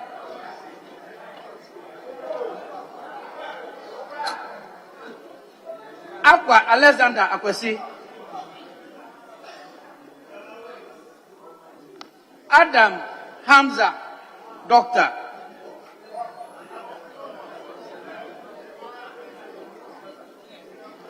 Adam Mohammed Amin Doctor. Honorable members, the House is still sitting, so you don't pass through here. Please, direct them. Adams Idris, Adam Idi Kofi, Adams Idi Kofi, Adam Idi Kofi, Adi Teddy Safori, Adi Teddy Safori,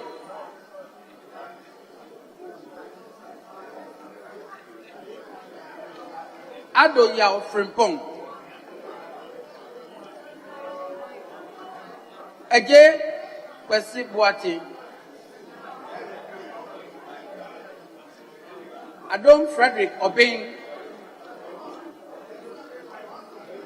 Adumaku Mensa Alex, Adumaku Mensa Alex,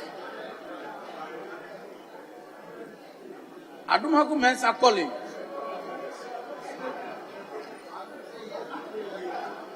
Adongo Isaac,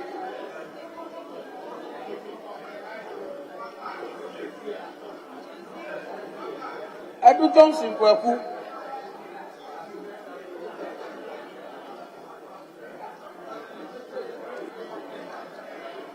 Edu Chum Yao Osei,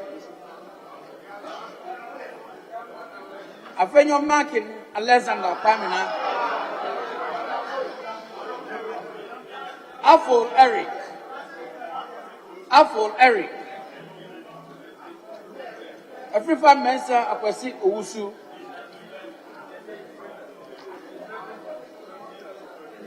Free Nana Ayu,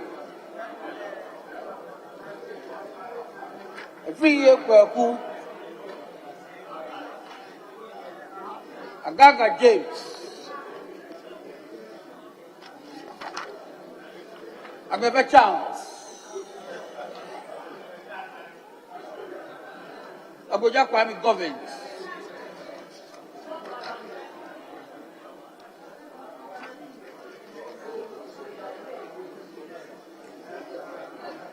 Japan Ken Ohini,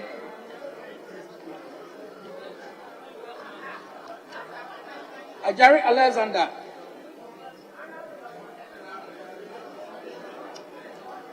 Ejekum Emmanuel Kwajo. Ejekum Emmanuel Kwajo.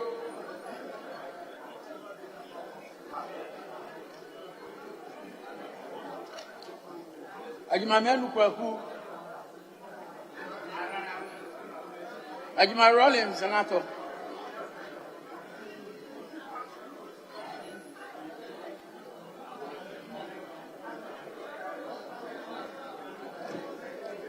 Ajini Mbwati Kwaku.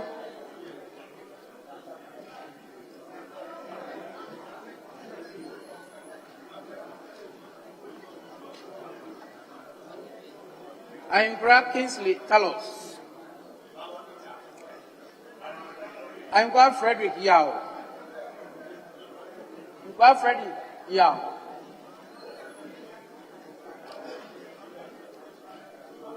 Ejekum Emmanuel Kwajo.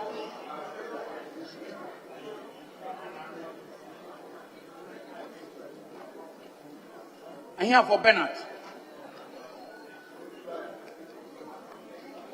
Edu William Oreku.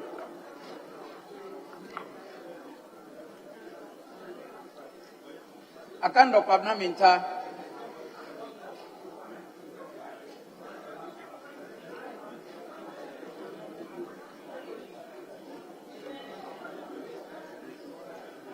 Akamvariba Lydia Lamesi.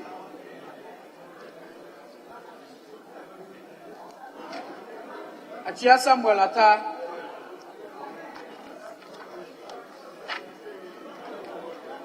Azuga Albert Akuka. Azuga Albert Akuka. Alasan Abdullah Idi. Alasan Bashir A. Fuseni. Alasan Bashir A. Fuseni.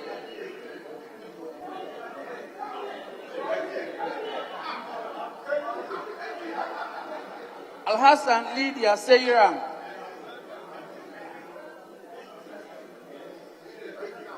Alaute Angela Oforiwa.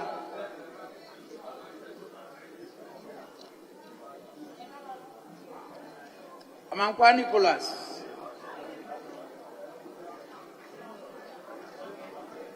Amankwa Menu Kofi. Amewu John Peter.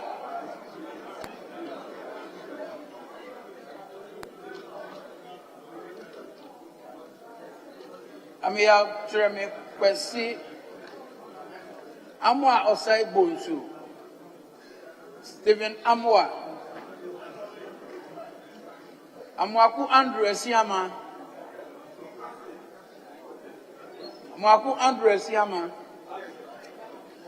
Amwakwata Kwesi. Ampem Thomas Nyaku. Ampo Fuchumesi Kwame. Amprachum Sapon Kweku.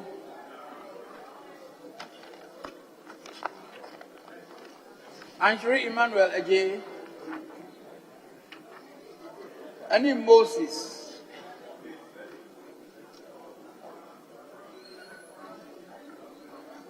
Another Pre Frank. Entry Eugene Wachi. And you may do entry Kwame. Apart Clement Abbas. Apia Patricia. Apia Kubi Andy Kwame.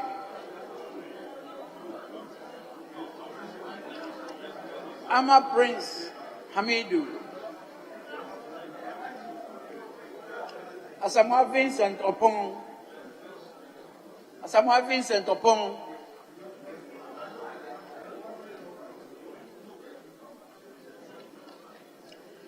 Asanti Kwajo.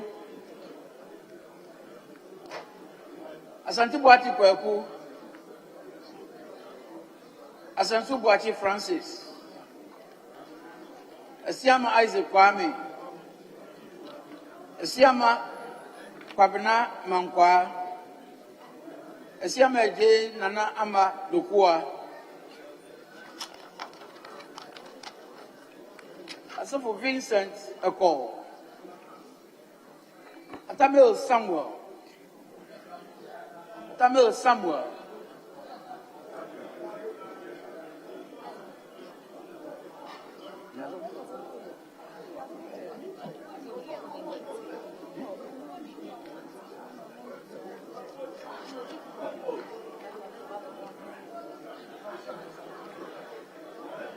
Aveji James Kruche. Avoka Cletus Apu. Ewa Ignatius Bafo. Awuni Teresa Ladi. Awuni Teresa.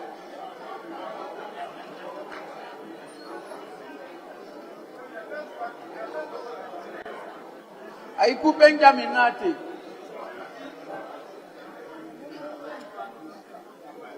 Ayeni Dominic. Baba Benson Tongo.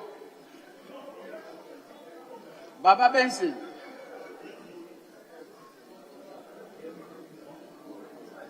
Balik Bright Bachi.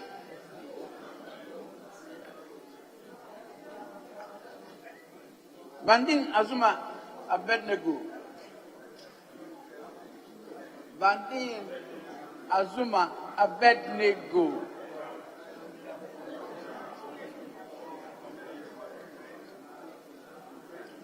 Bano Patrick. Batel Sheila. Basua Philip.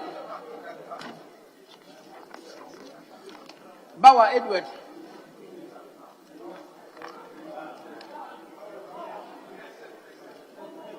Benam Jaba John.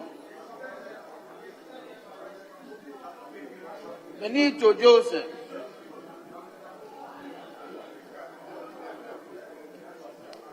Bettino Joseph. Bettino Joseph.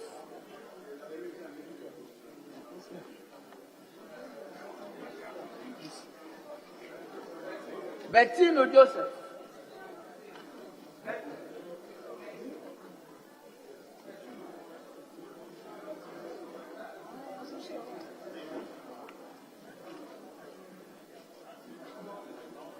Blanson Alex. Boachi Henry Yadon. Boachi Henry Yadon.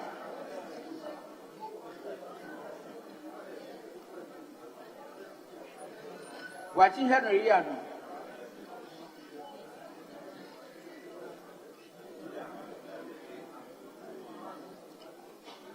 Boachi Yadon Patrick. Boama Patrick Yao. Boati Akwesida Aku. Boati Amakoma. Boati Joseph Apia. Boati Joseph Apia.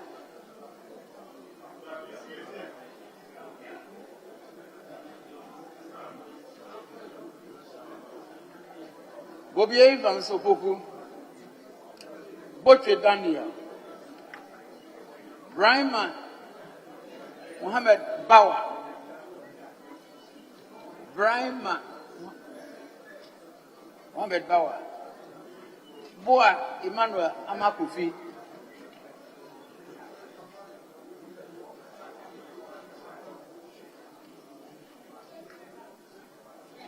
Bukari Joseph Dipe.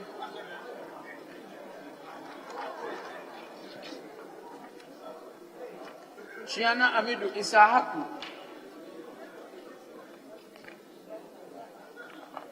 Chiragia Samson Tangumu.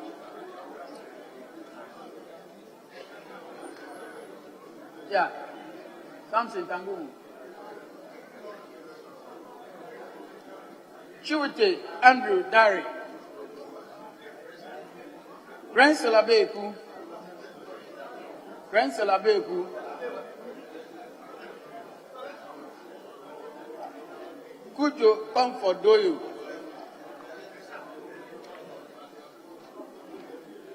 Kujo Joseph.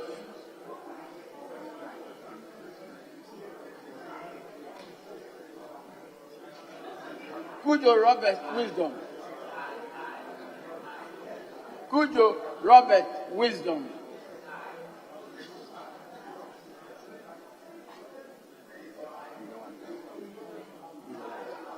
He's the one. The Fiameko Roxin Nelson. Eche Wami.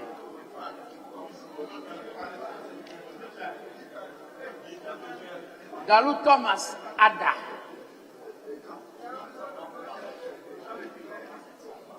Appeal clear to say do. Appeal clear to say do.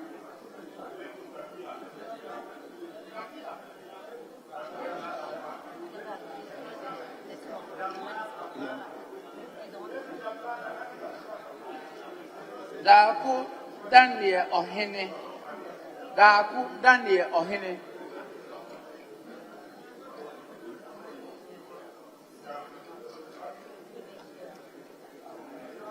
Daku Mensa Kwabra Otre. Collins Dauda. Okay. Dauda Collins. Dawuni Abukari. Dawuni Abukari. Dawuni Abukari.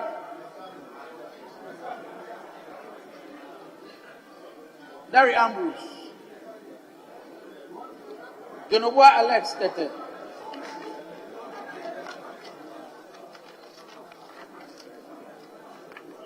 Donko Elvis Morris. Donko Kwabena. Luka George Miracle. Iyanana. Forger John and team. Fossil Castle Etubaham. Frimpon Joseph. Gakwe Kwame Jujoli. Gakwe Kwame Jujoli. George Samuel Nati. George Samuel Nati.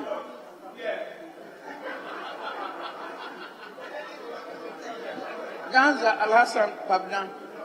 Ganza Al-Hassan Pabna. That's a Jew.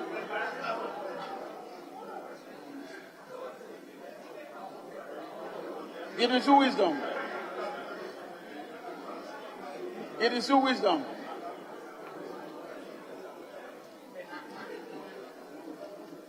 Gomado Yao. Gomado Yao. Gomashia Blanchifa.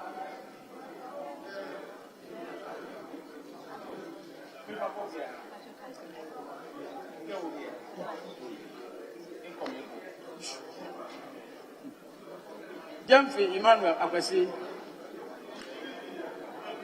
John Alexander. John Mensa Richard. John Mensa Richard.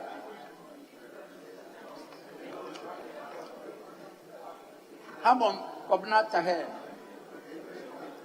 Hansen Naughty Ives. Aruna Seidu. Aruna Seidu. Hayford Ophelia Mensa. Otoji Alexander Roosevelt.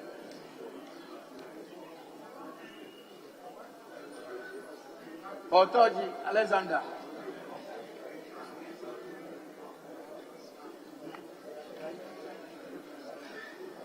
Ibrahim Mutala Muhammad.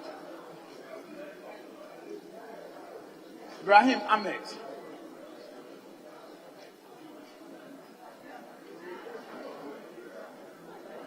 Ibrahim Zuwera Muhammad.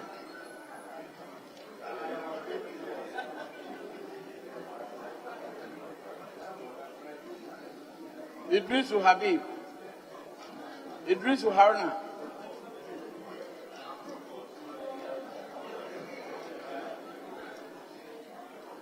Isifu Seidu. Isifu Seidu. Jaja Yusuf Isaka. Isaka. Jaja Yusuf Isaka.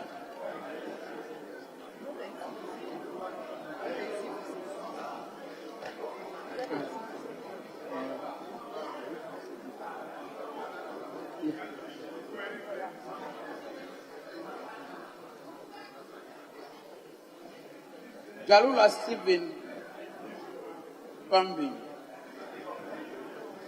Just of Godfrey Seidu.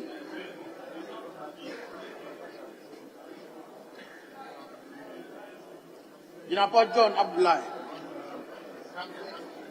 Jinapot John Abdullahi.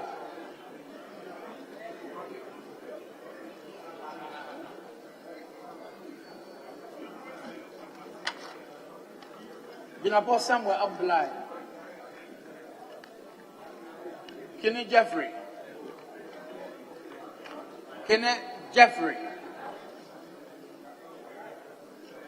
Dixon. Kissy Dixon Adomako.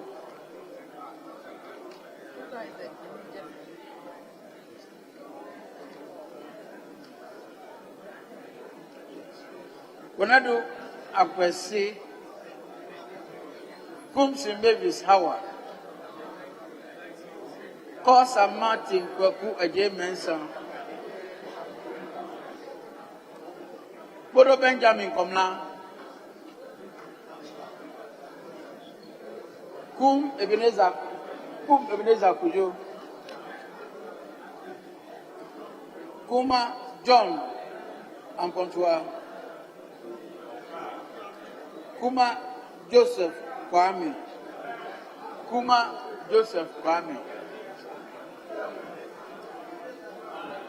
Kuyon Solomon.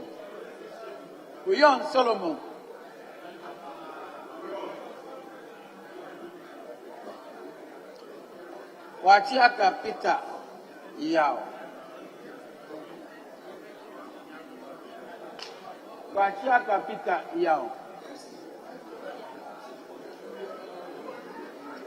Kwati Kwaku Ajiman. Kofi Festus Ewa. Che Mensa Bonsu Osei.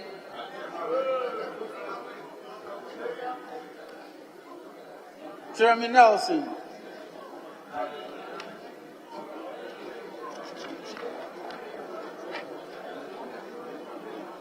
Labi Oscar Ofori.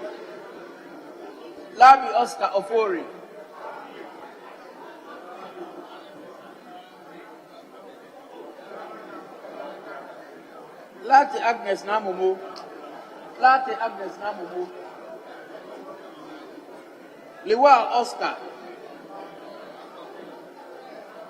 Liwal Oscar.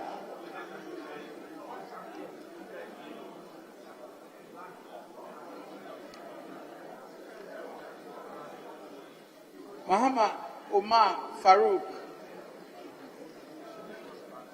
Muhammad Nasatori.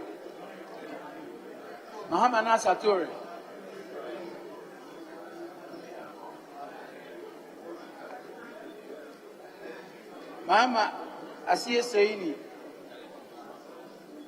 Menu Adabo Francis. Mafu Doctor. Mafu Emmanuel.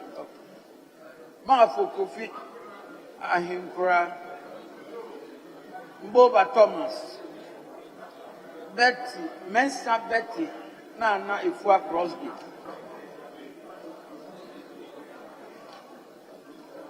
Mensa Francis Coutin. Mensa Isaac Ajay.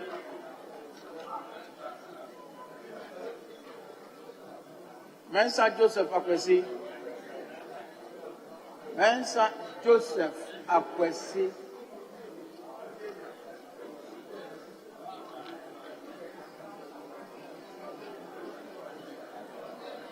Mensa Tina 50 na Ayele.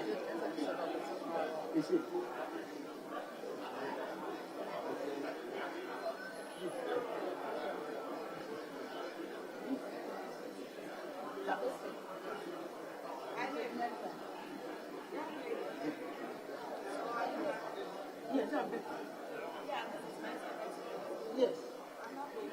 Yes, good.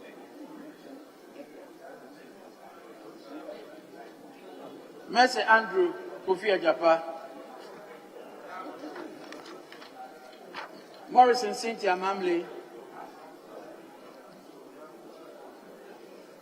Musa Abdul Aziz Ayaba, Nanja Sanja,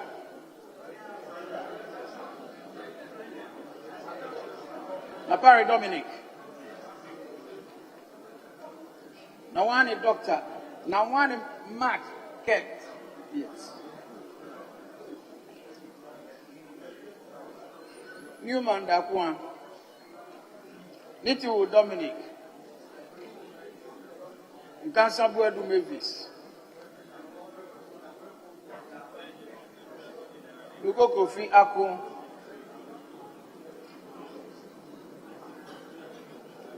Nogbe Ernest Henry, Nogbe Ernest Henry, Nochu Kotwe Peter, in Team Adelaide, in Team Augustine Collins, in Tosu Helen Ajua,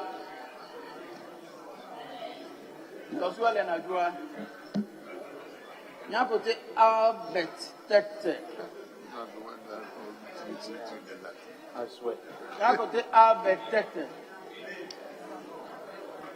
You don't see arms. Masha, you don't see arms. It is. Nyaku Bismarck Tete. Nyaku Bismarck Tete.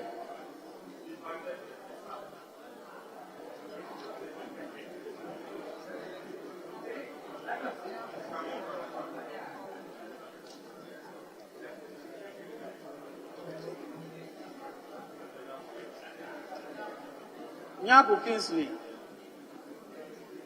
Nyaku Pamela Minta,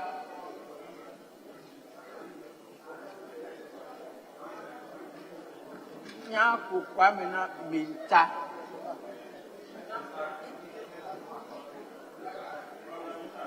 Minta,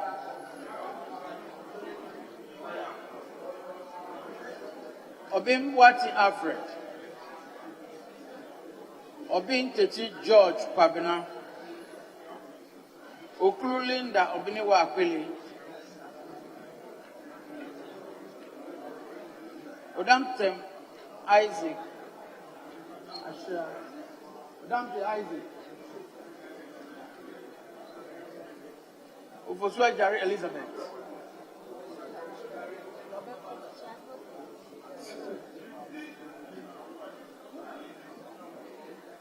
Okufudate Williams. Okufudate Williams. Okufudate Williams.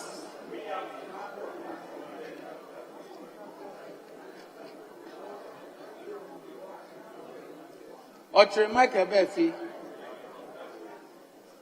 Ochre Jekum Kofi. Opoku Davis Ansa.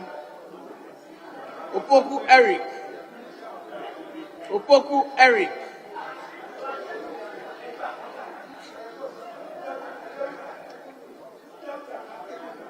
Opoku Isaac Yao. Opon Kruma Kojo. Osai John Frimpong.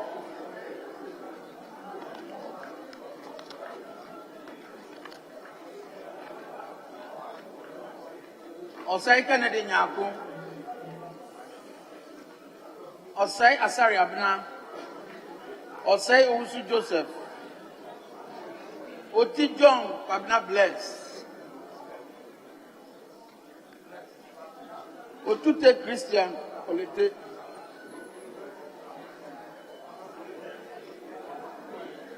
Owusu Bio Benito, Owusu Akufu Esla. Pay to Desmond de Graft. Pay to Desmond de Graft. Pelpo Abdurrashid.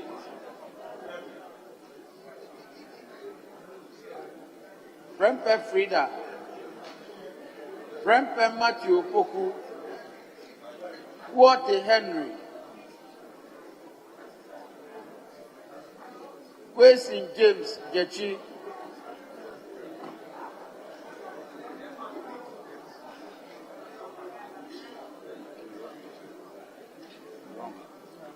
Ramadan Mohammed Adamu. Yes, Mohammed Adamu.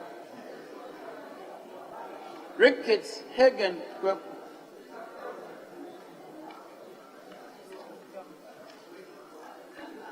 Safo Sarah Ajua.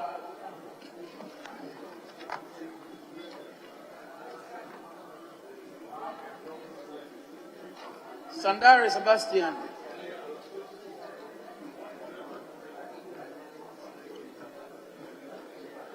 Sani Suleiman Adam. Senai John Pabna Aban Abua. Soya Queensta Mami Pokua.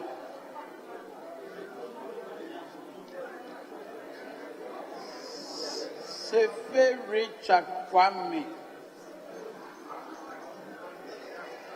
Sefi Richard Kwame.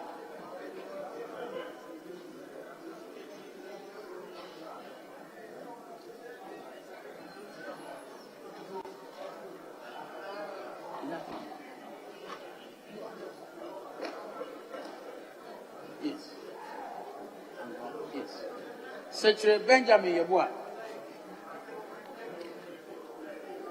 Sosu Francis. Sowadela Ajua. Sowarita na Odoli.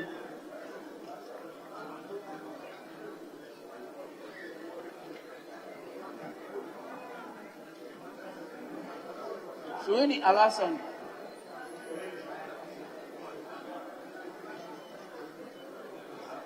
Suparu Adams Mohammed. Suparu Adams Mohammed.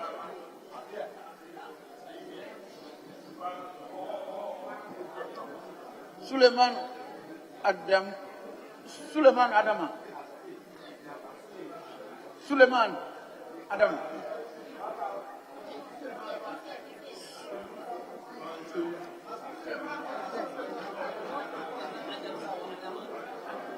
Adama. Suleiman Alhassan Tampuli.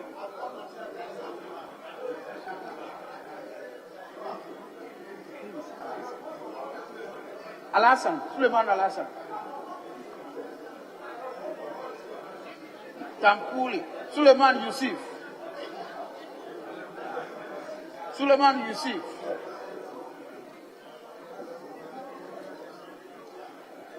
Suma Anthony.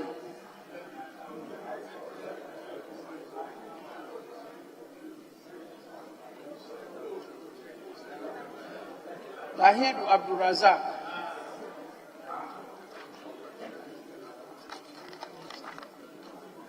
Tewia Augustine.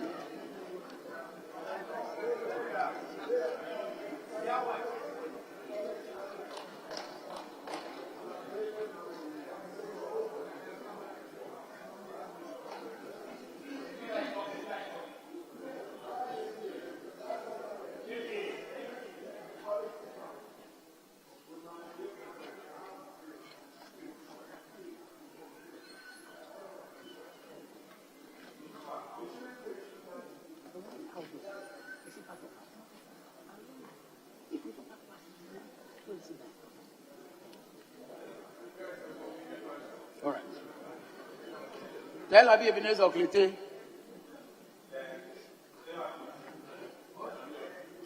Tete Joycelyn.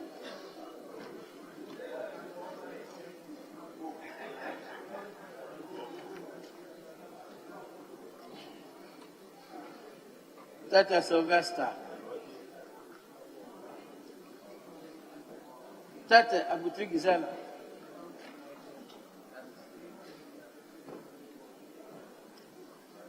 Tete Joseph Akwete.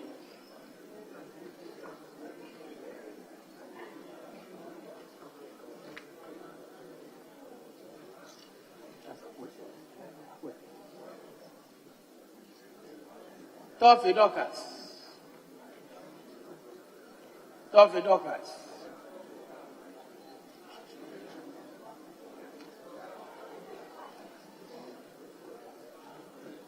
Tobu Peter Lanseni. Tobu Peter Lanseni. Tuferu Muhammad Hadi. Chum Ampofu Gifty. Chum Barima Paul. Yusuf Mustafa. Vanderpoel Alfred Uku. Vanderpoel Edwin Ni Lante.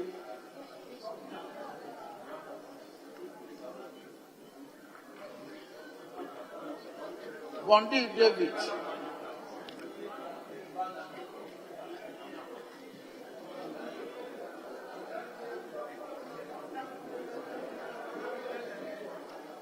Wakbal Dandia Isala.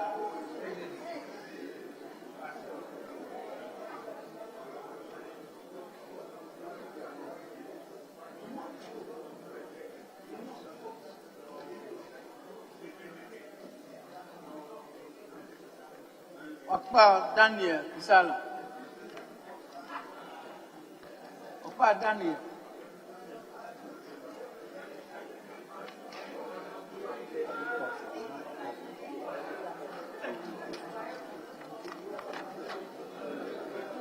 Repu Brobe Bright.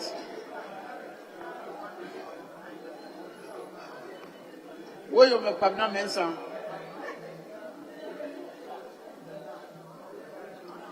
Ziedim Bid and Waterzumo.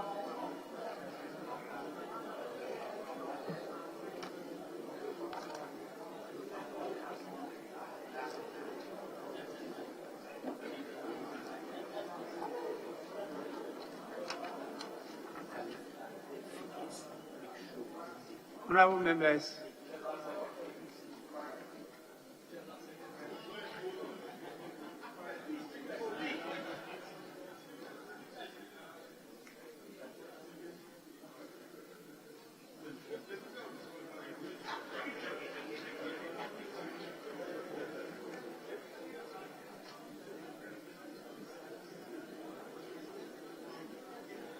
we now invite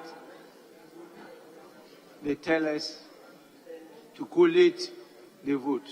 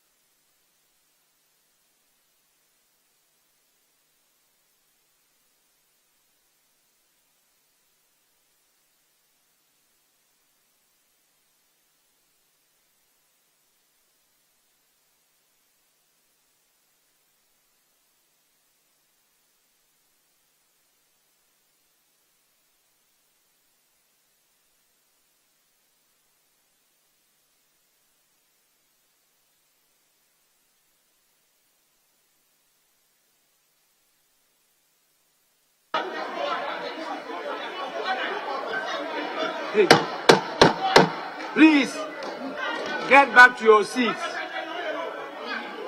Why? Honorable members,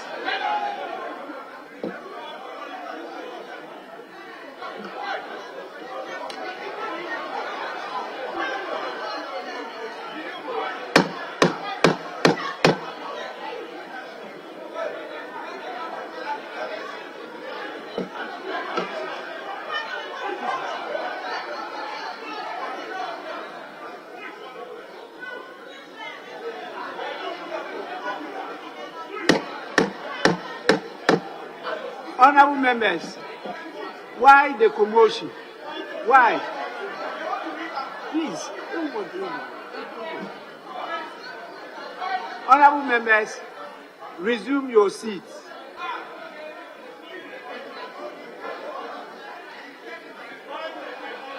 Honorable members, resume your seats.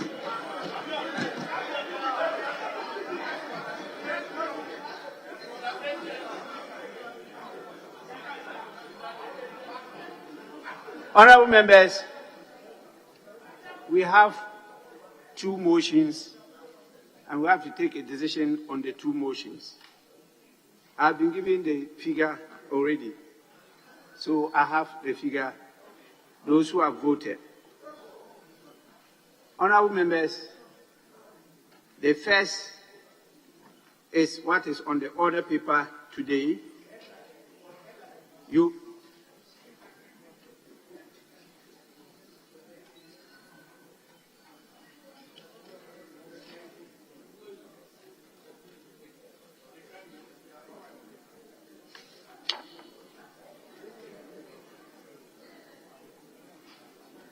The motion on the order paper for today is for us to adopt the report of the ad hoc committee. So I'll put the question on that, and that one is a voice vote. Then I'll put the question on the resolution for the vote of censure, which, as you know, according to the article, is a secret vote which you have done, and that has a percentage that will support it. So the first vote is to be taken on the motion number 21, which will be a voice vote. Those in favor of the motion number 21 on the order paper at page 16, say aye. Those against, say no. The ayes have it. The vote is agreed upon. So the report of the committee, that is the ad hoc committee, has accordingly been adopted. I now put the question on the motion that was moved by the minority leader and seconded by the minority chief whip, which is what resolved in the resolution. And so the resolution reads as follows.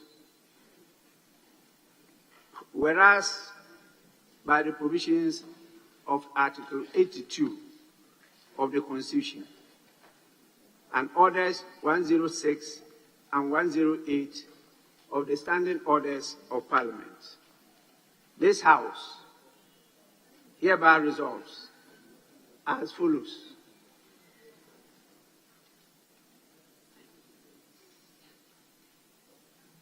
To pass a vote of censure on the Minister responsible for Finance. Those in favor, after the secret vote, is 136. Those against, 0. Abstentions, 0. Now, in accordance with Article 82(1), which reads, Parliament may, by a resolution supported by the votes of not less than 2/3 of all the members of Parliament, pass a vote of censure on a Minister of State. Following the terms of Article 82(1), the vote is accordingly lost.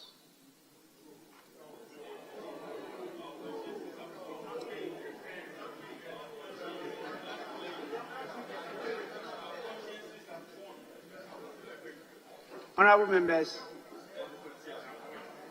the minority leader to say a word. Mr. Speaker, I want to thank you very much and indulge you and make a comment for the purpose of the record and for the purpose of posterity. You have guided this House so well, at least in the novelty of a watershed in the exercise of the mandate of Parliament when it comes to parliamentary oversight. But, Mr. Speaker, few lessons for the future. Few lessons for the future. One, Mr. Speaker, the report that we have adopted failed to make a finding of facts and to make recommendations. Probably into the future. I know that is not your wish. In the interest of openness and accountability, a committee of that stature appointed by you must be able to relate the words of those alleging against those who want proof, so that the committee must make a finding of fact so that they can make appropriate recommendations. Because, Mr. Speaker, if I peruse your committee's report, this is just for the record. For instance, on the vexed issue of conflict of interest, with borders on unethical behavior, which the Constitution of 1992 frowns upon, doesn't it lie within the powers of Parliament, as observed by Professor Prempe of CGD, that at least the committee can probe further? I mean, if we say that people have benefited, the only way to know they have benefited is to know who issued which bond when, who were the bond holders, book holders, who got what. We will know the entities. And if the entities are related to persons in authority, appropriate recommendations be made thereof. Even though one can only agree with the committee when they say that we have no jurisdiction. Yes, we do not have. The jurisdiction lies within the Ombudsman of Shiraj, created under the same 1992 Constitution. But, Mr. Speaker, as you observe, Article 104 imposes a burden on Parliament when a committee is asked to investigate. The committee should not be in a haste to conclude its work. After all, many of the issues we have raised, you can probe further. For instance, the picture we've shown of Cathedral. At least next time, the committee should be able to go to the site and come back. Because in all this, Mr. Speaker, we want Ghanaians to have value for money, for the taxpayers' money.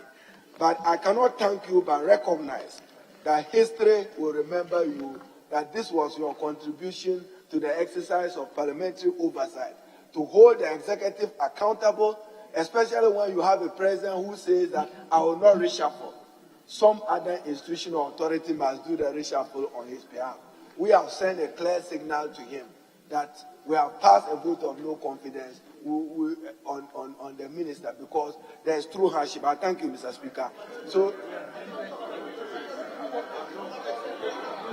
Mr. Speaker, if they are not worked out and honored their earlier promise, they would have been saving this country. Because, Mr. Speaker, where we are, the country is in life support.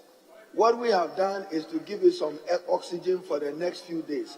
That may not be enough to the unknown world. So, Mr. Speaker, this will be your contribution for the. We will remember you that at least we moved a vote of censure, recognized by Article 82. We'll walk through the process, and I'm sure tomorrow people will know that this Parliament can hold them accountable. But for the majority walkout, We leave them to the Ghanaian people to know those who stood strong with them in their times of hardships and in their times of need, that they abandon them because they simply don't care. Mr. Speaker, I thank you.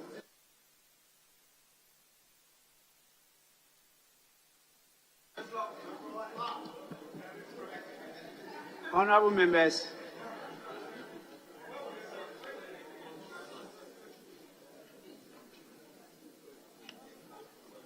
one of our senior statesmen, actually I will refer to him as elder statesman, told me a story that when they were in school, a gentleman used to visit them, and whilst walking on the street, he would be repeating one statement. I quote, "If you don't die early, you will see things.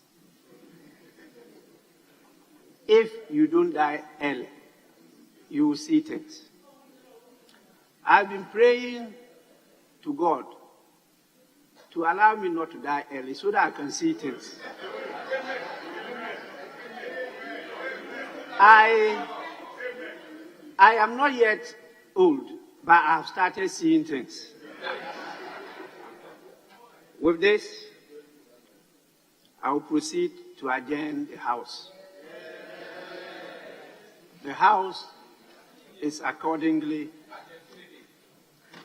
adjourned to tomorrow at 10 in the forenoon. The House is adjourned.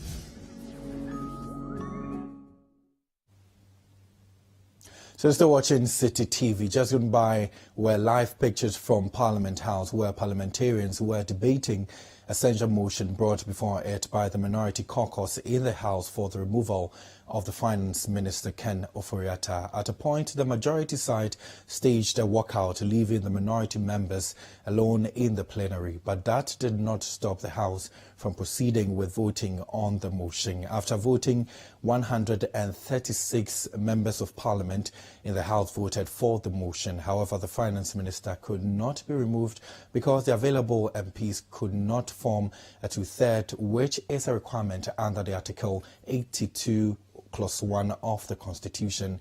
That will mean that Ken Ofori-Atta will continue to stay at post as Minister in charge of Finance. And that's it for our coverage. My name is Kweku Ansa. Many thanks for watching.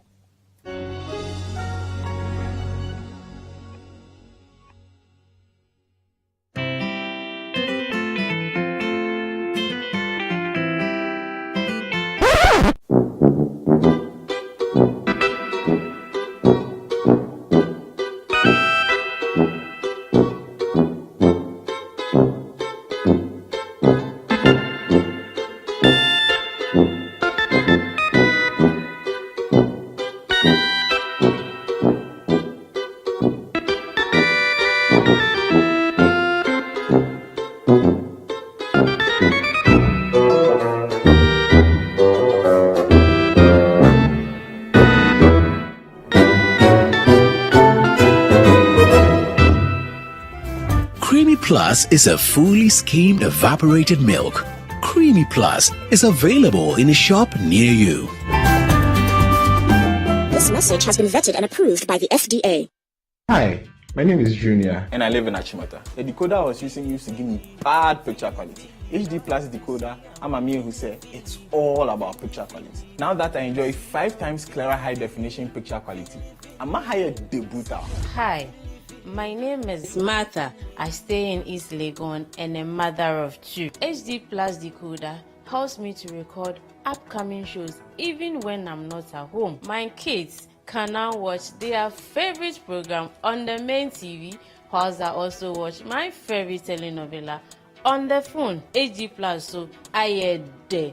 Go for yours. My name is Nia Adom. I've been a multi-TV installer for about 8 years now. In fact, I've never seen such a quality picture like the one from HD Plus before. As a football fan, I'll never miss World Cup matches from anywhere. Hey, HD Plus, so I am there. Get an HD Plus decoder today from any multi-TV outlet and all Electroland shops. Health. The Vodafone Healthline Medical Call Center is manned by a team of doctors specially trained to provide medical advice and consultation on diverse health issues to the general public via telephone conversations or other digital meeting tools. Callers on any network can access the center every day by dialing the short code 255 to speak to a doctor to assist with consultation and healthcare. Health Fest Mass Community Health Screening. The Vodafone Ghana Foundation Health Fest initiative offers periodic health screening exercises for rural and urban communities across the country. With the aid of qualified medical doctors and nurses, Health Fest provides free medical screening, consultation, and medication for citizens across the country. This initiative is further complemented by Ultrasound Scan Project, which is conducted every other month across rural communities. Vodafone Homecoming Nationwide Hospital Bill Settlement Initiative. Vodafone Homecoming is another benevolent initiative championed by Vodafone Ghana Foundation. Here, the foundation pays the medical bills of insolvent patients who are unable to go home due to these unpaid bills.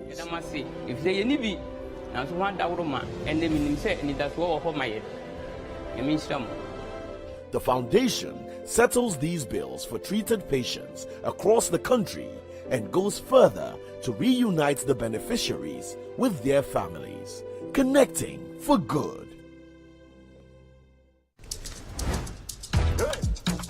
Oh! Voila! Crazy! Katanye, GoTV nye, Kaweni so enjoy all 64 games live on GoTV. Get your GoCoder and Plus at 89 Ghana cities. GoTV, love it.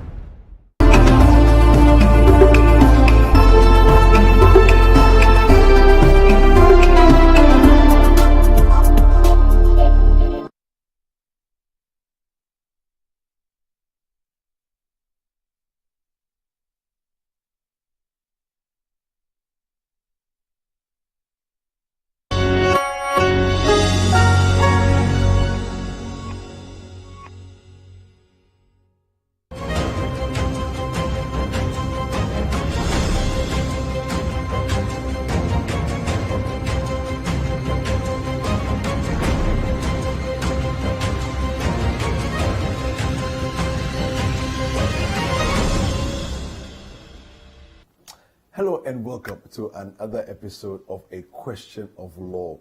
This is Citi TV's legal education program, and on this program we seek to break down the law as it pertains to all the various activities in our daily lives. Now, the show is interactive. We definitely want to hear from you. So use the hashtag A Question of Law on all social media platforms.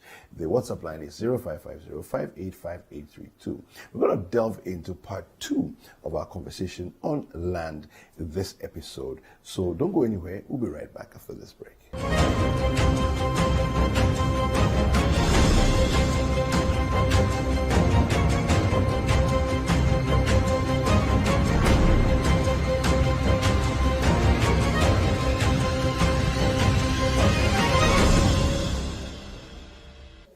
Welcome back.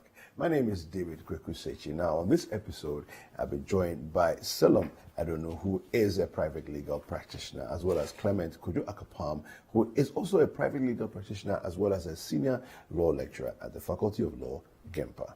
Gentlemen, you're welcome. Thank you. Thank you. All right. It's good to see you. It's been a while. Good to be back.